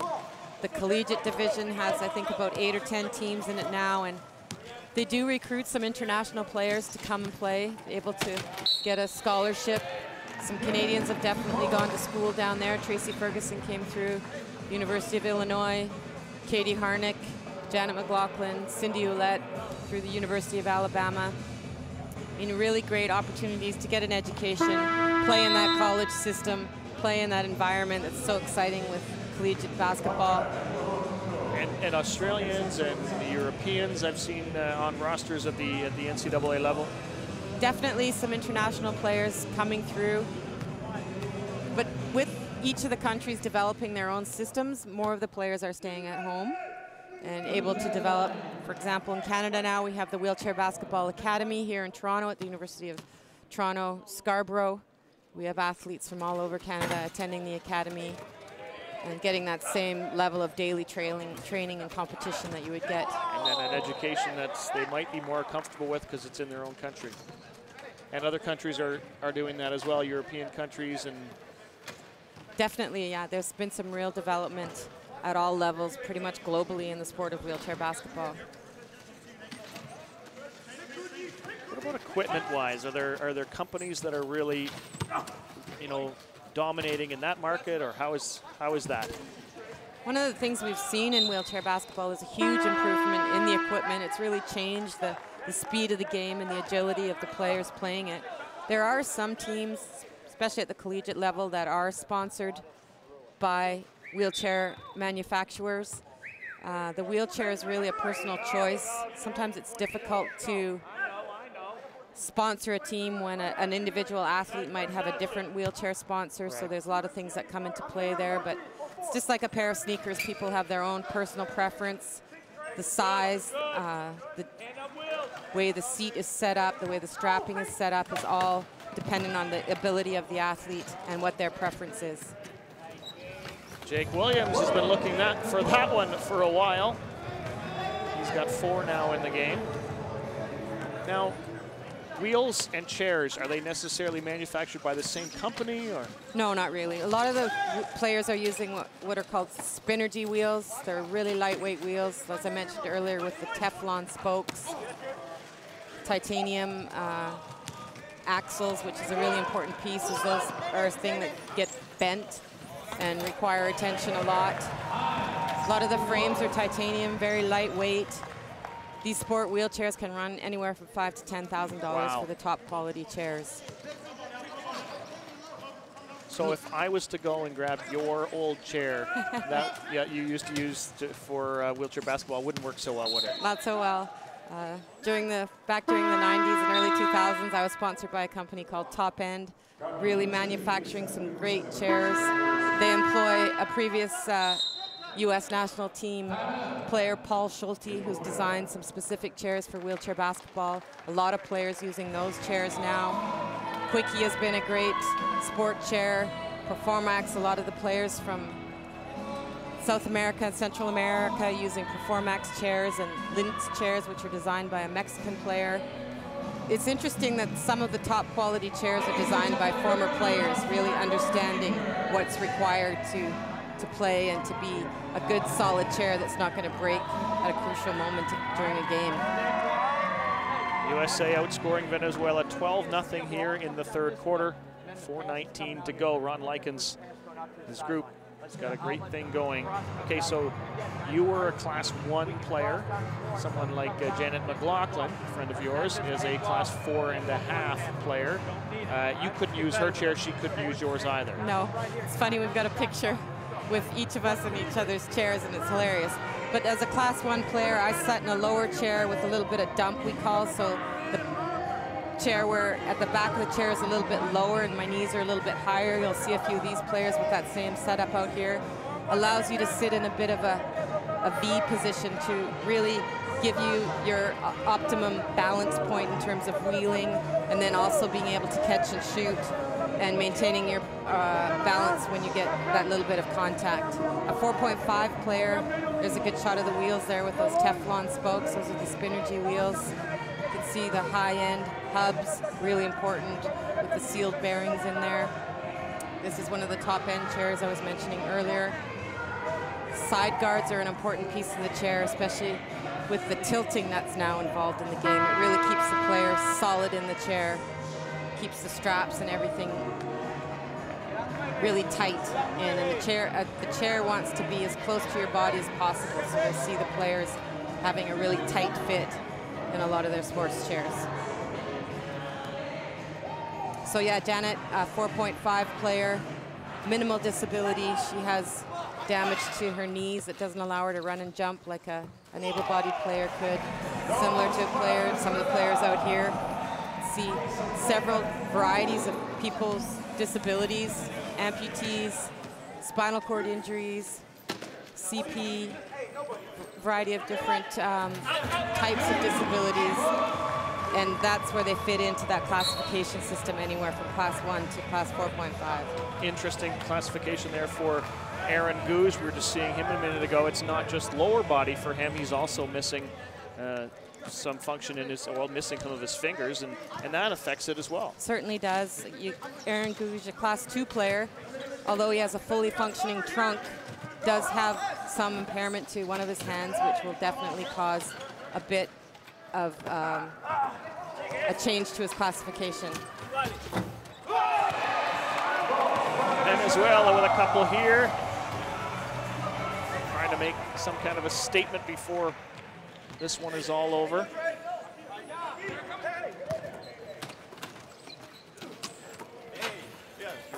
And Williams converts on the nice pass from Gouge. U.S. team, younger of the two teams, averaging 29 years of age. The youngest member of the team is Jake Williams. You just saw him, he's 24, quite a bit older than many of the other teams' youngest player. Whereas Venezuela's average age is just over 33. Their youngest is Gutierrez, a 19-year-old. Their oldest is Juan Corrales at 43. I think wheelchair basketball is a bit of a game of longevity. You're not jumping up and down, so you don't have that pounding on your body. Wheeling is fairly easy on the body if you take good care of yourself. Some of the top players are in their 40s, can definitely play a little bit longer and have a career at a pretty high level for longer than an able-bodied athlete might be able to. And we think of a 23, 24-year-old as still a very young player who still has a lot to learn in a sense too, don't we? Yeah. We have in wheelchair basketball as well what we call late entry athletes. So an athlete who might acquire a spinal cord injury at maybe 25 or 26, probably played some sport younger in their life, would have learned those physical literacy skills as an able-bodied athlete, then becomes disabled, tries wheelchair sport, just basically needs to learn how to push the chair, and that allows them to still be involved in sport at a fairly high level and participate in some super competitions, whether it's Parapan American Games, Paralympic Games, or even in their own domestic leagues. Some countries have rules about you can't play if you don't have a disability, and other countries are fine with that. Canada seems to allow it at the club level. If you don't have a disability, you can still play on a club team. Canada, Australia, Germany really invite able-bodied players to come and play right up to their national level. It's a little bit different in the USA with the ADA Act, the Americans with Disability Act. It changes things a little bit in terms of fundraising and programming and those types of things, but they have definitely opened things up a little bit more, and it really helps regional clubs and clubs in more remote areas when you can recruit able-bodied players to come and play, add to your numbers, and increase the quality of the league. It can do a lot for family dynamics too, can't it? You know, you might have a 10-year-old girl and a 12-year-old girl, and one has a disability and one doesn't, and it gives them a chance to play on the same team, or you know, a 10-year-old or a 12-year-old boy, or whatever, whatever age. Yeah, we really see that a lot in our juniors as well, and in Canada Games right up to our national junior level, we have able-bodied athletes participating, and it's great to see. It's really the only sport that is so inclusive, that allows people with disabilities, able-bodied people, men and women, all to compete together on the same team. The wheelchair is a piece of equipment, That's right? what we try and sell it for, yeah. Really try and promote the sport that way and offer people a new challenge, a different way to play. Americans have got one of their stars, Mikey Pay, back into the lineup, giving him a few minutes. That's Scott battling hard underneath this jump ball, the arrow to the U.S. Jermel Penny, the USA's oldest player, will inbound. Just a little adjustment by the Venezuelan player here, doing up his straps and making sure everything's good to go.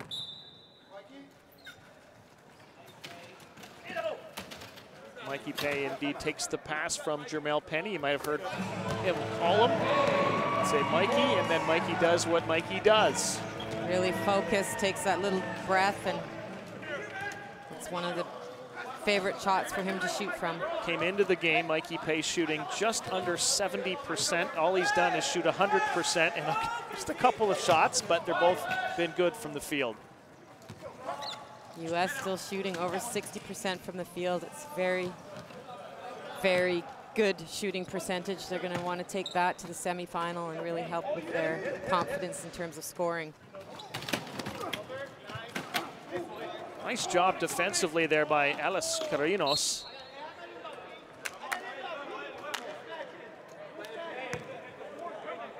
Venezuela still battling hard despite the disparity in the score. They've had a tough week here, but let's see they've really improved as the week's gone on, and they're learning every time they play against a team like this.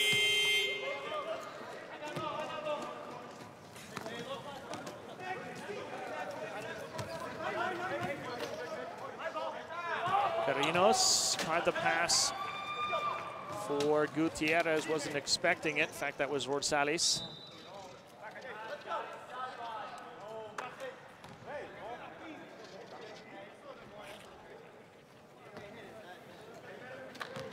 Venezuela was in the Pool B with Canada, Mexico, and Argentina. That was a tough go for them. They lost all three. And then they sit here now in this game against the top team in the other pool, the U.S., and players like Josh Turek just make it look so easy. Turek, the 36-year-old from Council Bluffs, Iowa.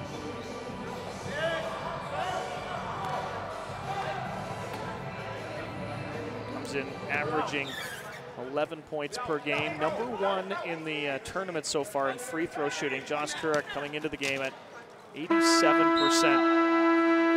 And that'll do it for the third quarter. 68-12, USA leading Venezuela.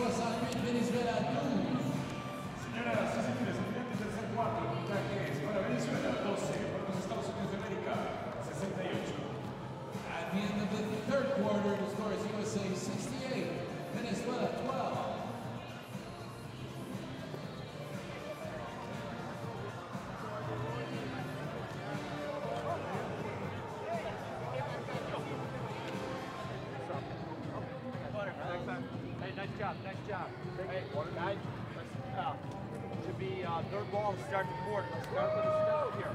We've averaged 4 points a quarter getting up here. I want to see same effort, same intensity, work together defensively, work together offensively. All right? Let's not get caught up. Let's not get sloppy. Let's not play one-on-one. We'll get inside the team ball. Let's continue.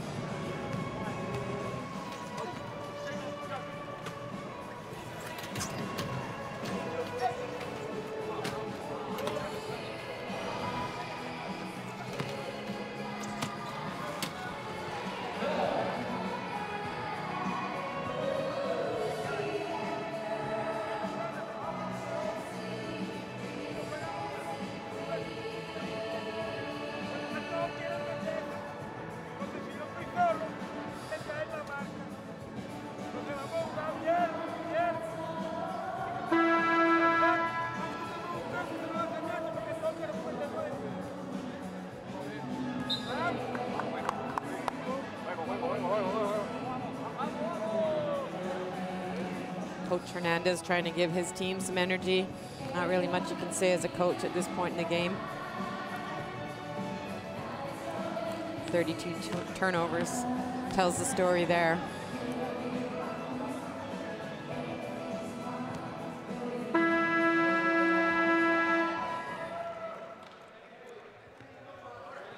Here we go, fourth quarter action. Quarterfinal number 4. Winner of this game is pretty much determined. It'll be USA against Argentina.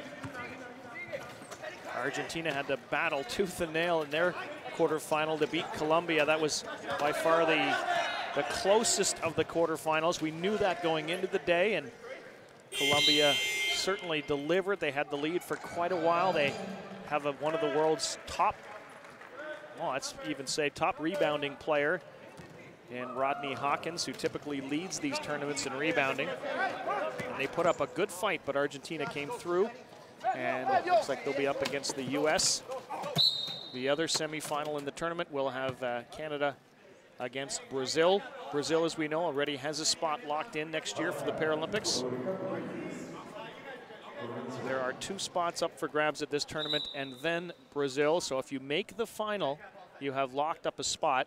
If Brazil is one of those 2 teams, then the bronze medal winner has locked up a spot. So lots of very important games yet to be played at this tournament. And a little bit more work being done on equipment. Nelson Solorzano. Again, it's all individual, isn't it, Marnie? Yeah, most players are using the snowboard type ratchet straps on their chairs to really cinch themselves in there nice and tight.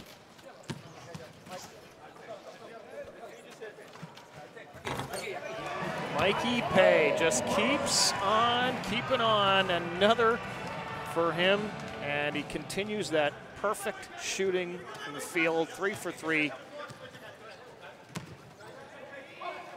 Probably up to about 80% shooting from the field in the tournament. Solorzano almost lost it, retrieves it, takes one with a few seconds on the shot clock.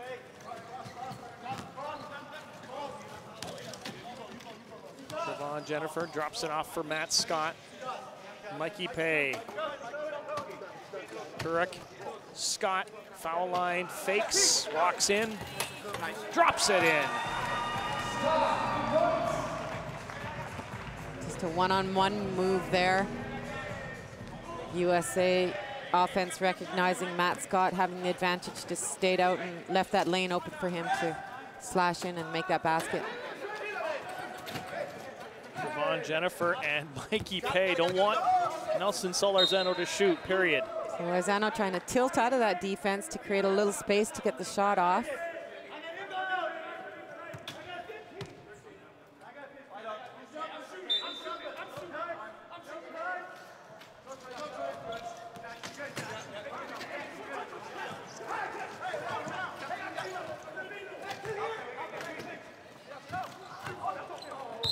Trevon Jennifer, and the ball is judged to be off the hands of Venezuela, and they just can't get a break.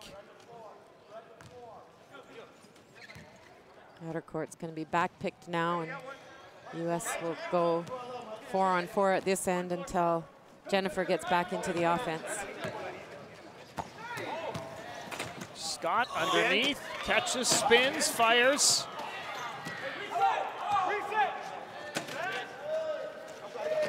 Didn't hit the shot, the rim there, so the shot clock wasn't reset.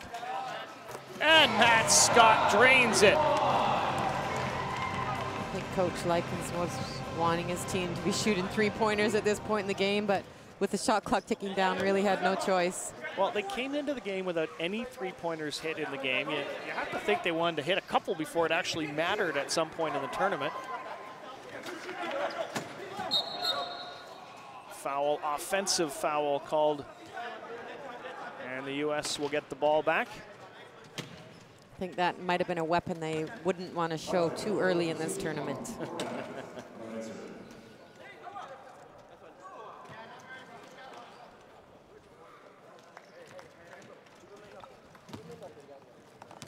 Just give you a real sense of the competitiveness of men's wheelchair basketball, and you know, the Canadian team didn't make the World Championships last year, despite the fact that they were the reigning Paralympic champions, and that's because of the Americas tournament in 2013. They finished 6th and had to be top 4.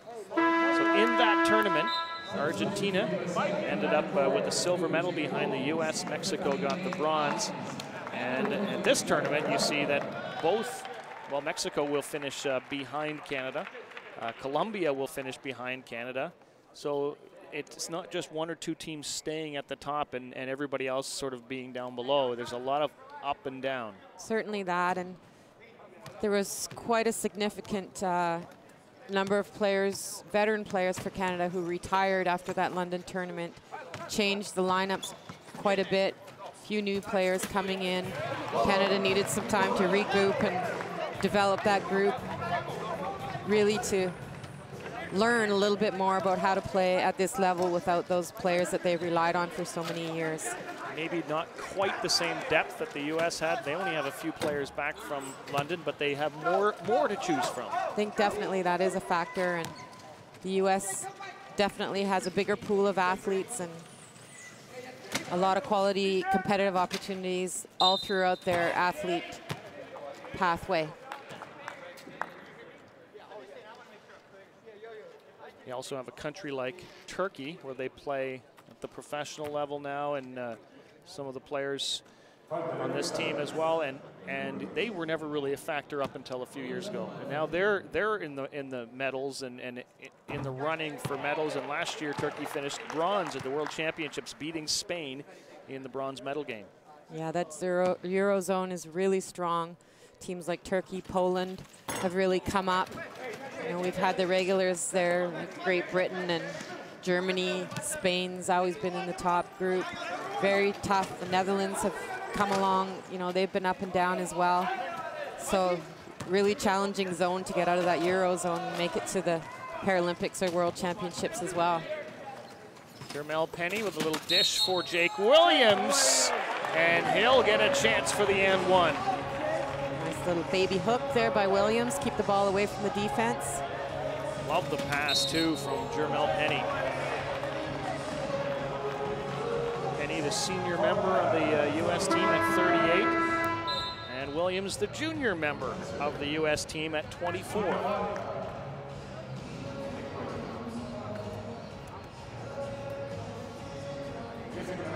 And pretty much a full line change here for Venezuela with 5 minutes and 50 seconds remaining. Coach Hernandez making sure everybody on the squad is getting to play. And Quirinos and Gutierrez, Matos, Rosales, and Betancourt all in the lineup.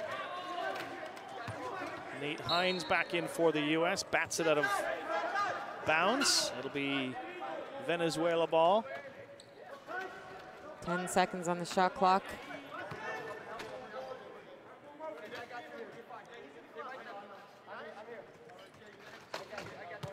The official telling Jake Williams to let him in bounds at least.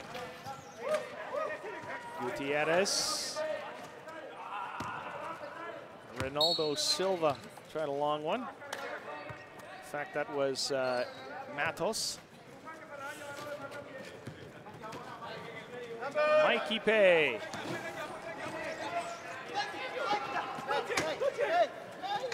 Underneath, Arambula couldn't handle the pass. And Venezuela a chance. Here's Carrinos alone. Slows it down and banks it off the window. Good job by Carrinos to reel that ball in. Did a little bounce stop, so he was able to bounce the ball, stop his chair, then catch and shoot.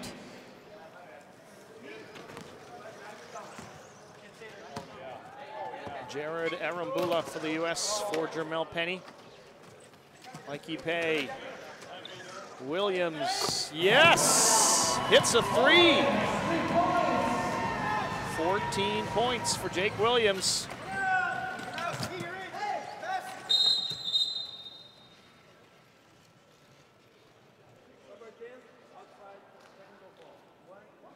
It's a technical foul. Jamal Penny.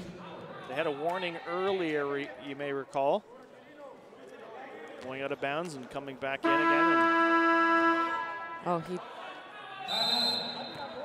Timeout call on the floor. 4:38 to go in the fourth quarter. USA leading 83-14 over Venezuela.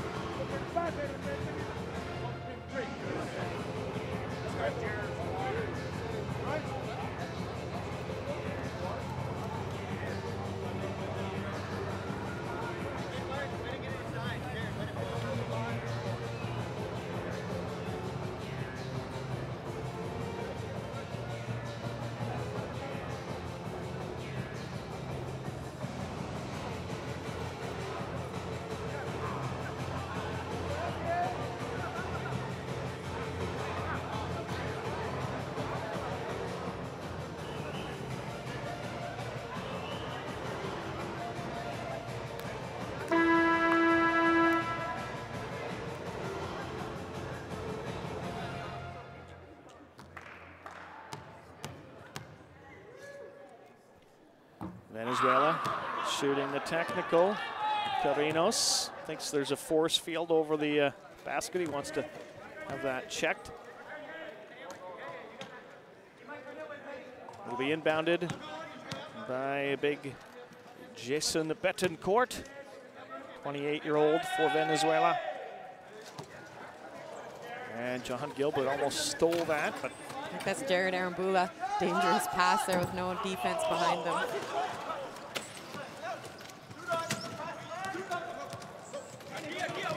Hines,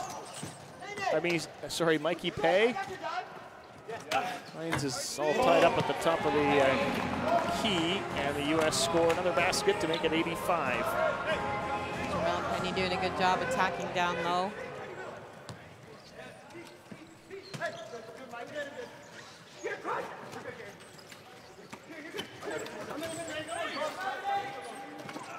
Betancourt just can't get the drop.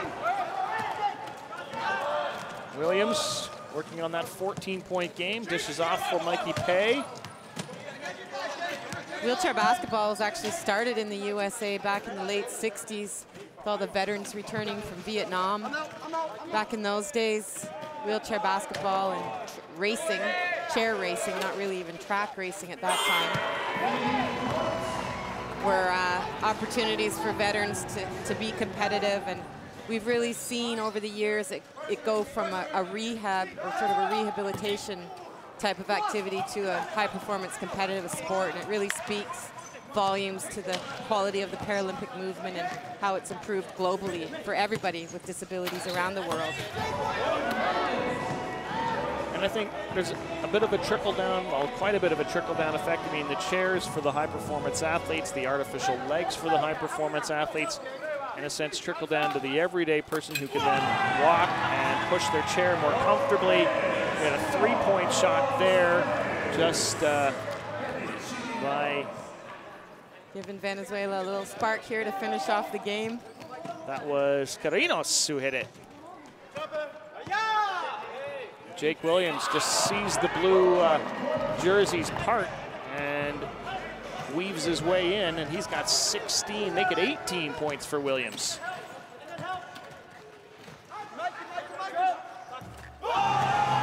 And Carinos is on fire. In fact, that was Gutierrez.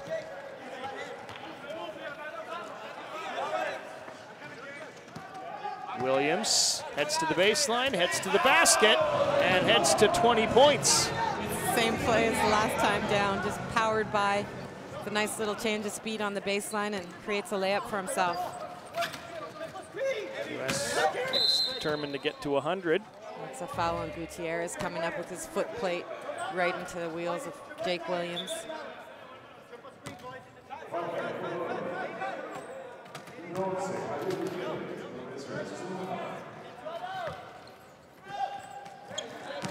Jake Williams, here he goes again, the youngest member of the U.S. team, spins it off the glass and in.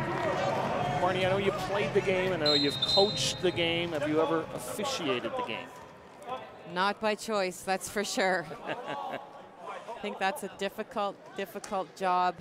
This game is very high-paced, and understanding the contact and how the advantages are created with balance and that little incidental contact and stuff. It's a very tough piece of wheelchair basketball, and with the sport developed now and the equipment, it's played at such a high speed that it's difficult for the officials to see every single thing that's going on out there. If you were training an official, would you make them all get in a wheelchair? Certainly would, yeah, definitely an official and also a classifier. Anybody involved in the sport, it's a great idea for them to jump in a chair, give it a try, give them that perspective that the athletes have. What is the normal reaction? I mean, I've been in a chair just a few times in my life and tried it. I know what I can say, how I felt about it. There's just so much going on at once. It's like, how do you push and dribble, and but what is the typical reaction of people? I think people usually get it pretty quickly, understanding how to move the chair. One of the things with basketball, though, because the ball's involved, you take your hands off the wheels a lot to dribble or pass, and sometimes you forget you're going to need your hands to get back on those wheels again to move. And that's the thing that you really need to remember, is to always have your hands on your wheels. That's the important transition piece in this game as well. Nate Hines has the ball. He loses the ball, and out of bounds it goes. Just under a minute left here in the fourth quarter. Venezuela averaging 27 points a game. They're going to have work to do to get to that point, but they've put in a few of late here. Gutierrez drops it off for Carinos, and he can't handle it. Here comes the U.S., and again, and it goes from Arambula. 99. Is USA determined to get to 1-0, I wonder? I don't know if Venezuela is determined to get to 20. Be a great goal. Next goal wins, something like that. Next basket wins. Yeah. Sudden death. Carinos, and he gets them to 20 and 21. And now the U.S. has 20 seconds to get to 100. The game within the game. Jake Williams, I think, saying, no, we're not going to do that. Well, maybe they will. Good sportsmanship being shown here by the U.S. team. And that will do it. USA is on to the semifinals. They will face Argentina, and the semis are set now. USA, Argentina on one side, Brazil, Canada on the other. Winners of those games will battle for gold. This one was never really in doubt. The powerful US team wins 99-21 over Venezuela.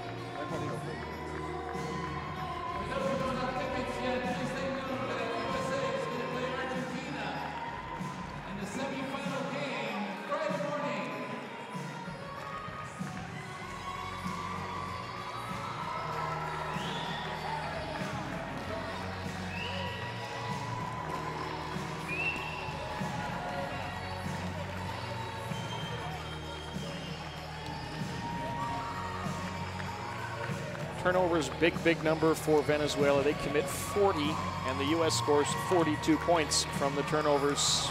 Lots of factors, Marnie, but that had to be a big one. Certainly a huge factor. 40 turnovers in a game, 10 per quarter. U.S. able to capitalize on it, almost half of those, which is a really incredible stat in itself. But the U.S. continued to shoot very well, over 65% from the field. That's going to bode well for them going into the semifinals. U.S. will have a tough opponent, Argentina in the semis.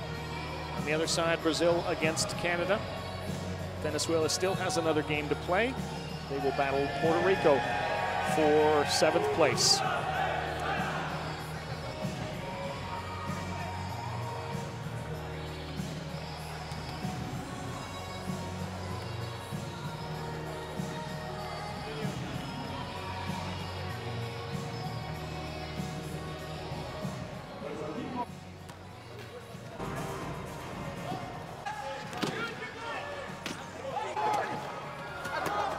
USA starters were impressive with the likes of Steve Serio. Came into the game as the real court general for the US. They got contributions from him. The likes of Matt Scott. Good defense from players like Jake Williams. And good offense from him too. Venezuela had a hard time, got a few from the likes of Corrales and Silva. Coach Hernandez tried to plead to get his troops to battle hard, but it was all USA in this one. They win going away 99-21 over Venezuela, and on to the semis they go. Before you go, I'm quickly around to make sure you have all your belongings and have a safe ride home.